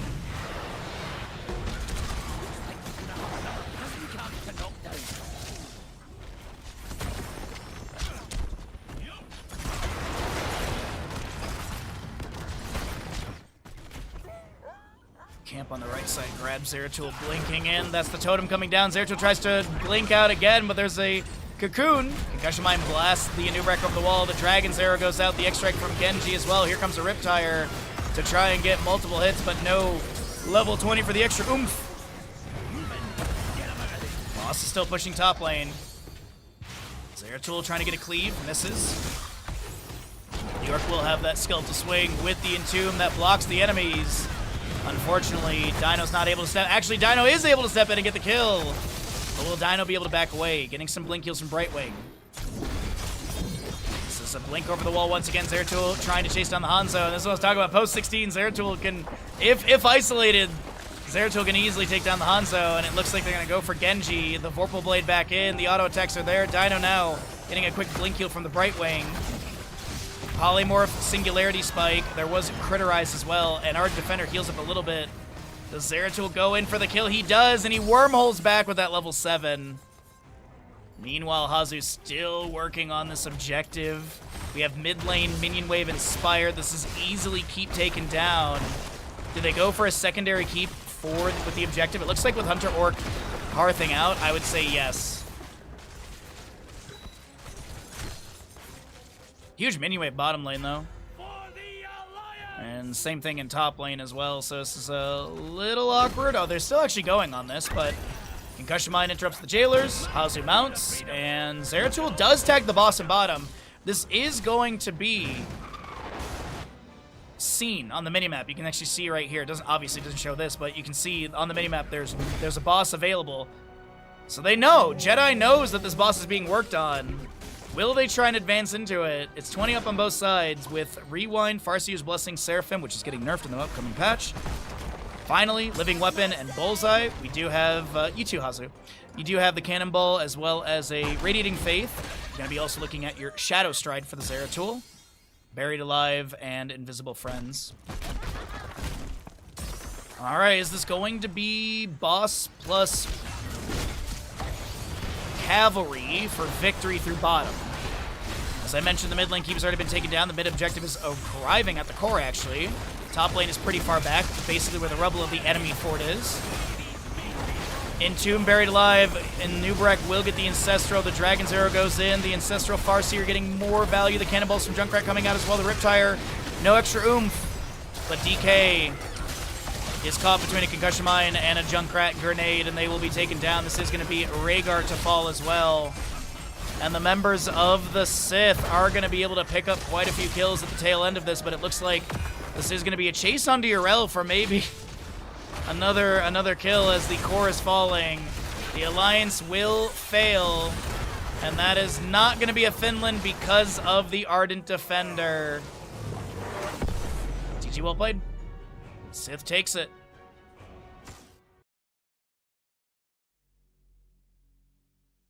All right, so let's find out if there's another game in the scrim block. I think that might have been the last one, but you know what? We still have more casting. So do consider subscribing if you're not. If you'd like to help us hit the sub goal, we are 5 subs away. You can take advantage of the discounts on Twitch currently, as it is 35% off 5 or more gifted subs. But let's go ahead and chill here for a moment, run some ads, and get going into another scrim game or back into our best of 3 from Division 2. Why are we whispering? Because we're excited. That's why. All right. Let me whisper someone and just see if they get another lobby going here. Choose outcome. It was Sith. Man, y'all broke the bank on that one. Woo wee. Oh, we have another lobby still? Okay. All right, cool. We have more games. I'm not complaining. I ain't upset about it. Teams are gonna swap sides. That's all good. I guess we can do this, and we can say Jedi is up 2 in this situation, as they are swapping sides. But having Jedi in the blue is or Sith in the blue is weird. Large wizard? Oh no, that's 2 different things. It's either large or wizard. Which one do you want? It's either large or wizard. It's a voice and item, bud. You want wizard? Okay. Just frozen? No, okay. I got black cherry soda water. Wizard hat! Oh, I broke something. Alright, whatever, I'll deal with it later. What is the backside of this? There it is. There we go. Our Fantasia wizard hat. Work sent us home early. How nice of them.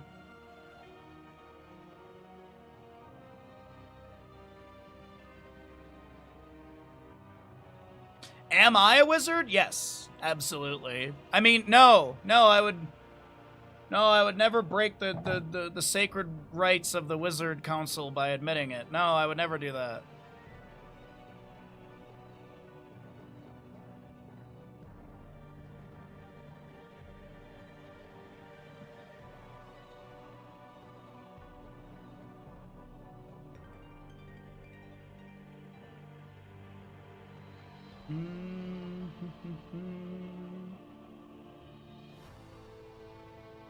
Okay. Dragonshire. What's up, Lord? How you doing, bud? Alrighty, there's your wizard hat. Left-hand side, it's gonna be Jedi in the blue. Right side is Sith in the red. Players are swapping sides. We're just gonna keep the team names. Technically, Jedi has won 2 games, so there's a score update for all of you. Oh, we forgot to run the ad, so this have to happen. Either way, let's go ahead and get on into it, as this is going to be map number whatever in our best of whatever for this scrim block. No meta madness, draft rules, none of that shenanigans, so we're just going to be checking out and seeing what we have for Dragonshire, as we will be seeing a Lucio Hogger to be removed, okay? Not too bad of a start, as Hogger for solo lane is really strong.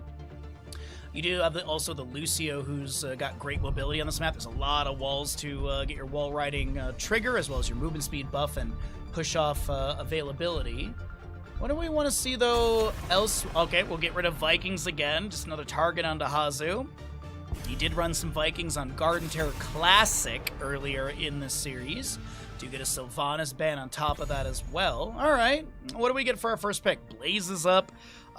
Still have, Jahan is up and available for Dragonshire. I could see... Oh, it's a first pick Brightwing. Okay. First pick Brightwing on the right-hand side. Just a solid healer. Okay. Any priority for Jedi healer tank? I really like healer tank as a start. You just lock in a solid healer, solid tank, and then you can really sort of develop your draft from there. Sometimes though, of course, like first picking a Diablo does kind of signify you're leaning into a bit of a dive draft. So like Johanna with a healer, Johanna Blaze doesn't really show your direction at all.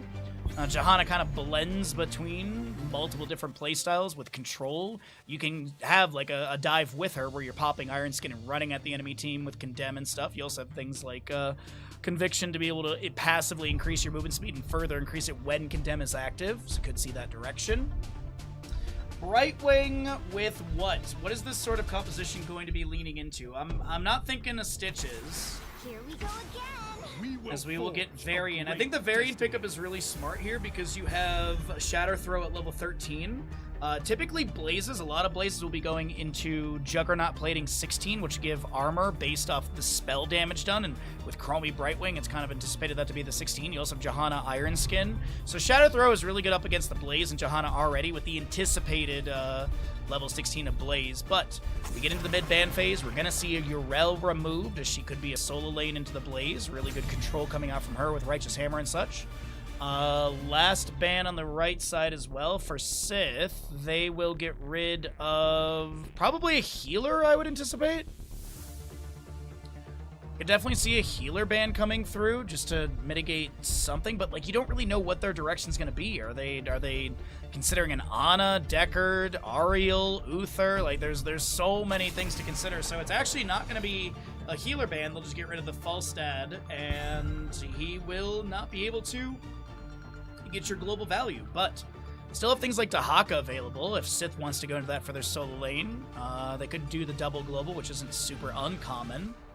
With the Johanna Blaze, you've got a Condemn, a Blessed Shield assumed with a Jet Propulsion. Slows from Oil Slick. I don't hate a Greymane, honestly. I think the Greymane sustained damage isn't too... Ooh, I like the Kharazim.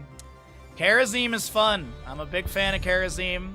So this is some good aggression with a Li Ming as well. They could go into another Bruiser. like Imperius, if they want to get some stab action, they could go into Thrall. So he has that baseline route. He works well in the 4-man.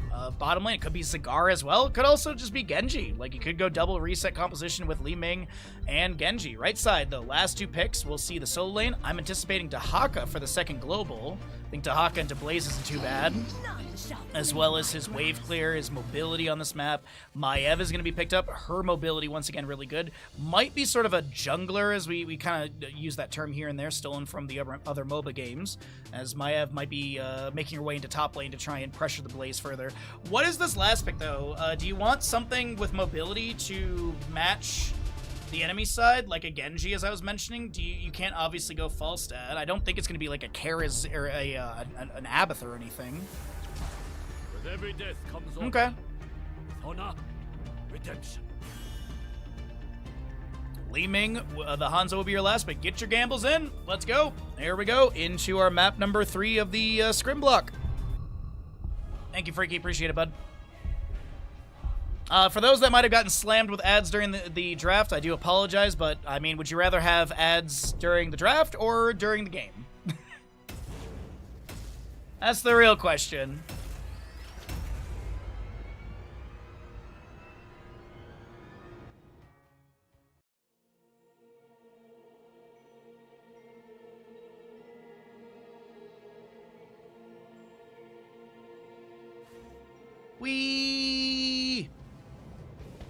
Heroes, prepare for combat. On the left-hand side, it's going to be the Jedi with Karazim, Blaze, Li Ming, Johanna, Hanzo. Right side is Sith with your Chromie, Maiev, Varian, Brightwing, and Dahaka. Iron Fist, Karazim to start things out. Aether Walker, Simple Geometry, Enhanced Agility, Battle commencing. Overpower, as well as your 10 Time Walker's seconds. Pursuit. Typically at Horrible Anomaly level 4 with the proper greeting level 7. 5, Or 4, 2 and 5, however you 3, want to look at the talents. 2, 1. Zealous Glare is anticipated for the Johanna. Let Blaze the is probably going to battle be begin. Adrenaline Stim Pack. We might be seeing less Adrenaline Stim Pack in the future, as it is getting a slight nerf on its attack speed buff. Also, the Pursuit of Vengeance, Maiev, and Brightwing. I assume Hypershift, but it could be Greater Polymorph. We do see it pop up here and there. That is going to be your Hypershift. Whirlbind from the Maiev, pulling Johanna in. Varian immediately charging in for a small bit of damage, but obviously cannot taunt as he does not have level 4. Still just trying to pressure a little bit here as we do jump onto the left-hand side and the right for the Bruiser camps. We got odds on the gamble. Thank you, Chad. Appreciate you putting some channel points on the line.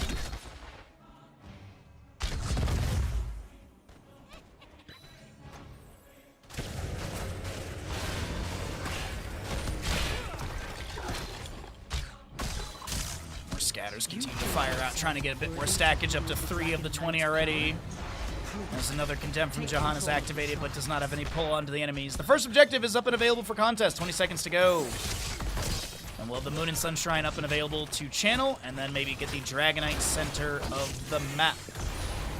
There's your Horrible Anomaly as well for the Chromie. Dahaka and Blaze still trading blows in top lane. Blaze Adrenaline Stim Pack is activated and does manage to clear out a lot of the minion wave, as well as the enemy camp as well. Some Twin Flames going out. We do have Hazu back on that solo lane role for this game as well.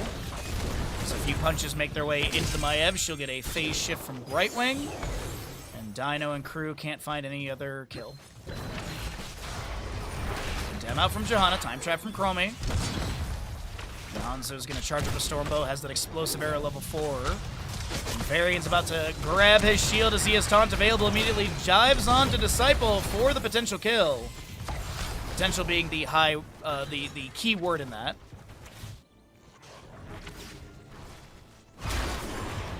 As we skim level 4s, nothing really major to note. Skog, Hunter trying to go for the channel. Interrupted once, and we'll actually try and dive onto the Maiev. This is an Umbral Bind to pull back Li Ming and First Blood on the right-hand side, if that does sway your gamble, because it is currently 50% to 50%, perfectly balanced as all things should be.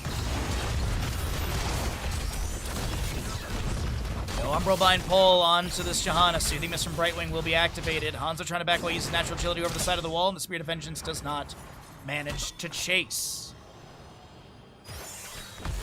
Maiev Wave is gonna go ahead and hearth out.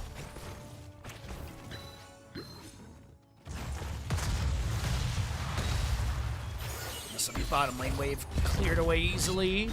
Dahaka grumbles up some essence. As he's gonna just meander his way over to the right-hand side.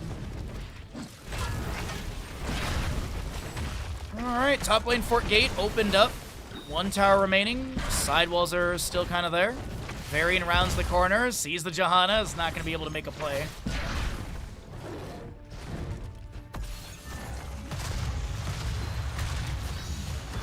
Phase shift into mid lane, I assume, and yes, indeed.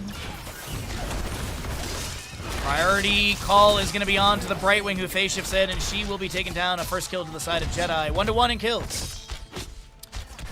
Ming blinking into the Chromie is unable to get that fatal damage, and now Dino needs to back away. Gets a dash and a Breath of Heaven from Hunter.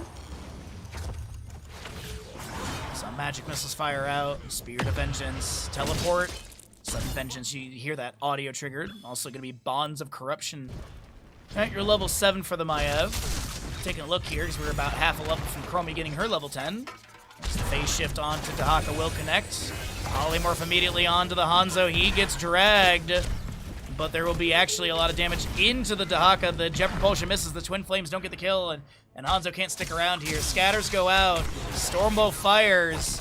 Johanna's about to be here, but it's not going to be enough, and that will be the Archer taken down. Taunt activated into Skog as well. Hazu looking to get out of here. Johanna creating that gap and space for them to disengage.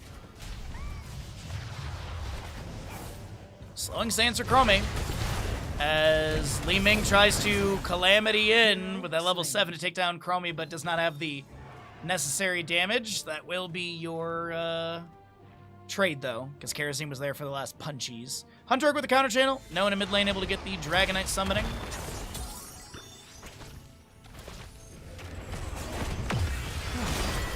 So I was taking a sip of water, and I didn't realize we had a taunt still chasing into this Johanna. She gets a condemn. And a Lion's Fang catches Johanna, and she'll be taken down. All right. Dragonite Channelable in the mid lane for a moment for Jedi, but that'll be canceled by Varian.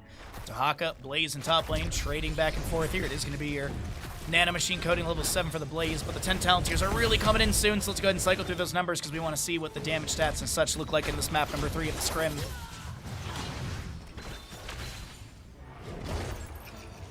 Seven-sided, Wave of Force, Blessed Shield, Isolation, Blink Heal, Containment Disc, and Slowing Sands, as we had previously mentioned. Is it Dragon Strike or Dragon's Arrow from the Hanzo?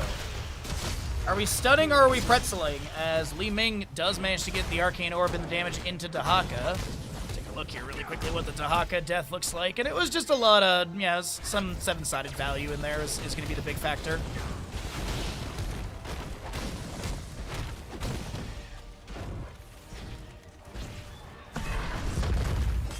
Lion's Fang quickly into the wave. Containment Disc does not connect, but the Umbral Bind is going to pull the Hanzo in. Quick dash in from Kerosene, Breath of Heaven activated as well. Dahaka, Brush Ducky, and Chromie has the damage need to take down the Hanzo, and that will be a drag into Kerosene. The double kill going over to the side of the Sith. So it is 6-3 in kills, and they're starting to pull ahead in the experience department from these kills. I would assume, as well as from some of the wave clears, that's going to be a drag to follow up into Johanna. She'll be taken down.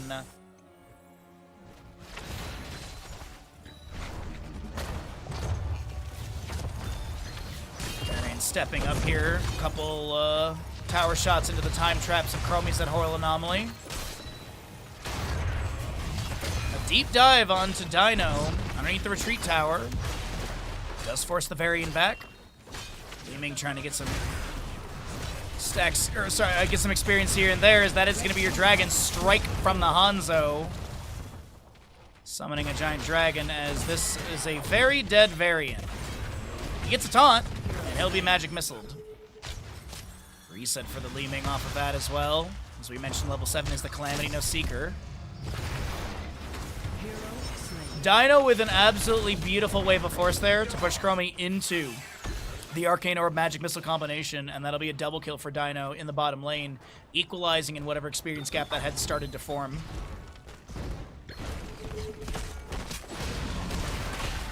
to be also Jedi hitting level 13 first. Collision Course and other anticipated level 13s for these characters. Isolation lands onto the Blaze. He does not have a bunker in time. You actually started to hear it in the background there. It's on a 10-second cooldown. The allies do rotate in. That'll be a reset for Li Ming, a second reset for Li Ming. The the mount from Maiev will be activated. I think this is going to be a kill as Varian steps up and the taunt is there for the counter kill. More shield glares being thrown back. Hunter Orc is attempting the channel. No, is going to just try and bait Varian to maybe step up.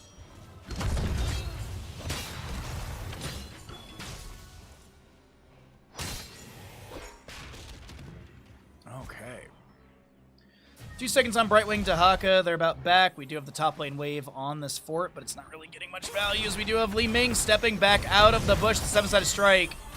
And Varian steps out of it. Hunter Orc still trying to bait Varian to step in for this, but Blaze is currently working on a left side camp for top lane. Dahaka and Chromie get the Moon and Sun Shrines. Nothing further to be fought over in mid lane right now. Defense, obviously, to deny any Dragonite channels. Li Ming needs to blink away from Varian's advance. Let's have taunt. Gets it onto the Hanzo. Polymorph into this Jahan, and she'll be taken down. Dragon Strike from Hanzo forces Brightwing to blink away. Actually, blink, onto DK for a little bit of healing. Does tap the well. Scatter goes off. Simple geometry completed off of the Dahaka. Top lane minion wave plus Bruiser Camp is crashing onto this fort. Might be able to take it down. Li Ming trying to play just out of the edge of vision. Containment dismissed as well. Taunt from Varian lands on a Blaze. Slowing Sands are there. Pyromania is active. 7-sided strike. Dash to the side. And that is the end of that skirmish in this top to mid rotation. Overbind does pull Dino. Vault of the Wardens denies any damage. A big deep charge. Jet Propulsion misses. And the Slowing Sands does not hold Hazu back. We do have that 16 Talented though. Very close for both sides. Shadow Throw 13, as we talked about in the draft for the Varian, by the way. An attempt on this invade, but it was just a little too late. Spirit of Vengeance forward. Umbrobind did not have the pull because of the Iron Skin, but there's going to be a Containment Disc. A Face Shift from Brightwing into this Varian as the Blessed Shield times out really well, but Brightwing will be able to back away immediately afterwards. Li Ming trying to put pressure onto the top lane fort. Blaze getting the counter channel on that top Sunshrine. So we do have contested shrines. It looks like the Maiev will be able to take down Hanzo. Lock Totem from Karazim was utilized. Li Ming falls to the Dahaka. I was literally talking about this on Tuesday as an observer. When you miss one kill and then you miss the other. Some shield glares from Johanna going out. Sandblast continuing to rain in.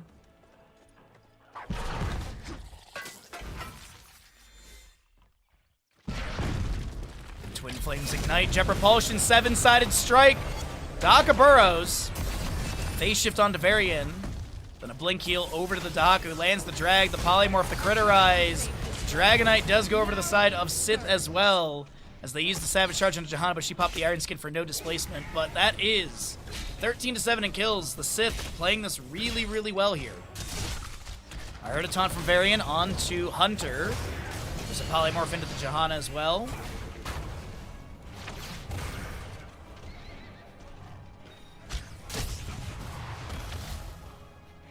Dahaka will head into the bottom lane to go quickly grab this experience and push out the wave that was on their fort gate.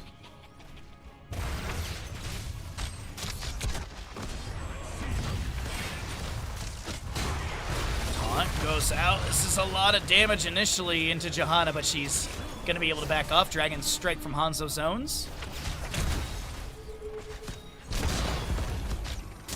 Now there's Scatter going out. Stormbow hits onto DK. Ming blinks forward, Arcane Orb again. I have seen enough. Nice shield glares there as well.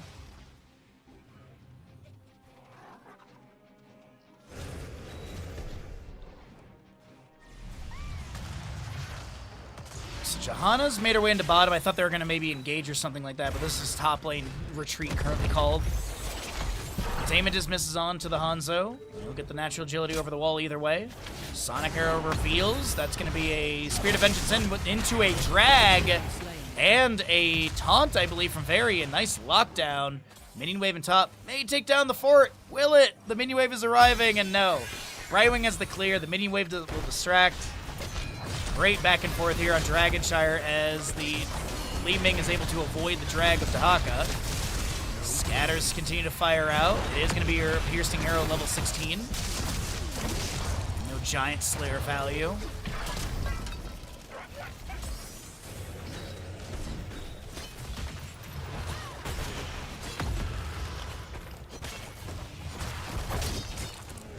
So we're going to wait here and just see what applied pressure through bottom lane can be utilized by a Sith. I feel like they can push in with this small mini wave and Siege Giants for some soft siege under the keep gate, but it's not going to be the call. Maev's heading to this bottom lane camp. No nice Memento level 1, but Hopaka at this point should have some decent clear onto this. My beloved is gone, but his power remains. Control the shrines and make use of it. Huge damage onto Disciple, but they'll be fine. All right, 20 on the right side. All right, Unraveling. That'll be your Shadow Orb Vengeance. Glory to the Alliance, Invisible Friends, as well as the Contagion. Lurk Restrain bonks back the enemy, but that's gonna be a dive onto this Dahaka. They get taken down, and will Varian be the next to be picked off here? It's looking pretty good for these Arcane Orbs and these Scatters. That will be a double kill. And I'll be seeing Johanna resetting to go deal with bottom lane wave. Hanzo has a little bit of this top lane wave pushed into the gate. Li Ming gonna reset as well. I think it's more of a positioning thing rather than trying to get mana or anything. Let's see, the Dragon Awakens, Radiating Faith, Repulsion, Fortified Bunker. Everyone's upgraded their heroics here, actually, except for Kharazim. Is it gonna be the 11-sided strike, the Transcendence? Do we get Fist of Legend? I feel like those are the most common. Actually, here and there we do get Storm Shield. Every so often we do get Storm Shield on the Kharazim. But it's usually Fist of Legend or the Transcendence. Unless Hunter Orc is just denying us that ability to see all heroics upgraded. Flames take down the tower. Dragonite did go over to the side of Jedi. Savage Charge going out from Dragonite. A few autos onto the structure here and there. Slowing Sands down on the ground as well. Dem from Johanna. There's a slowing Sands around this bunker.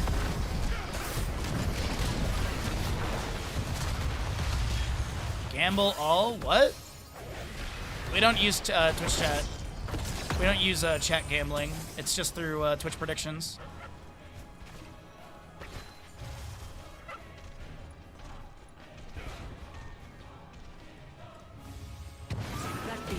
Alright, Dragonite has been oh wait, hold on. Containment Dis, slowing Sands with the Unraveling. Iron Skin does manage to get activated, I think it was before.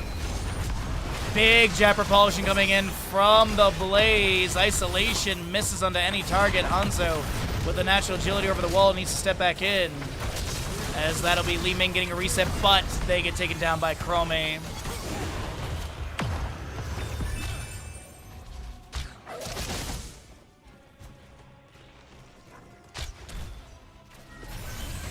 So, nice cleansing dash from the Kharazim as well as that movement speed buff as well. We do have the Umbral Bind from Maiev pulling people. Belesh Shield coming out from Johanna. A Condemn as time stopped. Slowing Sands immediately placed Dragon Strike from Hanzo. Create space for Hazu to back away, but I don't know about Hunter or Q. Can they get out as well? Hanzo taken down by Dahaka. Hunter is low as well.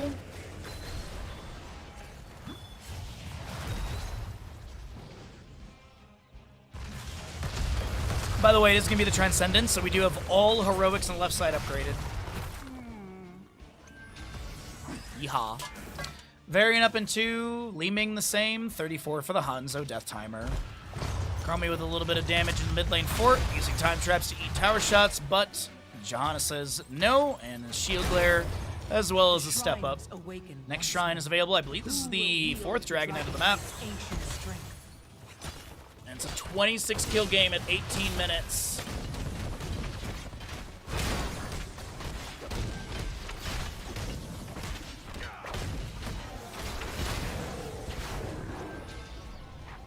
Imagine having a 15-sided strike. That's at level 23, you know? When Blizzard announces HOTS 3.0 at BlizzCon, and we're now gonna have higher talent tiers. I do kind of like the Dota thing where, like, once you've upgraded all of your abilities, you have that, like, extra tree of abilities to level up. I do kind of like that. Oh, that was a beautiful repulsion that forced Brightwing into some of that damage from the Dragon Strike, and then Johanna follows up.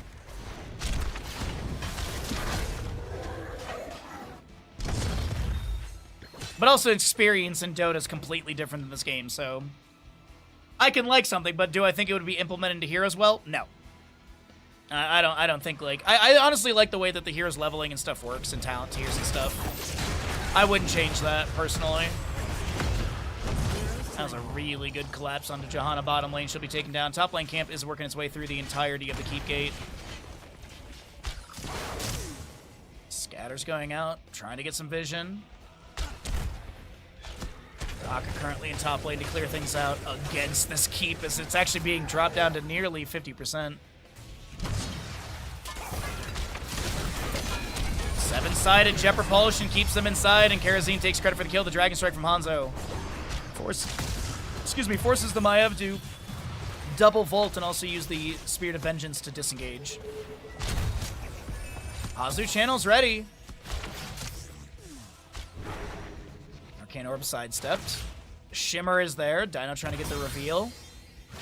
Hanzo's on his way. Did Dahaka get on the point fast enough? I think Hanzo has the channel in time.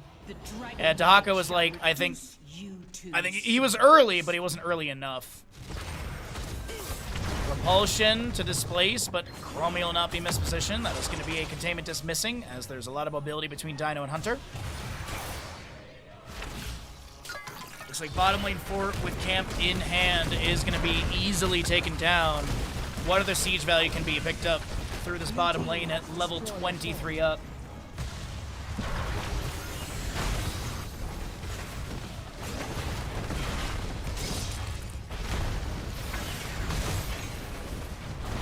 Less shield off the keep into a repulsion. Soothing Mist from Brightwing may be activated, but it's still going to be her and Brightwing to be taken down. The Arcane Orb finds a hit on Variance that does give you that Try and Break cooldown. Repulsion attempted once again. This is going to be Molten Flame from Dragonite activated. Containment Disc onto the Dragonite. Jet Propulsion gets the splash stun. Condemn pulls in the enemies. Bunker Sum by Blaze as well as the Savage Charge kicks Varian further away. Isolation did hit onto the Dragonite, but I don't think it really matters. Core shielding has been dropped, and the members of Jedi were trailing in this game for a bit, and they will turn things around, and they will be victorious. GG, well played.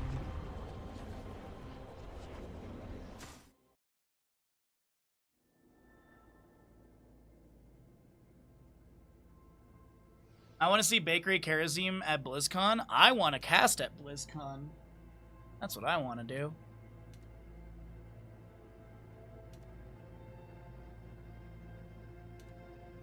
BlizzCon is like, what, 70 days away? Maybe 69? Like, not even trying to meme?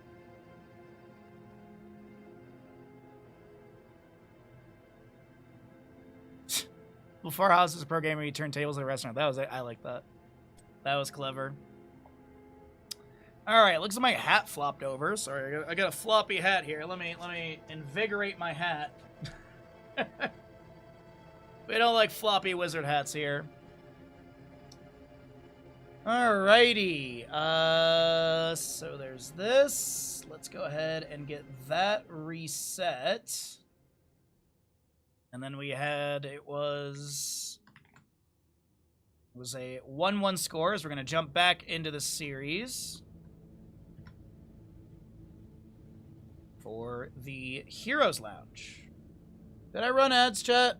I did. I'm smart. Choose outcome. It was Jedi. They 3-0'd. Studio mode.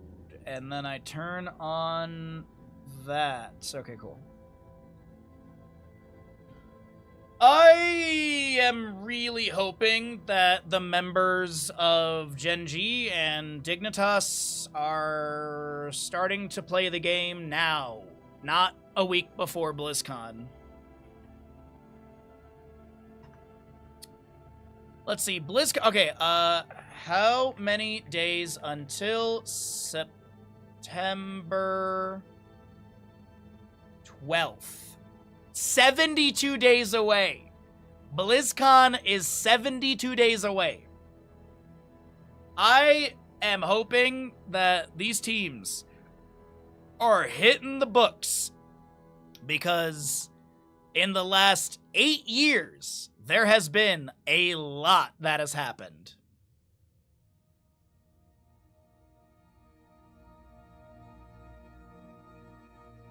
Nice +3, yeah.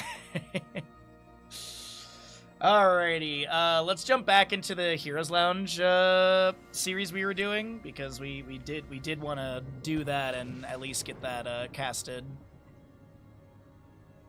I don't like swapping off, but at the same time, I do like casting me some live games. Let's do a Sylvanas prediction for this map number 3. Let's do Sylvanas. Oh wait, there's a Nazebo. Let's do Nazebo.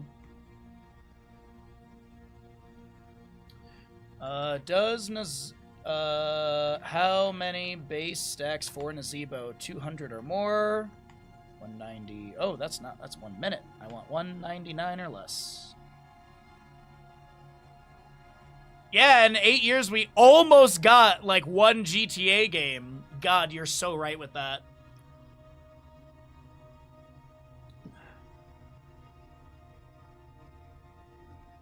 Why is Gen G playing at BlizzCon? Hello, YouTube. I have that information for you right here, if you hold on for just 1 second. So at BlizzCon... sorry, hold on. Ash Mantle takes priority. Dude, you are out cold, man. Bandit, you are perfect. Alright, for our YouTube chat... Thank you for hanging out with us. So we do have a esports Classic Cup. So we're going to be having the captains are going to be Tasteless and Artosis. They will be casting some of the matches, but not all of them. That's why I'm sitting here being like, Blizzard, you got 72 days. Get your email to me, please. So you have StarCraft Remastered, Legacy matchup of Boxer versus Nal RA. Then you have StarCraft with Idra versus MC for StarCraft 2 Legacy matchup. And then you're going to be having Heroes of the Storm Legacy matchup of Dignitas versus Gen G with Bakery, Jabin, JPL, Wubby, and Poik versus Kyocha, Merryday, Sign, Dami, and Frankel. So this is what we're going to be. This is what you're going to be seeing. And then there's also going to be Warcraft 3 of Todd versus Ted. And then you have Overwatch, you've got Hearthstone, you've got WoW MIDI, yeah, all that good stuff. But this is we're trying to get hired for this. I hope I answered your question. If you would like the link, here, I'll throw it into YouTube chat. Hots is back at BlizzCon, but yeah, this is not like new information though. I'm not gonna lie, like I'm not trying to make you feel bad or anything like that, but this is not new information. We've known about this since basically February. We didn't know who, but we've known about this since February when they initially announced BlizzCon. They announced the Classic Cup and they said StarCraft 1, StarCraft 2, Warcraft 3, and Heroes of the Storm. What we didn't know until literally earlier this week. So hopefully Blizzard sends me an email and says, hey, come cast the game because we love you and you're really good at what you do because you love the yeah. As I've said before, I have probably the most experience and history in current casting for Heroes of the Storm as an NA caster. So, BlizzCon, Blizzard, get at it. Also, I'm really easy to work with. I've worked with a lot of people. How much are they going to pay you to cast BlizzCon? I have no idea. I don't know these things. That's why I keep saying, Blizzard, TikTok, send me the email. Let's start talking. I'd literally do it for not a lot of money. I'm going to be honest, because it's not about the notoriety. It's not about being the caster at BlizzCon. It's about representing the game properly and doing it well, and that's what I want to do. That's what I want to have there. I want our game to have a caster that's passionate, that loves the game, that knows what's going on, that understands the talents, that can see things and understands.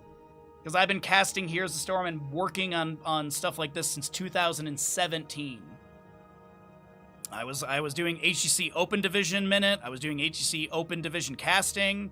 I was doing a lot of community content on the Heroes hype side of things. The 2 BlizzCons I went to, both of them in 2018, 2019, I was on Press Pass.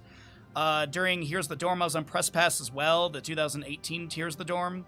I have casted TESPA Collegiate Series, which was what came after Heroes of the Dorm, because you legally could not call it Heroes of the Dorm. After that, I got full-time. I got partner on Twitch. Then a little bit after that, I organized and ran the Heroes Hearth Celebrity Clash League. Then I went full-time streaming, and then I was invited to be full-time working for Wisdom, and that's where we further developed these Community Clash League, which we had multiple seasons of, casting with Grubby and all that kind of stuff in Doha, and then that died, and I'm still frickin' here.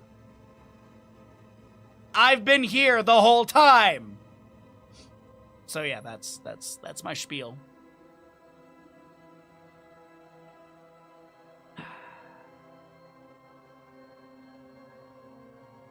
Exactly. Blizzard, do the right thing. So yeah, all right, let's cast this game here, because as I said, we did jump out of it, but we wanted to get into that live scrim block that we got to take a look at for the Eternal Conflict. The Eternal Conflict will be starting on Sunday this weekend. The Eternal Conflict is only 1 day per weekend until we get to the playoffs. So we'll have the 5th, the 12th, the 19th will be single day plays. And then we'll have the 25th and 26th, that's a Saturday, Sunday, for the double elimination bracket. So yeah, it'd be really, really good stuff. But as I said, let's go ahead and get into this map number 3 of the series. I want to find out who's going to be victorious as we double check the player sides. It is going to be Raynor left side, Raynor left side. All right, here we go. Let's get into it. Prepare yourself for battle.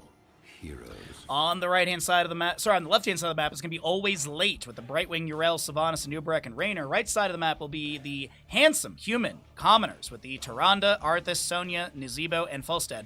Nazeebo is going to be your prediction. Make sure you get your gambles in. Could be the final prediction of the day, as we do have the Voodoo Ritual. 200 more, 199 less on Curse Hollow. 10 seconds. You also do have your Sentinel to be thrown here, so we'll see if Tyrande's first Sentinel does hit. 3, 2, 1. And we'll Kenzie. What are you waiting for? Where's the Sentinel, bud? Where's the Sentinel? Throw the Sentinel. Throw it. Gotta see if the first Sentinel hits, chat. As Lunar Flare goes out. It was a point-blank Sentinel into the face of Nemo. All right, there you go. First Sentinel connects. Hyper Ship Brightwing, Dauntless Yrel, Unrelenting Torment, as well as the Nerubian Armor and your Inspiration upgrade with the Exterminator Raynor. Moonlit Arrows. You already have 3 stacks on the Frost Presence of Arthas of the 15 or the 30 for the 2 milestones. No stacks to be lost upon death. You do have your Widowmakers for the Nazeebo on his Corpse Spiders as the Haunting Wave from Nero is able to get out. And Frequent Flyer for the Falstad. Let's make it a big gamble. 10 stacks for Nazeebo. As the Frost Presence from Arthas will slow down the movement speed and attack speed. The enemies inside afflicted. You do have a Phase Shift from Brightwing. Not onto Falstad bottom lane. That's sorry, or not onto Sylvanas bottom lane, as I thought that's where I was going to be going to maybe get the Falstad kill and assistance with the Polymorph, but Sylvanas Gonna have a little bit of damage. She's already up to 31 stacks. As this will be left and right side camps. Now, is Raynor gonna pop the immediate inspiration? Because it does stay permanently with this Exterminator passive on minions and mercenaries, but it looks like maybe we have an engage onto the Arthas here. Raynor is gonna amp things up with that Inspire. You see, you heard that little rev of the engine, and first blood picked up by Raynor. As the Twitch Gamble's going for the next 2 minutes and 30 seconds, get your gambles in, as we have some pretty good odds.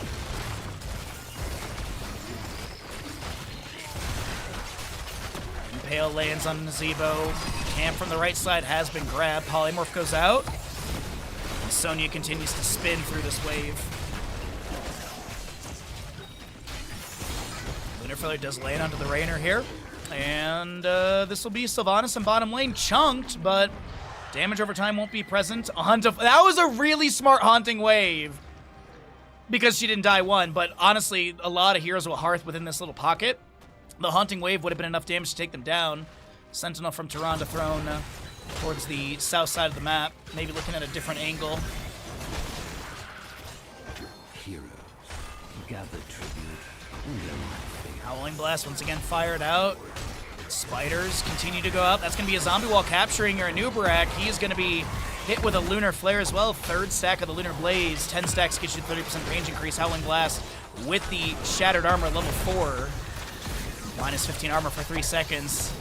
Move from level 13, and I really do feel like this Arthas, where he currently sits with his build, or his sort of rework here, is in a really good spot, and unfortunately Tyrande's not in a good spot.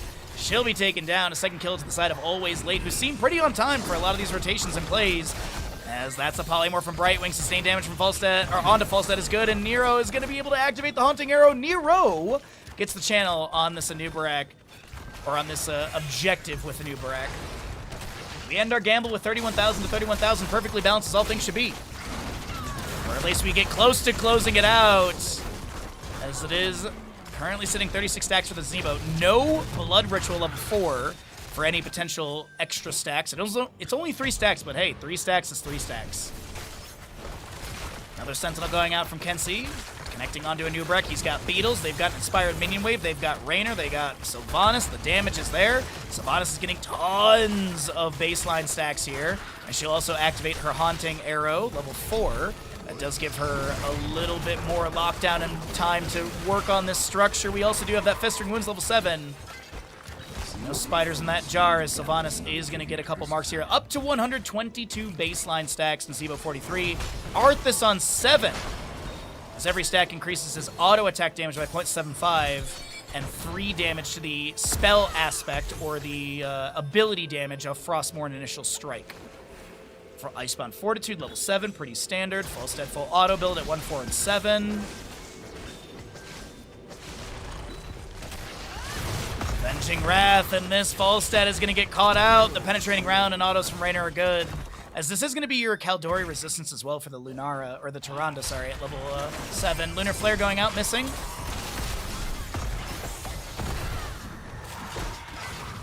You have that Elun's Chosen applied to the Nazeebo, but I don't know if he's going to be able to live through all of this. Meanwhile, a Lunar Flare does create space for Arthas to try and back off, but Haunting Wave over the wall. The marks are there. Anubarak, he's going to head them off at the pass. Boom! Oh, I actually thought he had the double hit. Never mind. He gets the singular. And that is Tyrande taken down. If he had gotten the double, I do think that they end up getting that double kill. But this is going to be a solid boss call at this point from the side of Always Late. Thank you, Nika. Appreciate you doing it twice today.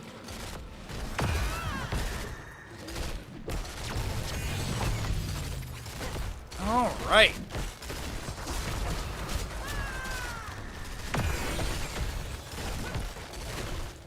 Don't worry. When Blizzard hires me for BlizzCon, I'll be sure to say that at BlizzCon. So that way, I'll know. You'll be in Twitch chat typing that. A man can dream. Urel blocked a little bit by the zombie wall. I honestly thought she was able to kind of squeeze around that, but not going to be the case. The Hyperion summoned by the Reign of the Cocoon onto the Arthas. The boss will go over to the side of the handsome human companions. Right? No, am I saying? Now I'm not sure of it. Commoners. I kept doing that earlier. I'm like, it's not companions, it's commoners. Zebo taken down by Yrel elsewhere on the map. This is going to be your boss in bottom lane, sieging into this keep gate. And as I mentioned, is the heroics on the left-hand side with the Hyperion, Cocoon, Mind Control, Ardent Defender, and your Blink Heal Brightwing. Yrel with the channel. This will be 2 out of 3. Interrupted maybe once by Sentinel? No, I don't think it was, actually. So Boston top lane cleared away by the Brightwing, Raynor, and tower shots. We do have still top and bottom forts available. Yrel in mid lane is going to be fine. She gets a Righteous Hammer and Sonya. A new Barak follows up with an Impale. The Howling Blast going out from Arthas as well. And Sonya trying to get out of here. Still does not have a level 10 hit with a Mind Control. The Raynor inspires the wave. Sonya tries to Whirlwind, and she'll be taken down. Leap, Ravenous Spirit, Sindragosa, Gust, Starfall, as well as... Oh, no, we got all of them. Sorry. I said them too fast. 217 stacks for Sylvanas. 59 for the Nazebo. 13 on the Arthas. 28 on his Frost Presence, by the way. And 10 for the Lunar Flare. That's a 30% range increase. The Burrow Charge comes in from Anub'arak, and that will be Nazebo taken down by Sylvanas. The Curse is still active for 19 seconds. Top lane minion wave is on that fort. You can see it shredding through the health of that structure. Look at all these archers. Look back at this engagement as the Howling Blast lands. The Sindragosa to follow up. The Falstad gonna try and get a kill here, but now Hyperion has been summoned. Yamato Cannon getting shots out. This is gonna be Tyrande trying to avoid that reticle of the Hyperion. She was a little bit low, but gets some quick heals for herself. Objective has expired. Top lane boss 2 minute 59. Bottom lane 1 minute 40 as Falstad takes down the Raynor. Yrel trying to get a displacement with that Righteous Hammer. Falstad flies in. No Gust. Looking for the sustained damage. The Howling Blast with the Shattered Armor onto this. Yrel does connect. She'll get a Righteous Hammer onto the Arthas, trying to push him into potential damage. Sylvanas with the Haunting Wave in. The Haunting Wave again with her level 13 Windrunner. Ravenous Spirit summoned by Nazebo. And Tyrande, Sylvanas get traded. Anub'arak does not have the last bit of damage to take down this Arthas. Anybody got a dime? That is an alert in our channel. It's a bit pricey, but it is an alert in this channel. 110 bits because it's 2 dimes, get it? Actually, it's more than that.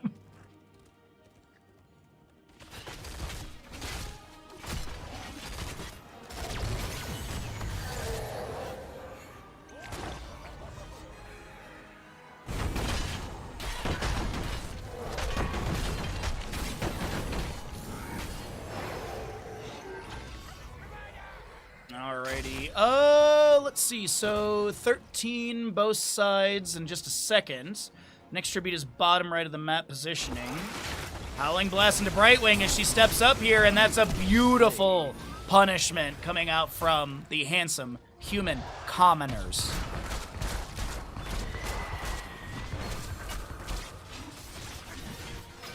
Flight from Falstad, no Gust, actually Gust is available. Howling Blast makes his way onto the Anub'arak, but he Burrow Charges to safety. Spear misses. And it's 90 stacks to Nazebo, 110 stacks to go. 90 stacks, 10 minutes. Not the worst, could be better, but I mean, it's Cursed Hollow. It's a gigantic map, not a lot of double soak. Asgore. Leap from Sonya. And that is Sonya able to bet. Nicely done. Really good leap timing there. Able to get that Yrel stun, so she's then able to pass by, not getting Righteous Hammered and controlled. Cocoon onto Tyrande. I think she's fine here. Like, yeah, she's gonna get stunned, but yeah, she's fine. I lied. Chat, wait, no, I didn't lie. I didn't lie at all. Ravenous Spirit takes down the Rain on the right-hand side. We do have the Hyperion summoned as well from Raynor before he died. That is Ravenous Spirit. The big slappy goes slapping through the enemies. Sonya, do you have a spear to maybe get a stun to chase in further? Doesn't look like it. The Mind Control finds its way into Tyrande, but the Howling Blast is the answer. With the Frozen Tempest active, we do have the Haunting Wave forward from Sylvanas. She's almost getting these kills. The pop-off from Sylvanas is huge right now, as the damage over time on Tyrande might be enough, and that will be absolutely polymorph into Sonya. She gets taken down, and it's now Nazebo trying to get out of here as the next tribute point is spawned, bottom center of the map.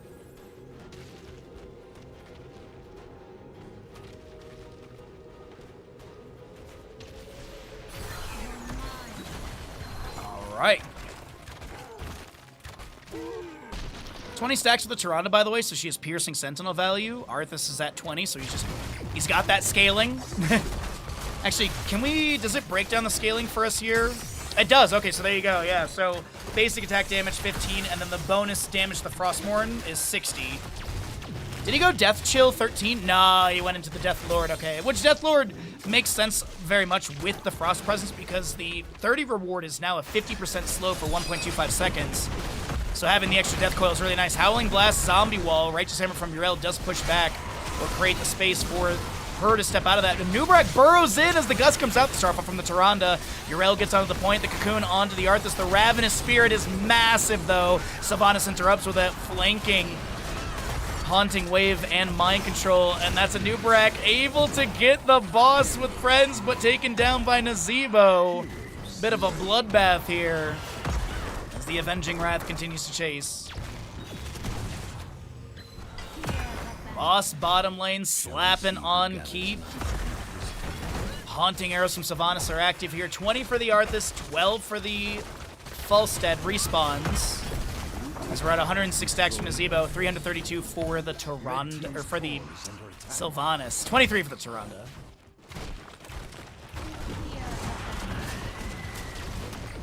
Using that angle to get the mark onto all these towers so Sylvanas can also continue to build up those stacks.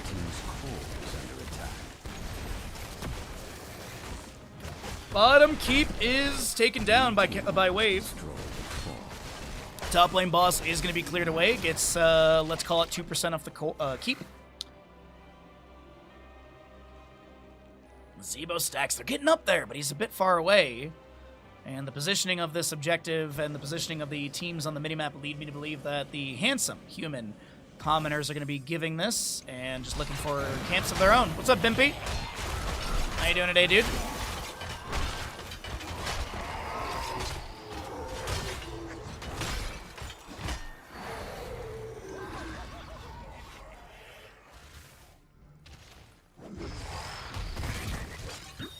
Oh, that's always good, bud. Glad to hear. Thanks for coming on by. Happy Thursday.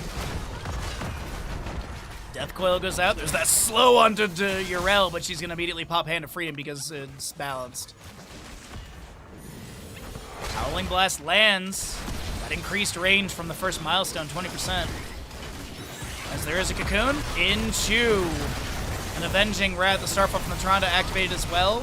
Does look like the members of Always Later looking to back away. The Mind Control lands on the Falstad. He is going to be taken down by Sylvanas, but she will be traded. Sonya gets a massive 4-member leap, and that is going to be a double kill in favor of the handsome human commoners.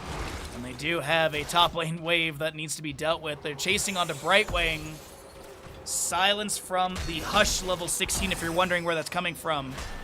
And Varian cannot step up, but a Nubrak comes in with a Burrow Charge, Impale! And Arthas is low, but there's going to be the Elun's Chosen level 4 mark onto them. Tyrande getting those autos out, that'll heal up.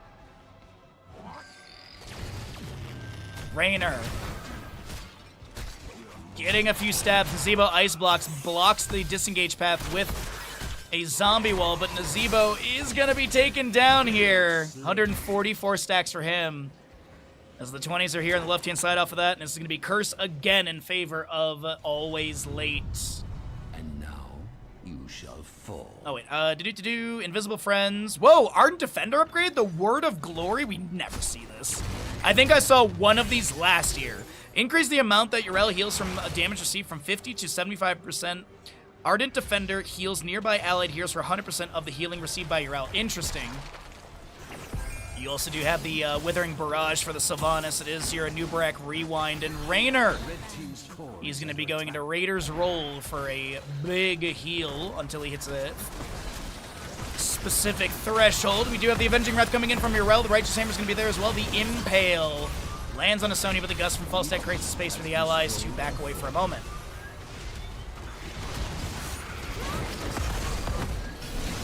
Deep from Sonya on the left-hand side.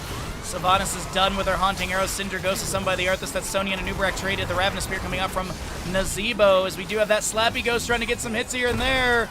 And it's a very low Brightwing, but she's able to blink to the side. Get some pulse healing. We do have the core shield damaged or down. The core is actually taking some damage here, down to 93%, as Falstad barrel rolls to the side. Is not going to be taken down. Neither is the Arthas. I thought he was definitely dead there. As this all keeps taken down. Bottom lane boss up in 18 seconds. 40 seconds for the top lane boss. We do have Nero getting Howling Blasted. The Death Coil's coming out, and Sylvanas will be taken down. 86% on this core, as we do have pressure onto Brightwing. Can they get the kill onto her? She blinks away. Soothing Mist will trigger. The Sentinel hits. The Death Coil slow. The autos from Nazeebo won't be enough. The auto from Falstad is there. Defensive plays looking good from the handsome human commoners. 161 Nazeebo, and he's gonna build up quite a few stacks in his defense of this core. Does that make the team immortal? You're silly. Oh, we got the Annihilating Spirit for Nazeebo as well. I'm a big fan of Annihilating Spirit. Damage increase, healing debuff onto enemies, range increase as well. We also have the Epic Mount. You do have your Norpain Sonya, Absolute Zero, and the Loon's Wrath as well for the Tyrande. Getting that Huntress mark onto enemies within the Starfall. We've been seeing a lot of 7 and 13. The Ranger's mark and Huntress mark as well. Not going to be the case here, as those have really good synergies with that Loon's Wrath level 20. Nazeebo tries to throw some spiders out. That jar's empty. Absolute Zero does lock down the keep gate of bottom lane. Starfall from the Tyrande activated. That's a lot of damage, and Brightwing's the first one to be taken down. Nazeebo Spiders chasing on to this Sylvanas, the Ravenous Annihilating Spirit. Kenzie, the Tyrande's low, but Nero will be traded. And the waves need to be dealt with. Sonya's going to be hearthing back. She'll be interrupted by Sylvanas, or maybe it was all a great bait. No, it wasn't. No, that was just a risky hearth, and it didn't work out.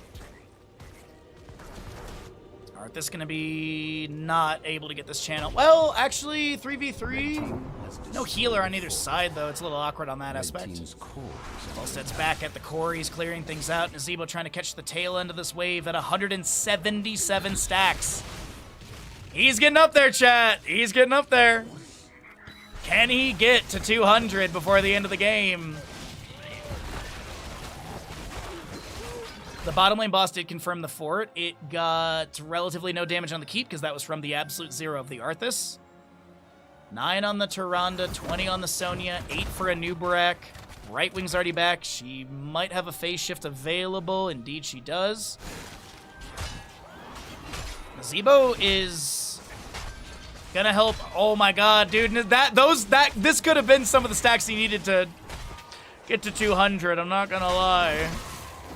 He is going to help out the Arthas here. Gather tribute. But he's going to miss some stacks. The choices. Well, let's see. Pull away talents. Well, you know, I'll show you the stats instead. We'll keep the stacks a mystery for all of you. Boston top lane is available. Mid lane camps are going to be crashing soon. 1 out of 3 tribute points on either side. 36 kills in total at 19, almost 20 minutes.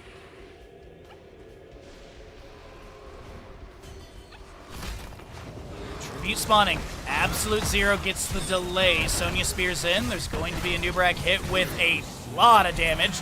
Ravenous Spirit interrupts any other potential channel. Gust up against the wall, but no Wind Tunnel. As we had mentioned, that epic mount for the Falstad. Did he go into Crippling Hammer? He did. I was like, that slow is a lot more than I thought. Yeah, nice. Leap Sonya's good! This is also going to be Falstad barrel rolling to the side, trying to avoid some fatal damage. This is an ice block from Nazeebo, looking to get away, throws back some spiders. Howling Blast from the Arthas going out, and this is going to be Arthas taken down. And now this is Falstad. He barrel rolls, but the damage over time is a little too much. Nazeebo captures Sylvanas with this zombie wall, but they are going to be picked off.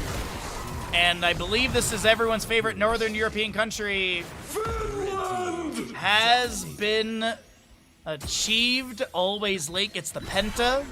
27 kills to 15, 23 to 22.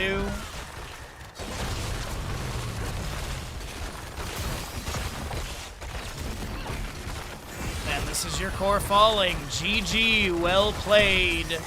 Over to the side of Always Late. They will take this series in a 2-1. Oops. different scene there. Oh my god. I'm not gonna lie.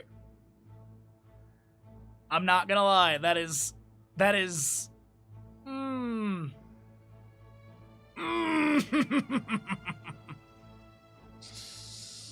Wow.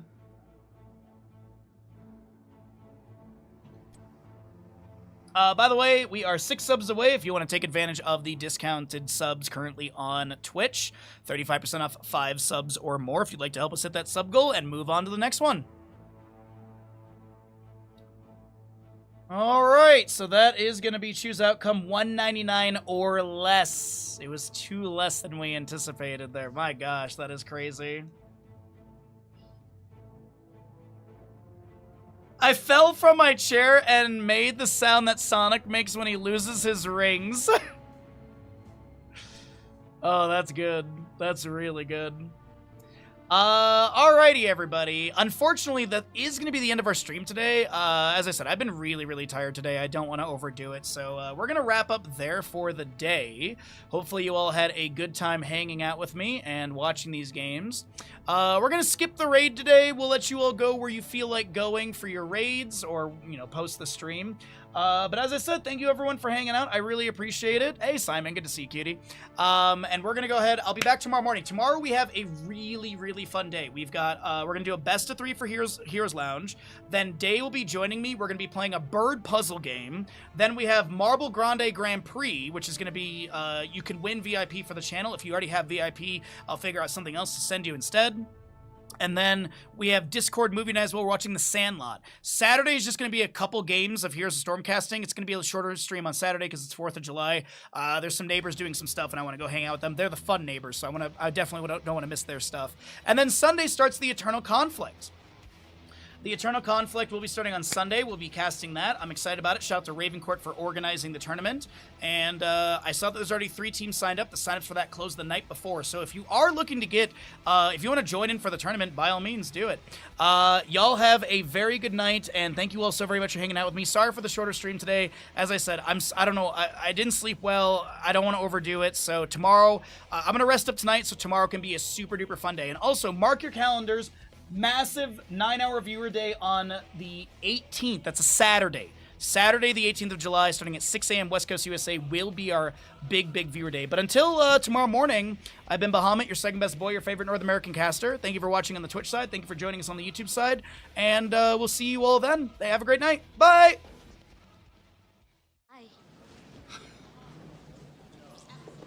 Have a lovely day.